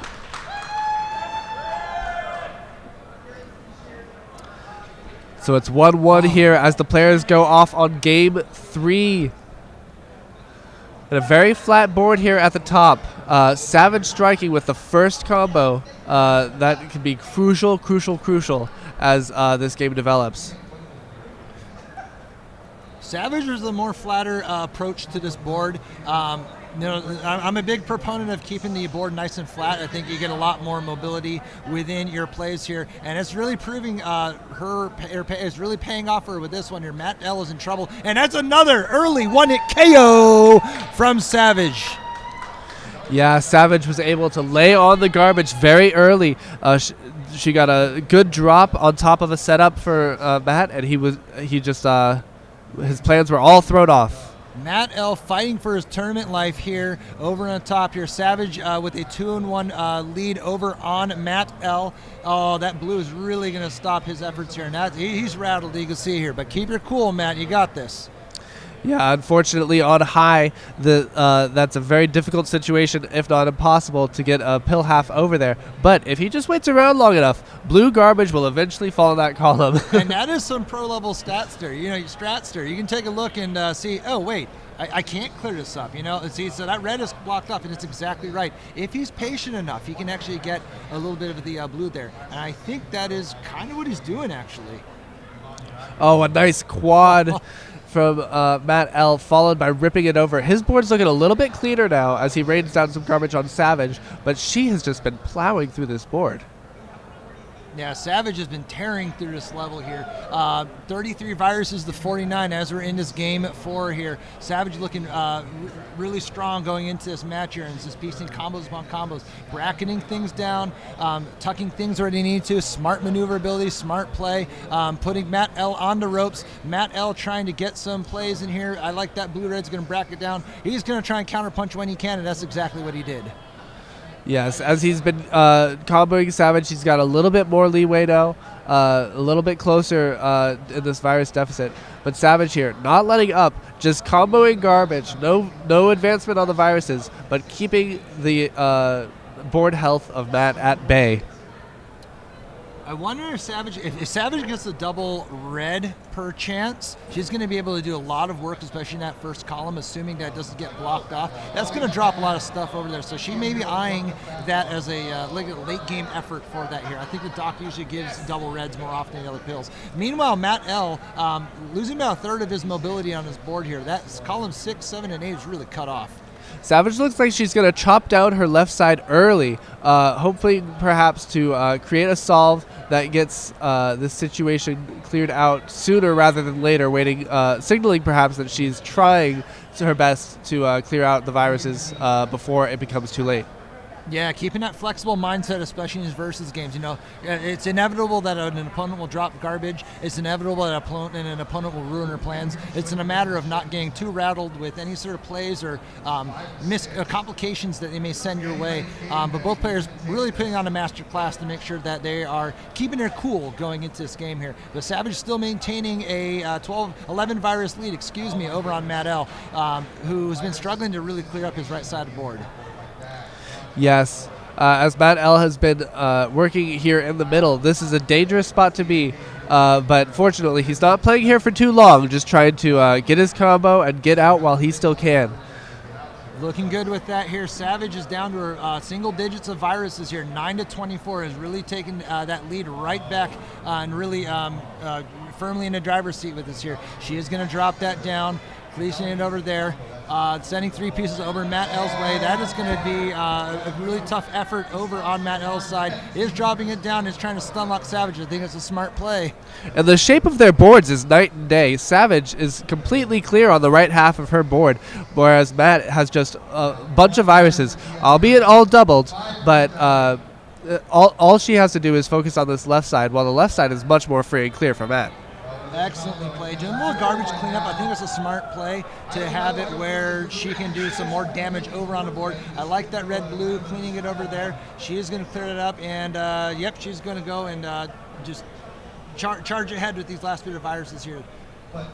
Yes, she does have a very clear path. These red garbage pills are going to help her in her solve. Yes. I see it. That's excellent. It's unfortunate for Matt L, but excellent for Savage. Oh, she doesn't even clear her path to victory. I think she's just locked in on these combos. She's just trying to make sure that she has the time to get the pills. Yeah, that's the way to do it.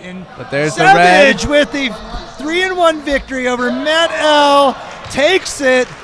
You can see that look on her face. She is absolutely proud of her efforts there. Absolutely. Commiserations to Matt L. and Savage. Fantastic playing from these players. Amazing. We're getting cheers across the audience. The crowd is wild. The announcers are wild. This convention is wild. This tournament is wild. Wild. You can see everyone rushing in to offer their congratulations, their support. Our community is just very tight-knit here. We celebrate with the losses. We celebrate the wins and rue the losses. We just like celebrating games. We like celebrating. Yeah, that's right. As we switch over here to a bracket view, we are no longer on the blue bracket. This is how the white bracket is shaping up here. So obviously we just had Savage advance here over Matt L. So these are the standings for our players.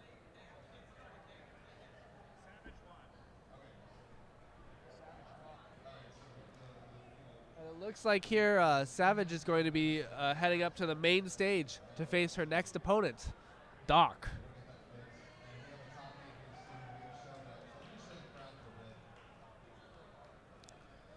But this has been Influx and Swang on the DRMC2. Thanks for staying tuned.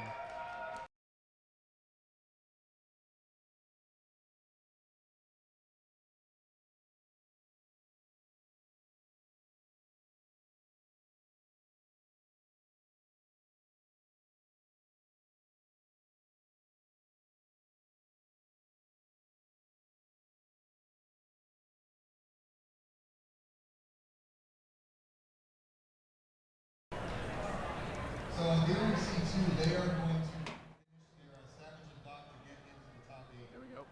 Thank you, thank you. While we're doing that, we're going to go ahead and do our round of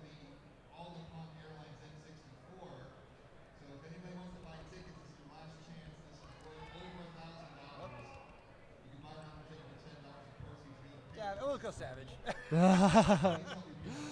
Okay. It's fine. Savage and Doc warming up here for their next match. I think we're we're good. good. Crowns? We're getting the crowns off.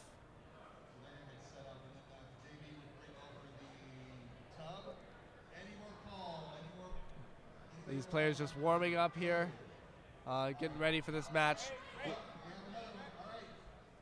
What do you think about this match? Oh man, you got a stalwart of the verses and a stalwart of speed running. So this is an absolute treat to watch. Savage is really up her game as far as the versus thing goes, but Doc is just a consistently strong player when it comes to the combo game, and so I'm not really sure what to think. I mean, it can go either way as far as who can take this victory. Absolutely. Perhaps it'll be a story of who can manage the early top out, because if Savage is left just to her speed running ways, she can make quick work of these boards. But obviously these crucial early combos, both players are aware that can really dictate the flow of the game. And I think this is going to be an interesting matchup because, again, Savage, a very strong speed player, Doc, predominantly a versus player here. So this is actually a true meta of versus speedrun, I would think. So we get to see it in action, and we'll see which one will prevail with these two vastly different play styles. We also must remember that these players just finished some games over on other TVs, other opponents. There might be a bit of a fatigue factor here for both. Very much so. There's going to be a lot of interesting plays over here. If you have combos, right.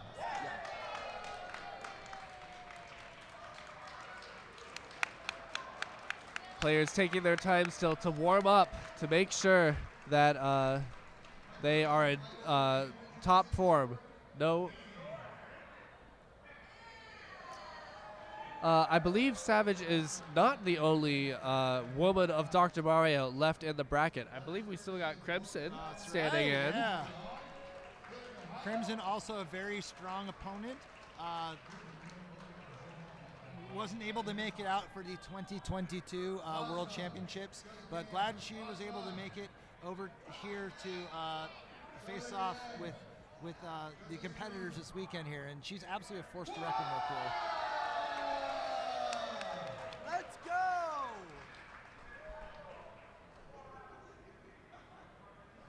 Giveaways, all sorts of nonsense going over here in the convention center. Happy nonsense. I wouldn't want any other way. Is there unhappy nonsense? I don't know. I hope not.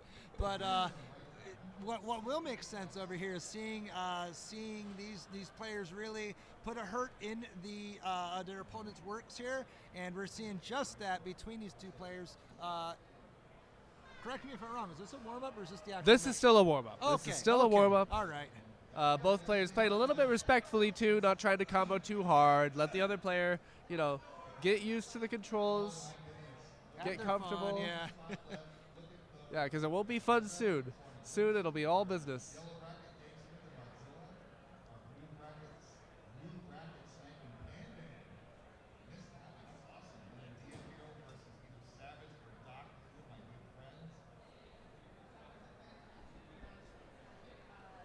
I think players are off and ready. You got the confirmation. I think we're going to count them down in a few moments here.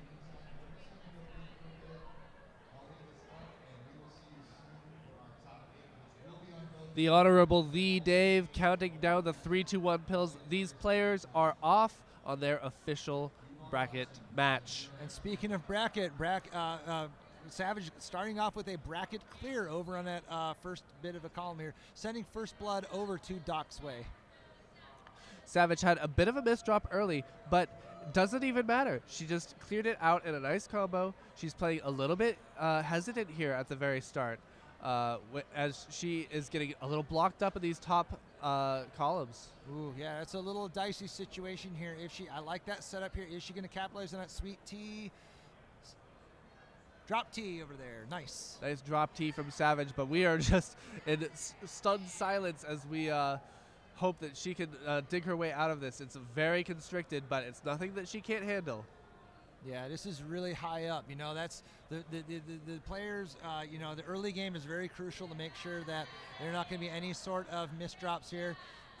Savage placing those pills down here. Doc putting on her, but Savage escaping that danger, getting it over here. I think she likes that bracket. Yes, it does. That's going to get a lot more health back on Savage's board. She's back in it. Great maneuver from Savage, and she is back in this game. Staying alive, obviously the most important thing. She can make up for this deficit. She can make up for this virus deficit, and she is, but sending over some garbage to Doc, who is in a slight virus advantage, a slight board health advantage perhaps, until Savage rains 3 combos in a row. That was excellently done. Savage she had some plans upon plans ready to go, either for the long game or the short game. She opted for the short game for that, and I think that was a smart play. Again, prioritizing that combo is very crucial, especially in the early to mid portion of the game here. Meanwhile, we take a look over at Doc, and Doc sending an excellent combo over to Savage. Yeah, Doc trying to make sense of reds on this line where he didn't really have great places for them. He's trying to set up combos, make sure that it could all keep his opponent in stun lock while he makes some progress on this board. Opponents are dropping combos, we're dropping hardware, and we're dropping beats over in this channel here. Meanwhile, we take a look over Savage trying to figure out how to advance that first and second column here. She's going to have to tackle it from the underneath as she gets a little more exposure to the bottom there. But Doc putting on her hurt. He's at the bottom portion of his board, 29-33 in favor of Doc. Yeah, but Savage gets a nice little lightning bolt there, chops down that whole left side in a triple. That column 2 is still going to be a problem for her, but she can work around that very easily. She was in dire need of chopping it down. Yeah, that tuck lightning bolt is not an easy task to do, especially in front of the live audience there with the nerves and the pressure and a lot at stake over here. Meanwhile, we take a look over at Doc's side, and Doc really putting her hurt on with these plans here. Savage with a little bit of a goalpost situation, difficult to get out, but excellent drop combo. Yeah, Doc had a drop T earlier that really set him up. And this garbage actually sending a combo back onto Savage. He's just got a little bit of time here to storm ahead. Meanwhile, Savage is trying to clear up the goalpost situation that Doc has really gifted her early on. Unfortunate goalpost situation gifted on early over to there. Doc trying to drop everything down here, maintaining combos upon combos, keeping that cool, calm, collected aggression, and it's really paying off for him going to here. He holds a 10 virus lead over Savage Octagon right now. Yeah, and Doc has kind of everything that he could want as far as combos available. It's going to be a little bit of combos for him as Savage is trying to stay alive here, a little bit locked into these middle 3 columns, but still has room to work, still can free this up, but she is looking to get some horizontal clears to get some space. It's looking dangerous and precarious, but we take a look over there. If Savage can get a double yellow eventually, that would be excellently timed here. I don't know if she's able to hold off on it, especially with the garbage that's being sent her way. It's going to be tricky to maneuver clearing up garbage pieces as well as being able to create some combos here. Let's see how it plays out there. Excellently, well timed. That's going to create some mobility for her. Doc just had a wonderful drill combo, taking out 3 viruses in column 1. Suddenly, it's not looking all that difficult for him to gain access and clear out. Is he going to take the fat log? He is waiting for it. Excellent umbrella. He's got it. To shield it off. And as soon as Savage stops sending garbage, which is now, exit with a fat log. Log out. There goes Doc 1-0 over Savage.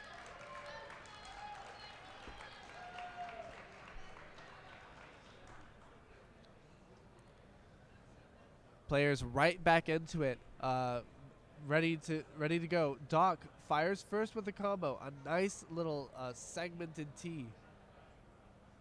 Excellent pill placement over on Doc's side here. He's going to go ahead and create that aggression. That's been his MO all weekend, really trying to turn on the hurt, and that's exactly what he's doing. We take a look over on Savage's side. Savage getting 3 pieces of garbage her way, and really interesting spots for her, but she is going to turn that into something useful, and that's what she's doing to make sure she's in fight. Yes, and I like how she's plugging up that first column. That's going to be a lot of drop time if she doesn't address it. Absolutely. Doc has been trying to clear out this garbage to make some space down. He's getting double reds now, red not run. any place to put them. Setting up for a combo right when the red blitz ends. A little unfortunate there as he's going to take a second, but Savage perfectly blocks off the plans he had for a combo. And Savage recognizing that red rush and really capitalizing on that to really get her back into the fight here. It's one of the nuances of the game. You'll see certain pill sequencing that'll be favored. But an early top out. I know she wanted to tuck that and move it over. Just wasn't able to maneuver it over to that second thing. But then suddenly we see Savage 2-0 against Doc. Thank you. Fighting for her tournament life.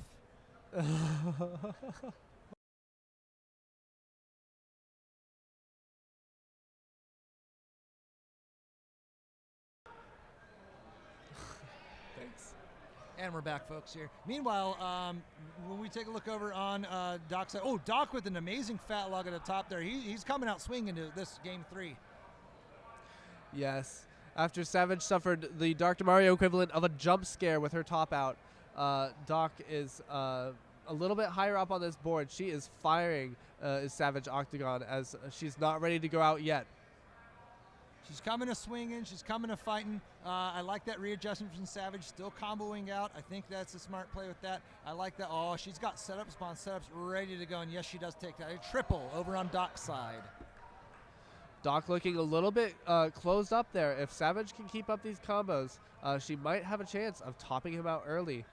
A nice combo that she spots there. But Doc is all set up to get a little bit more purchase on this board.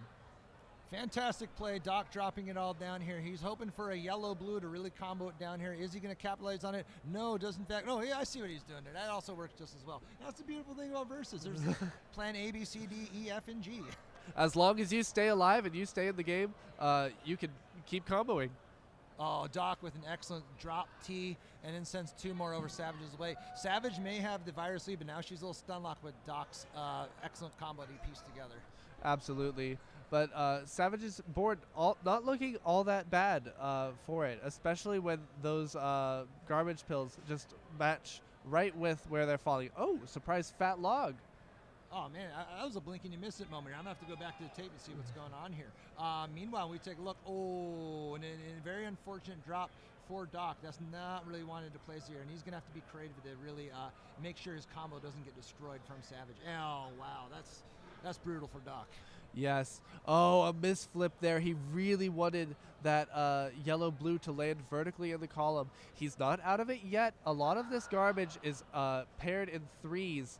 Oh, and what a chunky combo to clear everything out. That was excellently done here. Doc was in dire need of that combo here, and he really made sure to make sure that he didn't do any sort of critical misflips over there. Excellently played there, but he's really behind the ropes, and Savage really firmly in the driver's seat. It's 11-29. Savage really going on a tear with this third game. Yeah, upon receiving that quad from Doc, Savage looked a little frustrated that she didn't close it out right then and there, but she is still, like you said, in the driver's seat. She's down to only 9 viruses and a very clean board to clear them in. Oh, man, yeah, she has combos upon combos. She's seeing the board really effectively and efficiently, really putting on a hurt for Doc here. Savage is going to drop this down. She is going to place that pill over on the side here. A little bit of unhelpful garbage, but I think she's going to take it to the right. Yes, she is doing a little garbage cleanup. Doc sending some combos. He's trying to stave off this 17 virus advantage that Savage has going into his third game. An excellent combo from Doc.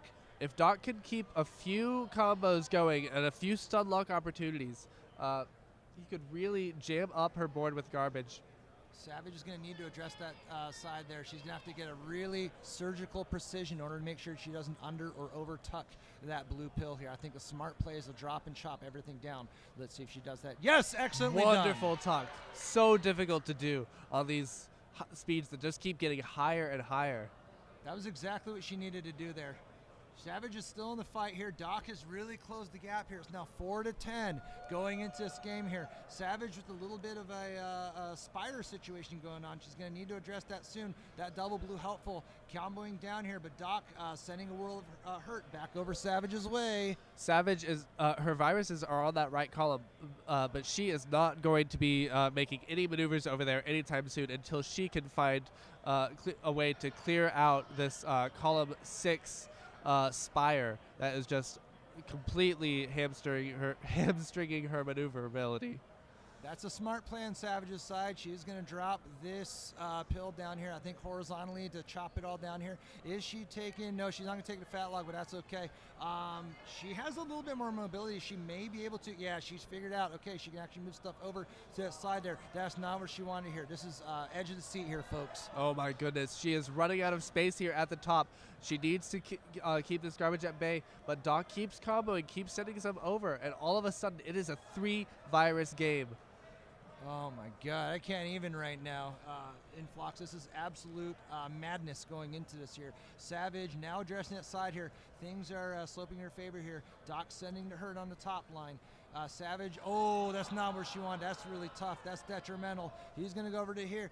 Savage is going to move that over. That's an excellent blue. Just needs a yellow. I don't think it's enough, though. He's going to go over there. One there, and it's not enough as Doc takes a clean sweep over Savage Octagon.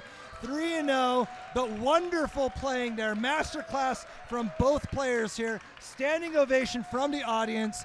It's wild here over at the Torg Gaming Expo, and wow, what a matchup between these two. Clash of Titans, amazing work from the both of them. Yeah, well played. Savage really was in the driver's seat there until in that game 3, but Doc just able to fight back, claw his way to that 3-0. Certainly not a blowout victory for him. Yeah, that was an uphill battle all the way across. I mean, every battle's been an uphill battle for all of our competitors. And it's been an absolute juggernaut. Again, 2 competitors enter, 1 competitor leaves. But folks, we have our top 8 coming up soon. We're going to take a quick break, and we'll reconvene in a few moments here. This is the DRMC2, The Dose.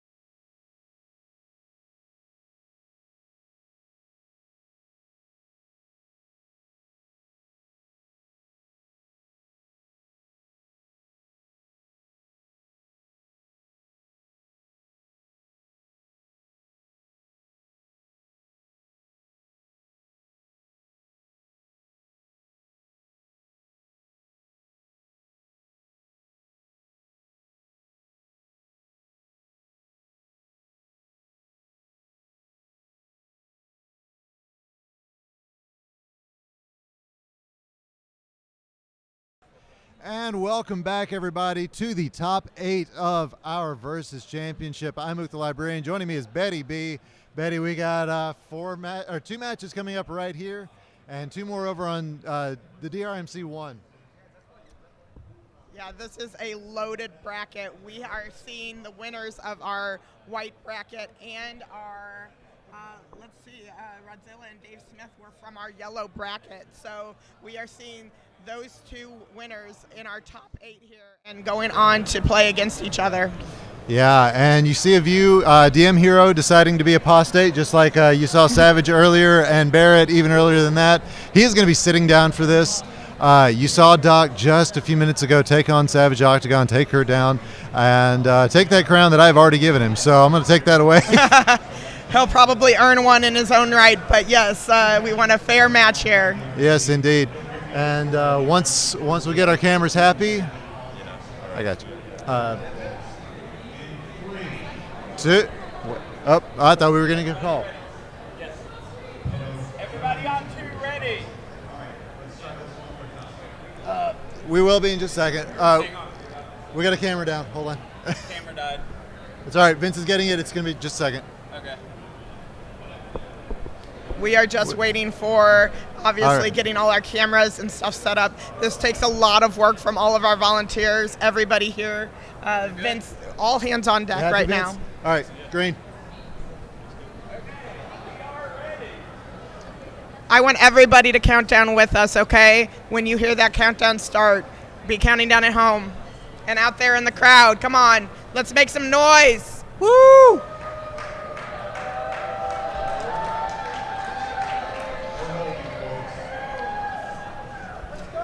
This is our top 8.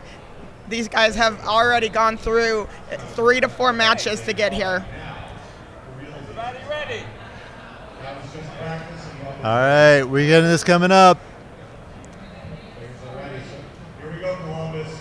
3, 3, 2, 1, Bills! All right, top match. Looks like a good combo opportunity for both of our players. DM Hero, the first one out with a combo. Yeah, and just seeing so many more pills than Doc, that down pressing that DM Hero does, that is why he's the killer this early on.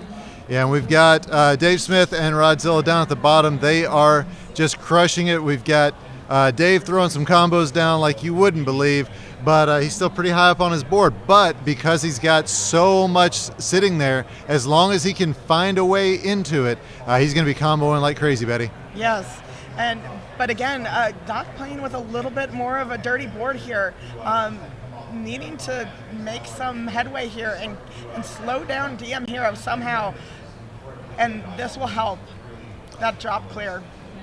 Yeah, and Doc really playing the top of his board, but DM Hero also spired in column number 7. Oh, and that's going to be it for Doc in game number 1. Early top out, but down in our lower match, we have Dave Smith Says and Rodzilla. And you can see that Rodzilla setting up a combo, Dave also playing with a little bit of trash on their top line. Yep, and they have started game number 2 up on our top match. And looks like they both played it exactly the same. That's what you expect. DM Hero just slightly faster, and that means that he's blocked off Doc from being able to get access to the blue on column 2. Yeah, now one thing to mention with our lower match, Rodzilla, in their 3 times that they've been here at Torg, have always made it to the top 8. So this is something that they're used to, the stress of being in this elite set. Yeah, Dave Smith playing with fire there and doesn't manage to get burned. Is going to drop down a combo here, and yeah, he has really had to work hard for every combo that he's got, and that's probably why he's down 20 to 35. Rodzilla really going for this virus clear setup, as Dave is continuing to try to win by comboing. And on our top board, DM Hero playing a very clean board. Doc does have that spire in column 2 that we'll see if he tries to horizontal to get out of. I think he was trying to build up for that, and the pills just keep knocking right back down. Yeah, DM Hero, of course, known for his style of topping you out. That's the goal. And so far, he is finding ways to try to do that to Doc. And Doc, our Virus Buster League leader, is showing, hey, you know what? You're in my turf now. So. Now, one thing we do want to mention with this top match is that both of these players did qualify based on our regionals, but Doc did have to go back into the qualifying pool. So he's wanting redemption for getting knocked out in the immunity pool. Yeah, absolutely. This is a good pairing, and DM Hero pretty clean board right now, but it's that just means there's not as much garbage to throw down. On our bottom board, you can see Dave Smith with a whole lot of stuff going on his board, but you know what? That always means he's got a combo planned. Even in his speed play, this is what we usually see. And we love to see that in speed play, and, well, I'll speak for myself. I love to see it in speed. So Dave Smith does have a unique style, and it just shows gloriously in Versus. But with Rodzilla already down at the bottom of his board, it is 7 viruses to 24. Dave Smith going to have to really be throwing some combos down to try to slow Rodzilla down. Otherwise, we're going to be looking, and he throws garbage down that actually causes a combo for Rod. That's rough. Now, speaking of runaway, DM Heroes at the bottom of their board as well. But one thing to mention, when you are at the bottom of your board, any combos that your opponent makes will just be that much longer until it goes down to the very bottom. So Doc taking advantage of that, trying to send as much combos as he can to DM Hero to slow him down. Yeah, it was a beast combo that Doc just sent, and it's looking like it might end up being too little too late unless it can send everything to the right. There's Dave Smith with a top out, so that is going to give Rod game number 1. And so DM Hero now just getting rained on with this trash, trying to figure out a way to get down to these last remaining yellow viruses. It might be a little bit good that he has just yellow remaining, but Doc is not giving him a chance to play. Yeah, Doc really stun locking him, and he's going to give him another combo. And here's another combo.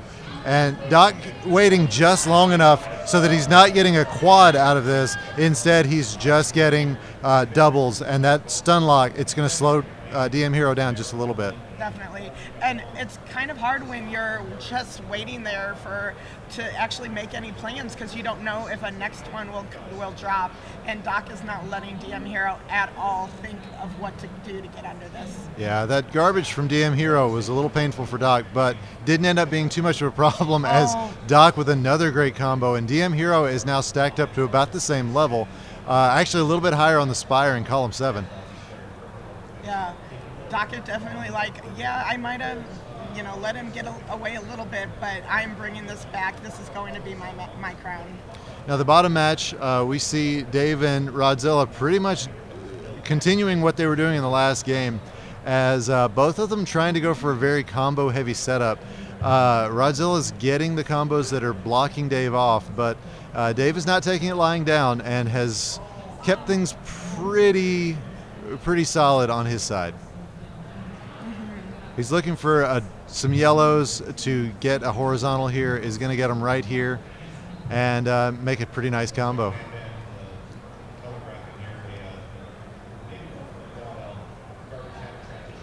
All right, top of this board, again, we see DM Hero knocking down a combo here as soon as he gets a chance, and this blue-yellow is going to be crucial for him.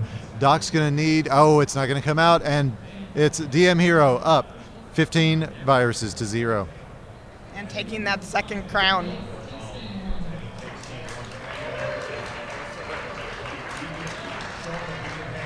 Dave Smith having two combos one after another, and sending 3 pieces of trash over to Rodzilla, and following up with another combo.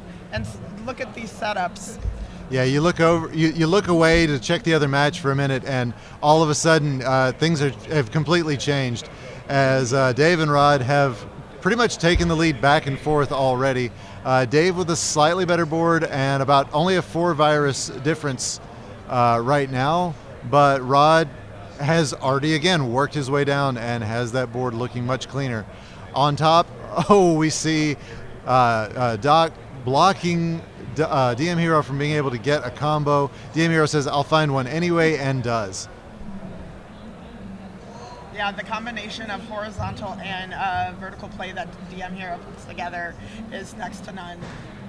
And look at this setup that Dave Smith is working on. He's got it, and yeah, Dave just doesn't like to do small combos. It's big combos all the way. But definitely bringing this back, there was a point when Rodzilla had a handle on the virus count, but Dave definitely saying, I'm not out of this yet. Yeah, Dave has pretty much buried every virus that Rod has, and the continual garbage that he's sending is not making it any easier for him. There's another combo. And we look up at our top game, and it's a tale of two very similar boards, as DM Hero and Doc are both in pretty similar positions. Doc, he's starting to get a tough play, but wow! Oh my gosh! Yes! Doc with the combo. That was fantastic. Drop clear by Doc, sending a ton of trash over to DM Hero. But DM Hero is leading in the virus count.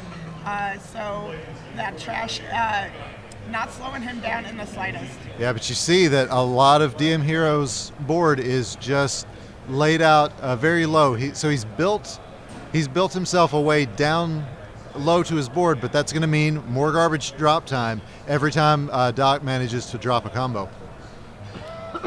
Yeah, Dave and Rodzilla both playing pretty clean board, or I will say Dave is playing some really clean boards. Rodzilla is getting a lot of trash sent over their way and has been trying to dig out for the past minute or so. So we're seeing how that goes.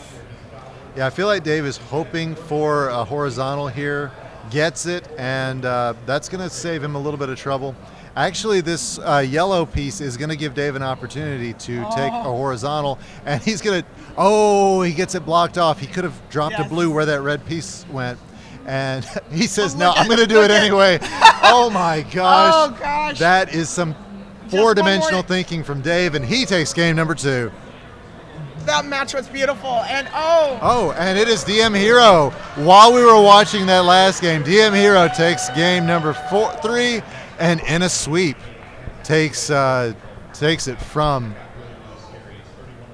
Doc. So GG's to both players in that one. But don't go anywhere. We are still going on with a 1-1 game.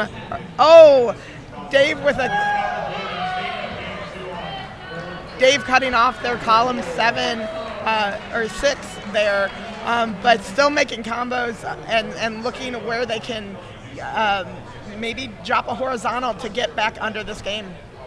Yes, indeed. And we do have the Dave Has a Crown. Unfortunately, I couldn't find it on the stream. So just bear in mind, Dave Smith is sitting at 1 crown. Rodzilla also sitting at 1 crown. And these two just crushing it down here. We're going to focus right here on that match as Dave and Rodzilla just going at it. Yeah, but being cut off. Wow. Dave with a wonderful drop cross clear.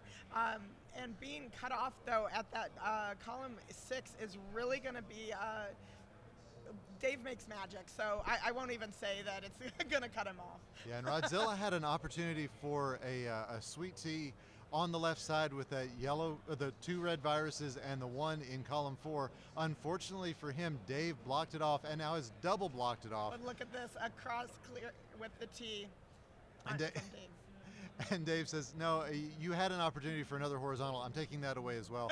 Rod says, no, I found it. Here it is. And unfortunately for him, doesn't get a combo out of it the way he would have been able to had Dave not said, send him some garbage. I love this nonverbal communication we're getting with these back and forth flows. Absolutely. So, a lot of drops coming on Rodzilla's board. And Dave's a little stacked up on that right-hand side, but definitely with the board health advantage right now. And watch this drop clear from Dave setting up again for another combo after. And Rod has a lot of blues set up, and if he can figure out a way to get all of this knocked out, it would be a great. Unfortunately, does get a combo there. Yeah. Yeah, that many blues all in one place. You're just like, how is he going to set it off? How is he going to set it off? And win. And actually has another setup that could have developed into that, does get a combo out of it. And with these yellow viruses, he would love to take all of them horizontally and drop this down. Gets a great combo to drop his board down, but Dave Smith also finding ways to get his board down as well. Yeah, he was, remember, he was stacked with that column 6, but definitely broke that down and brought down the column 8 afterwards. So now he has full use of his board again. All right, combo from Dave. Looking for a combo from Rod. He is very close to getting one there. It looks like this, man, I'm not paying good enough attention. Well, Dave blocks one off. At a certain point, it looks like players quit down pressing because the speed is going so quickly. And, you know, that might be a smart strategy for once it gets to this higher 40 speed. Yeah, and this column 3 on Rodzilla's side is looking a little dangerous.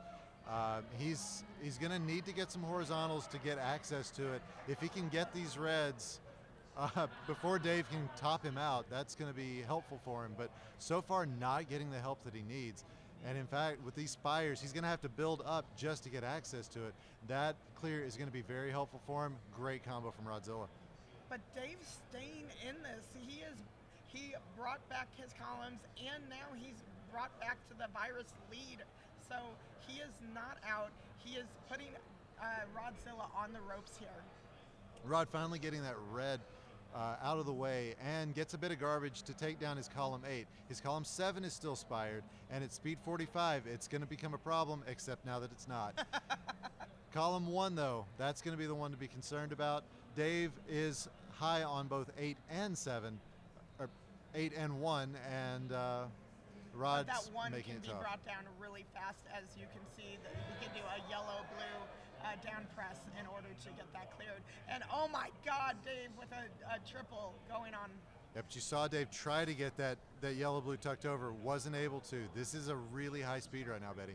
Yeah, they are both at 47 speed, but Dave continuing to maintain that virus lead in 13-19 now. Yeah, I'm not sure which board I like better, though, as both of them with some struggles on just both sides. There's Dave with a big combo. Look at that. That is going to cause a quad to fall down, and it's really rough garbage for Rod, but he turns it into a combo as well. But yeah, we have a D sandwich possibility over on Dave Smith's side. Again, that D sandwich is getting that yellow out so you can clear all the reds at once. And it looks like that's what, and a little bit of an umbrella, as you see. He sticks that red, double red piece out so that it blocks a possible combo from blocking it. So wonderful foresight by Dave.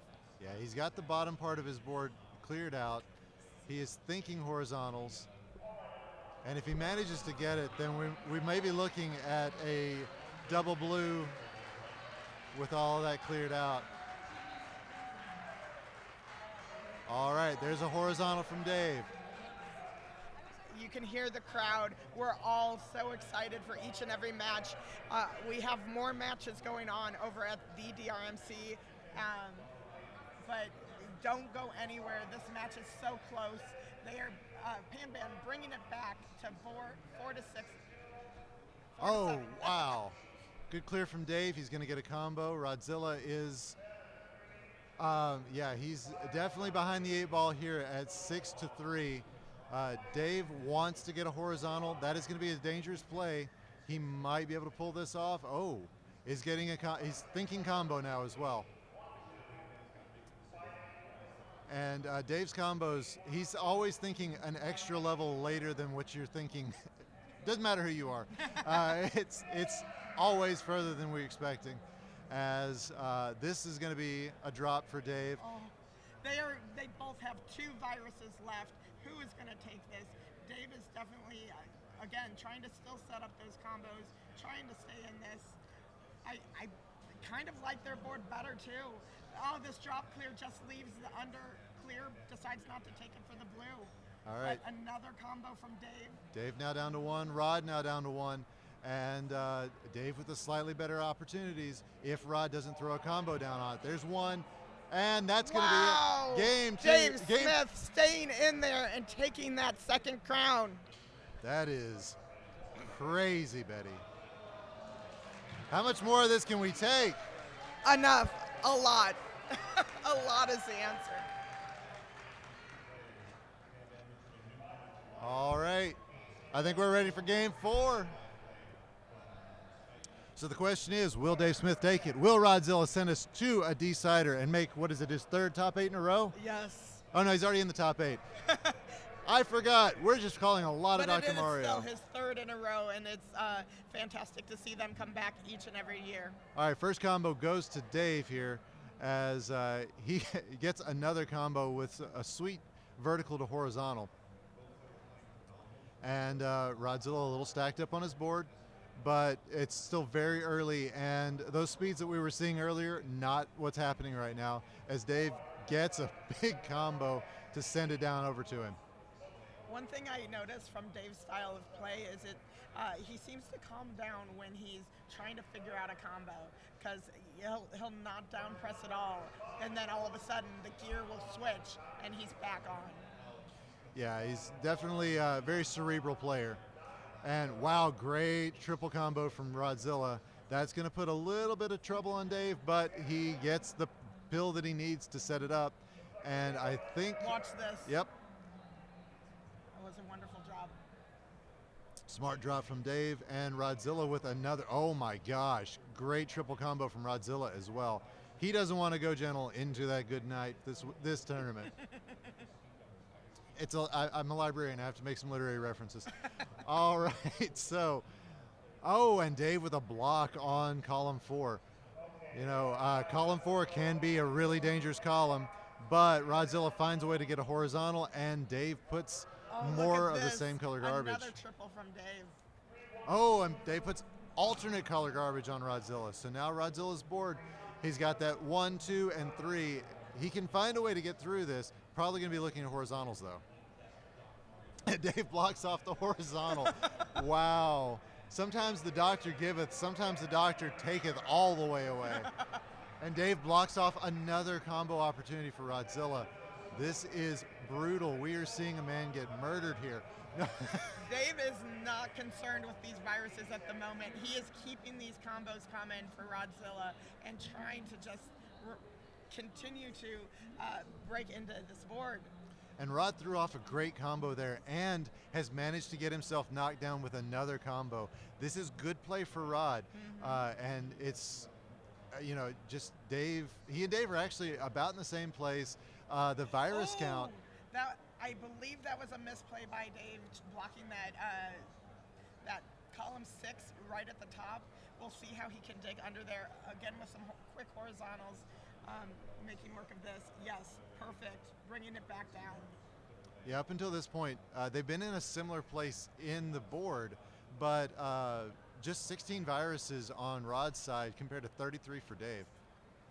Look at this. Oh, that was not what Dave wanted to do there. Yeah, but he's going to find a way out of it, and Rod's actually giving him one extra pill half that he could use. But Rod is way down on his board. Actually has a fat log lined up. Let's see. Took away the log possibility. Rod probably wishing I would stop mentioning things that he has lined up. Nothing. As every time I say something, Dave somehow finds a way to destroy it. So good play from Rod. He's going to get a combo here. It's not the fat log I think he was after. He does have another opportunity for a fat log, and so this trash actually gives Dave the L possibility, which he takes. Yeah, but it's just these 2 yellows and 2 blues for Rodzilla if Dave will let him play. So there's the 2 yellows, and there's the blue. Rodzilla takes game 4. We're going to a decider. The crowd is going wild. I've lost my towel. I don't know where it is. No, it's fine. You got yours. And, no, there it is.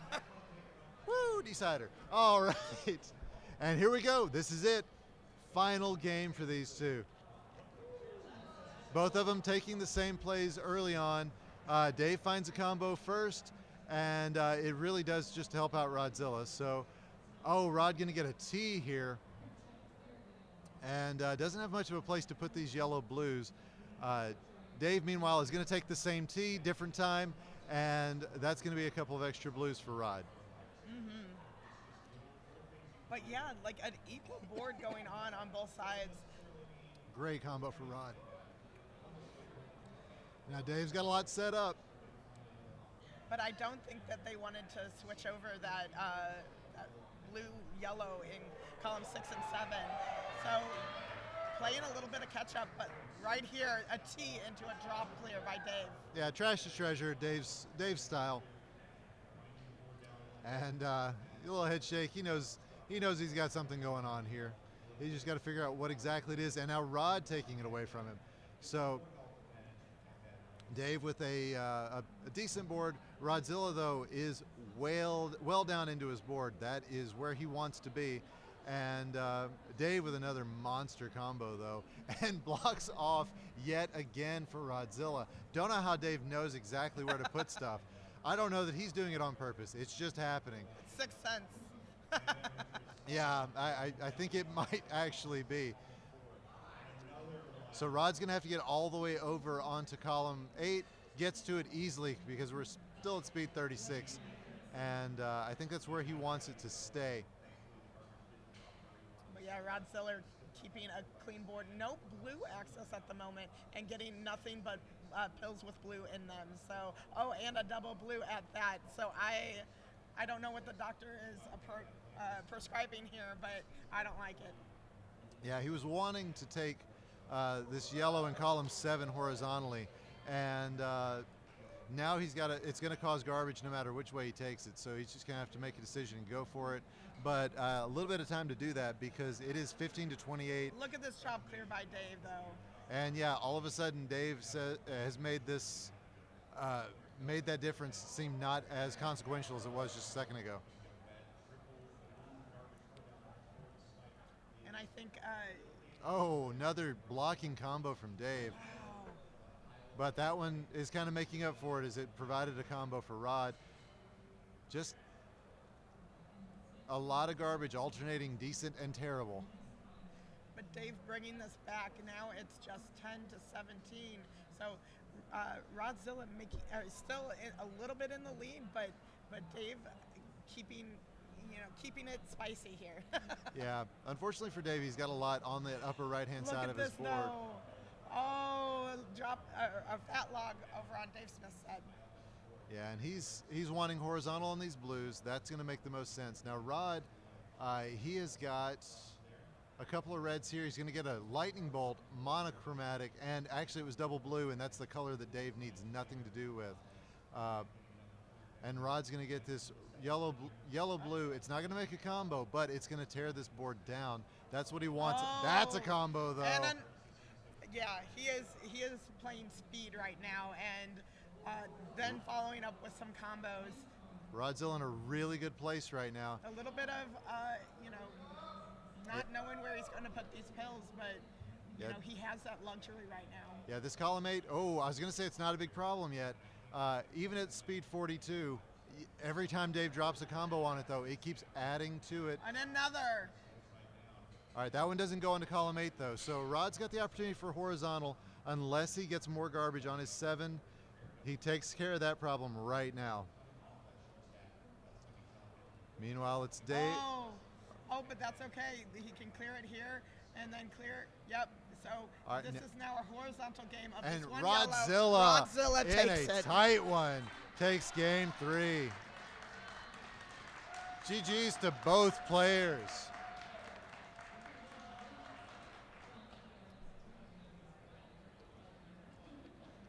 All right, so Rodzilla will be going on to the top 4.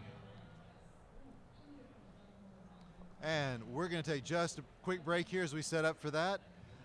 Stick around here on the DRMC2, The Dose. The Dose. And we will see if we need to send you over to the mainstream or not.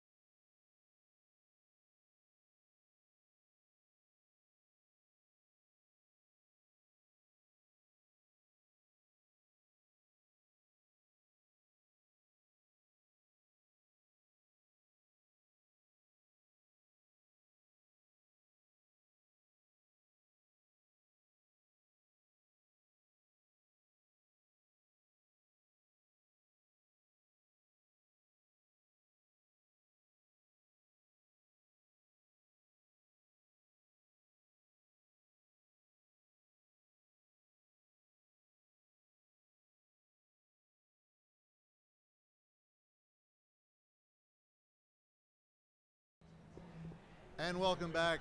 The camera's like right in front of us, so I've got to get in the mic. So I'm Ook, this is Betty, and you guys, we have seen a heck of a tournament so far. We are getting ready for our top 4, Betty. Yes. And one of the matches is going to be right over here. The other one's going to be on the DRMC.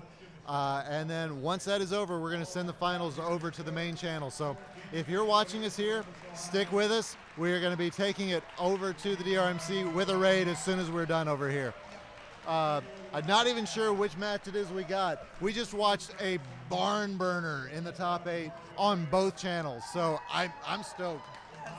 I cannot believe what I just witnessed, but everybody is out there cheering everybody on. We are at the top 4, and this cannot be more energy in this building. And you guys can't see the crowd cam. We've got these rally towels that Doc has been giving out, and they are getting shaken out all over the crowd. Check the DRMC for crowd cam sometimes, but we've got the Game Boy camera, so I mean, that's slightly better over here. It's not working right now, but that's not the point. All right, and so we're going to get everything set up. Stick around, and we're going to break it over to the bracket.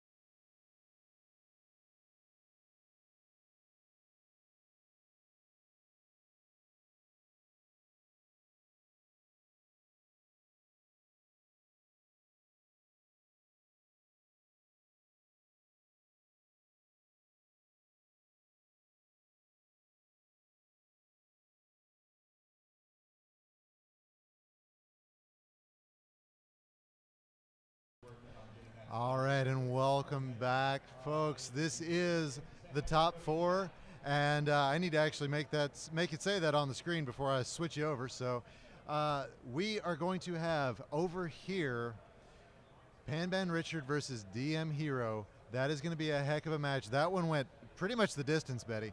Yeah, Pan being here after taking out Snipe, so definitely already had a monster battle, and just another one right here with against DM Hero. Absolutely, and I know you can see him on the left screen, but if you're looking for Swong versus Rodzilla, that's going to be going on over on the main station here in just a few minutes. And, you know, DM Hero against Sitting Down, against everything Chris Bidwell can do. but honestly, after all the work that he has put into judging and helping out with the tournament today, that rest is deserved. Yeah, and what do you feel about Sitting Down, Betty? You know what?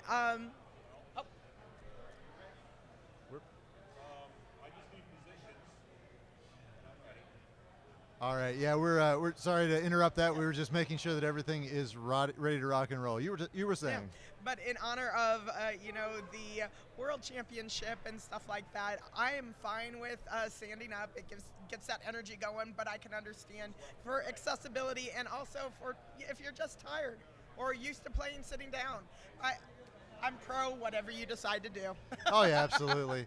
I tell you, I got to do my qualifying pool at one of the tables, so we were sitting the whole time, and you know, I realized I was leaned back, I had my leg kicked up, and I was just kind of more relaxed. I played better that way than I think I've ever played before. It's with friends, you know? Absolutely. It's the way I usually do. I'm 3 hours a week. I'm doing this, so I felt just like I was sitting at home. Yep. And it's great, but yeah, these two have been just playing some barn burners all day. And one of the best parts about switching this to a two-day event is that they haven't been playing since 10 o'clock this morning the way that we were in previous years when it was qualifiers, then the brackets going on. This has allowed us to do not only qualifiers on a different day, but also 48 players have played today. And, you know, we've all had a blast. Now, I will say DM Hero is coming from our immunity pool, so he played a lot less matches to get here.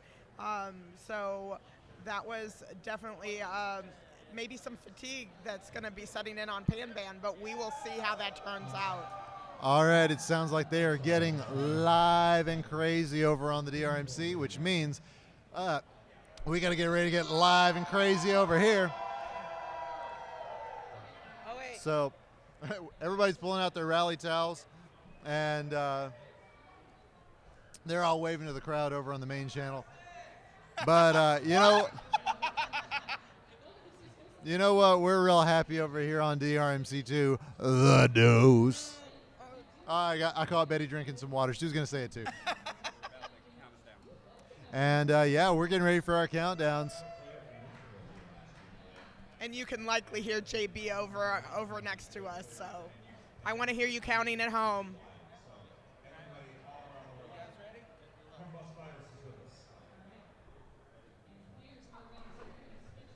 The projector is still showing the bracket. Okay, never mind. He's got it. All right, for Pan Richard versus DM Hero. Mm-hmm. I thought they were counting down. It will happen eventually. The countdown to the countdown. We're ready for this. We're hyped. We're happy. We're hyped.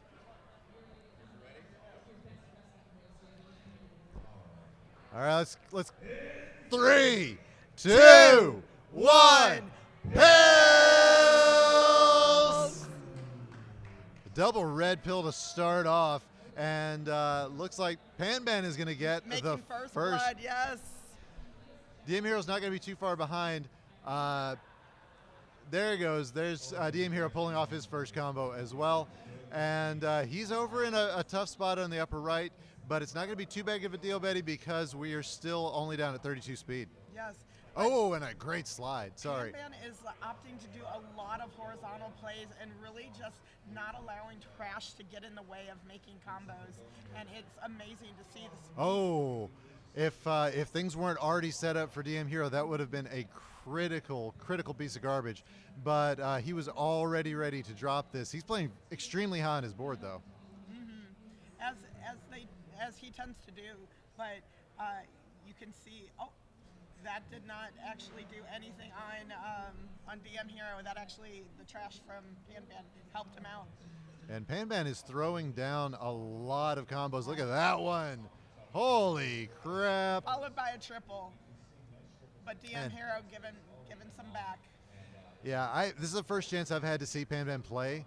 So I know he's one of our regulars over on the Virus Busters League. And if I'm not mistaken, we got to see him just destroy over on a versus match a year or so ago. But yeah, everything's looking good for him. And DM Hero also just playing a solid game. Yeah, but Panban just bringing it to him, making him have to play these high-level combos. But look at this. But look at, yes, if he can play, he has a combo in the wing. Yeah, that was a great combo the DM Hero already had set up. And yeah, it's that took him down from a dangerous place, gets another combo to take himself down from a dangerous place. And it fell at the exact spot in Panban's board that allowed the most drop time ever. So, well, not ever, but a lot of it. Yeah, and at 38, you got to think that DM Hero's not thinking about column 1. Oh, but Panban drops some garbage that prevents DM Hero from a combo that he had already ready to go and set up. Well, now he's thinking of this horizontal with a blue in column 2. Decides not to take it. I don't know if he lost track of that or if that was intentional. Oh, that's going to be a tough play to get out of. He is now, this column 6 is pretty well blocked off for DM Hero until he can get a horizontal out of the way. He does have 3 yellows ready to go. This. Drop T into drop clear. Wow, what a monster combo. It's still going for Panban Richard. DM Hero, though, gets himself out of danger just in time. So that column 7 is still a bit of a problem, but he's got an overhang on it. So that umbrella is going to help him prevent any garbage from being too detrimental to his future plans. Oh, and look at this setup from Panban. Drop clear and can take these yellows horizontally. Decides not to, but again, just has many opportunities to get out of this, make some combos, and that's what he's doing. Yeah, and that tuck play critical because if he missed, okay. So he was thinking a few rows down. That's just a thing that happens in this game. But that's not going to be too detrimental. And DM Hero with a top out. Hero. So just as Panban was very close to a critical issue right there as well. So bottom left, we're going to give Panban this first crown. First of 3 for these players. And there's a combo, Panban with First Blood, but I like that. I'm going with the First Blood. And he blocks DM Hero from getting his first combo, finally gets a combo out on DM Hero's side, and Panban has a lot of setups. Wow, that all came down very fast off his board, and he gets garbage he needs to set up another one. It's just, I am in awe here. L clear. And the delay, the yes. Delay? He saw that he needed to just take a little bit, let DM Hero kind of adjust to that trash, and then give it to him again. That is amazing work from Panban. DM Hero crucial slide over that saved him from some trouble. He needs one of these blue yellows to slide over. He's ready for it this time. Gets a great cross clear and the blue that he needs. Now 2 more yellows will get him out of the way. That's going to happen, and DM Hero out of critical danger immediately. But yeah, Panban keeping an even board here, and just setting up combo on combo. Maybe a little bit of a over combo here, but it doesn't matter. That little bit of red trash in order to send some trash over to DM Hero. Yeah, and DM Hero finding his way out of danger. He was in a really tough spot and played a great survival game. And that is, that's what we expect from somebody who has been around this scene as long as DM Hero has. But now it's getting high again on his board. Panban not taking his feet off the gas, and DM Hero still having to play that bit of survival as Panban is finding his way down the side of the board. And something a little bit different from this time that DM Hero is on the top of their board. Not a lot of combo setup already happening, but as I say that, sending over a quad over to Panban. Yeah, and DM Hero deciding to go for this built-up combo. I mean, at this point, that's the best thing that he's got because he is stacked up so high in the middle of his board. He doesn't want to get into a goalpost situation. He's close to it, though, manages to get out of the first one. He needs a blue pill half as soon as he can. Gets the blue, and all right, so he's down to just column 1. But as we're speaking about DM Hero's board, Panban continuing on his rampage. Look at this clear into a blue, and that sends over 3 pieces of trash to DM Hero. But he comboed right back. Oh, and that. A trip followed by a quad. If that had been opposite color combos, Betty, that would have been dangerous. Yes. That very well could have been game over right there. Instead, it's DM Hero with another combo. And he's raining very low garbage down over to Panban Richard, who really, because he's already dug so deep into his board, is, that garbage is going to be a pain. But followed by another blue. Oh, but then a red. That garbage is going to be a pain. Yes, that is why you delay maybe a combo to kind of just give them that false sense of, I know what I'm doing with my next pill. No, you don't. Yeah, absolutely, absolutely. Turnabout is fair play for DM Hero, and Panban just going to take some garbage out of the way. It looks like he's signaling a bridged up horizontal there, Betty, and it's okay. It was going to top into a combo, but DM Hero had that taken care of. Still going to be a combo though because Panban set it up again. Now, I will say, with watching the virus count, DM Hero has not cleared a virus for a very long time. I mean, he just cleared the first one. And I think it's because he's opting for combos instead, and it's working for him. He's continuing to let Panban do anything. Yeah, when your back's against the wall, a lot of times you fall back on your default strategies. And we know that with DM Hero, that default strategy is clear, top them out, top them out, top them out. And so far, that is the way things are working. No matter what else happens, he's going to try to get Panban built up. And I would be shocked if I don't see him start comboing into columns 3 and 4 there, Betty. Or 4 and 5. Yeah, and on DM Hero's side, a lot of red and blue on the top, not much yellow access, but that just gives the opportunity to use that as a little bit of platform for combos but yeah, that yellow is not what we want to see. Yeah, and that column 5 over on Panban's side, what did you see? DM Hero just made a nice clear to bring that column 1 down, which was definitely needed. Yeah, that column 4 or column 5 over on Panban's side, no longer an issue. It was an issue just a second ago, and if DM Hero had kept sending garbage over that way, he was in danger of topping out. Just that's the sort of play that the DM Hero kind of wrote the book on, as we said earlier. Look at this, a combo Wow. from Panban still has that yellow in column 8 set up. This is lights out play. He needs to somehow get underneath this, underneath his bottom row in order to maybe do a horizontal, but we'll see how Panban gets this final virus. And again, as low as everything is over there, this is going to give DM Hero prime opportunities to start sending garbage down to make it more and more difficult. Panban's got to be thinking horizontal on those reds in the bottom of his board, but he knows that it's just not a viable solution right now. So he is going to actually reset it up. So it is a viable solution for him. He is thinking really hard about that as DM Hero continuing to just drop as much garbage as he can. It's already 51 and 52 on the speed. DM Hero knows he's got the speed capabilities, and as low on the board as he is, he can find a way to make that work. Yeah, and again, the digging that Panban will have to do to even get to this really good combo there. Slow DM Hero down a little bit. That's what you're going to have to do to make any sort of plans here.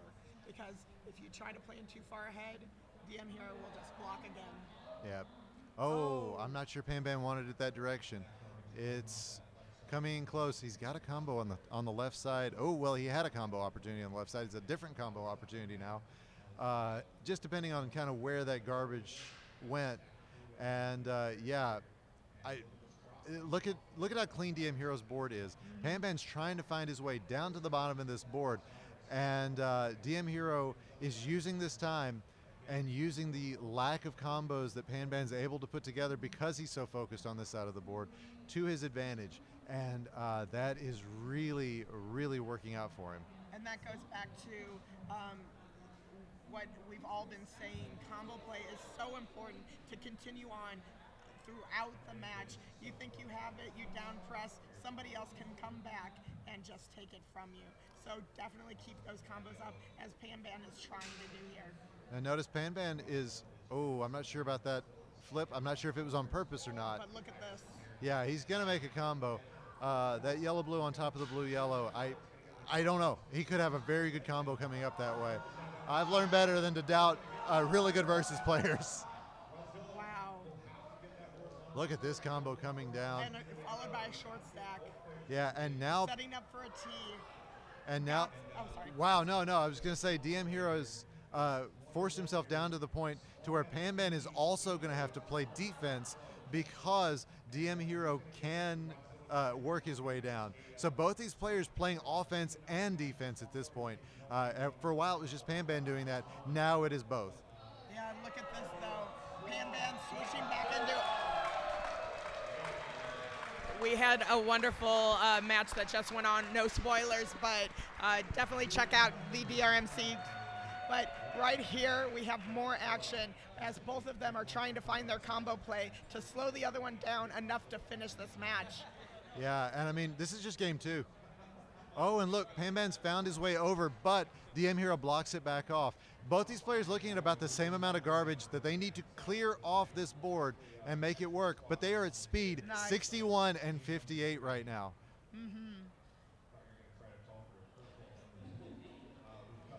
Oh gosh, All right. like we're all on. Yeah, another combo. It's getting really fast. Panban continuing, wow, to get things over where they need to be. There we go. He has a clear. Right. We're looking for that double yellow. Decides to set up to build it, and only needs If he this can get one it last. over without getting but his garbage. Here we go. Oh my God! And still bringing it down. And, oh my God! What did we just witness? Oh my God! The speed was so fast. Panban couldn't make it over into that row 1, but a top out from DM Hero. That is crown number 2 for Panban. Holy cow, ladies and gentlemen. Everybody, get your rally towels out. I don't care if you're at home. I don't care if you're in Columbus. Find a towel, flip it around. These two are going nuts, and you need to be too. All right. I don't know how we can go on to another game, Betty, but here they are. And this is another speedrunner's delight. As I don't know who got the first combo, but there's some great ones going on. Panban going really high, what we would feel like is dangerously high, having just seen them go into speed 60. But look at this block from DM Hero. I don't know how you're talking after that last match, but here we go. Yes, so I'm back with you. This is fantastic playing on both sides. You see Panban setting up for that horizontal with the red. Look at that drop across. And another combo. So DM Hero's working in the middle of his board, and Panban's dropping garbage all down it. We don't want to see it end this way, folks, but Panban definitely does want to, as he gets another combo out on the left. DM Hero getting another combo out on the left-hand side of his board. I'm forgetting who I'm watching at this point. Don't ask me my name. Ask me Dr. Mario. That's what we're doing. Great combo from DM Hero. Panban with a slick slide over on the left-hand side. Oh, and a top out with that combo. Panban taking it in a sweep. Fantastic. Get your chi-chis in chat for DM Hero. Get him in for Pampa and Richard. The least he is taking home today is second place and a quarter of our prize pool. Folks, listen, I'm going to bring it over so you can see me and Betty. Just see the shocked look on our faces. This has been a great weekend, Betty. This is our last match to commentate, so man, from all of us here at DRMC2, the dose, I'm in shock. I'm barely able to talk. Thank you so much for being with us. We're about to raid over to DRMC where they have got the other semifinal going on, and then it is going to be the finals right over there. You stick around, you watch this. This is going to be amazing. Thank you so much for being here. Let's get that raid on. Yeah, thank you all. Bye.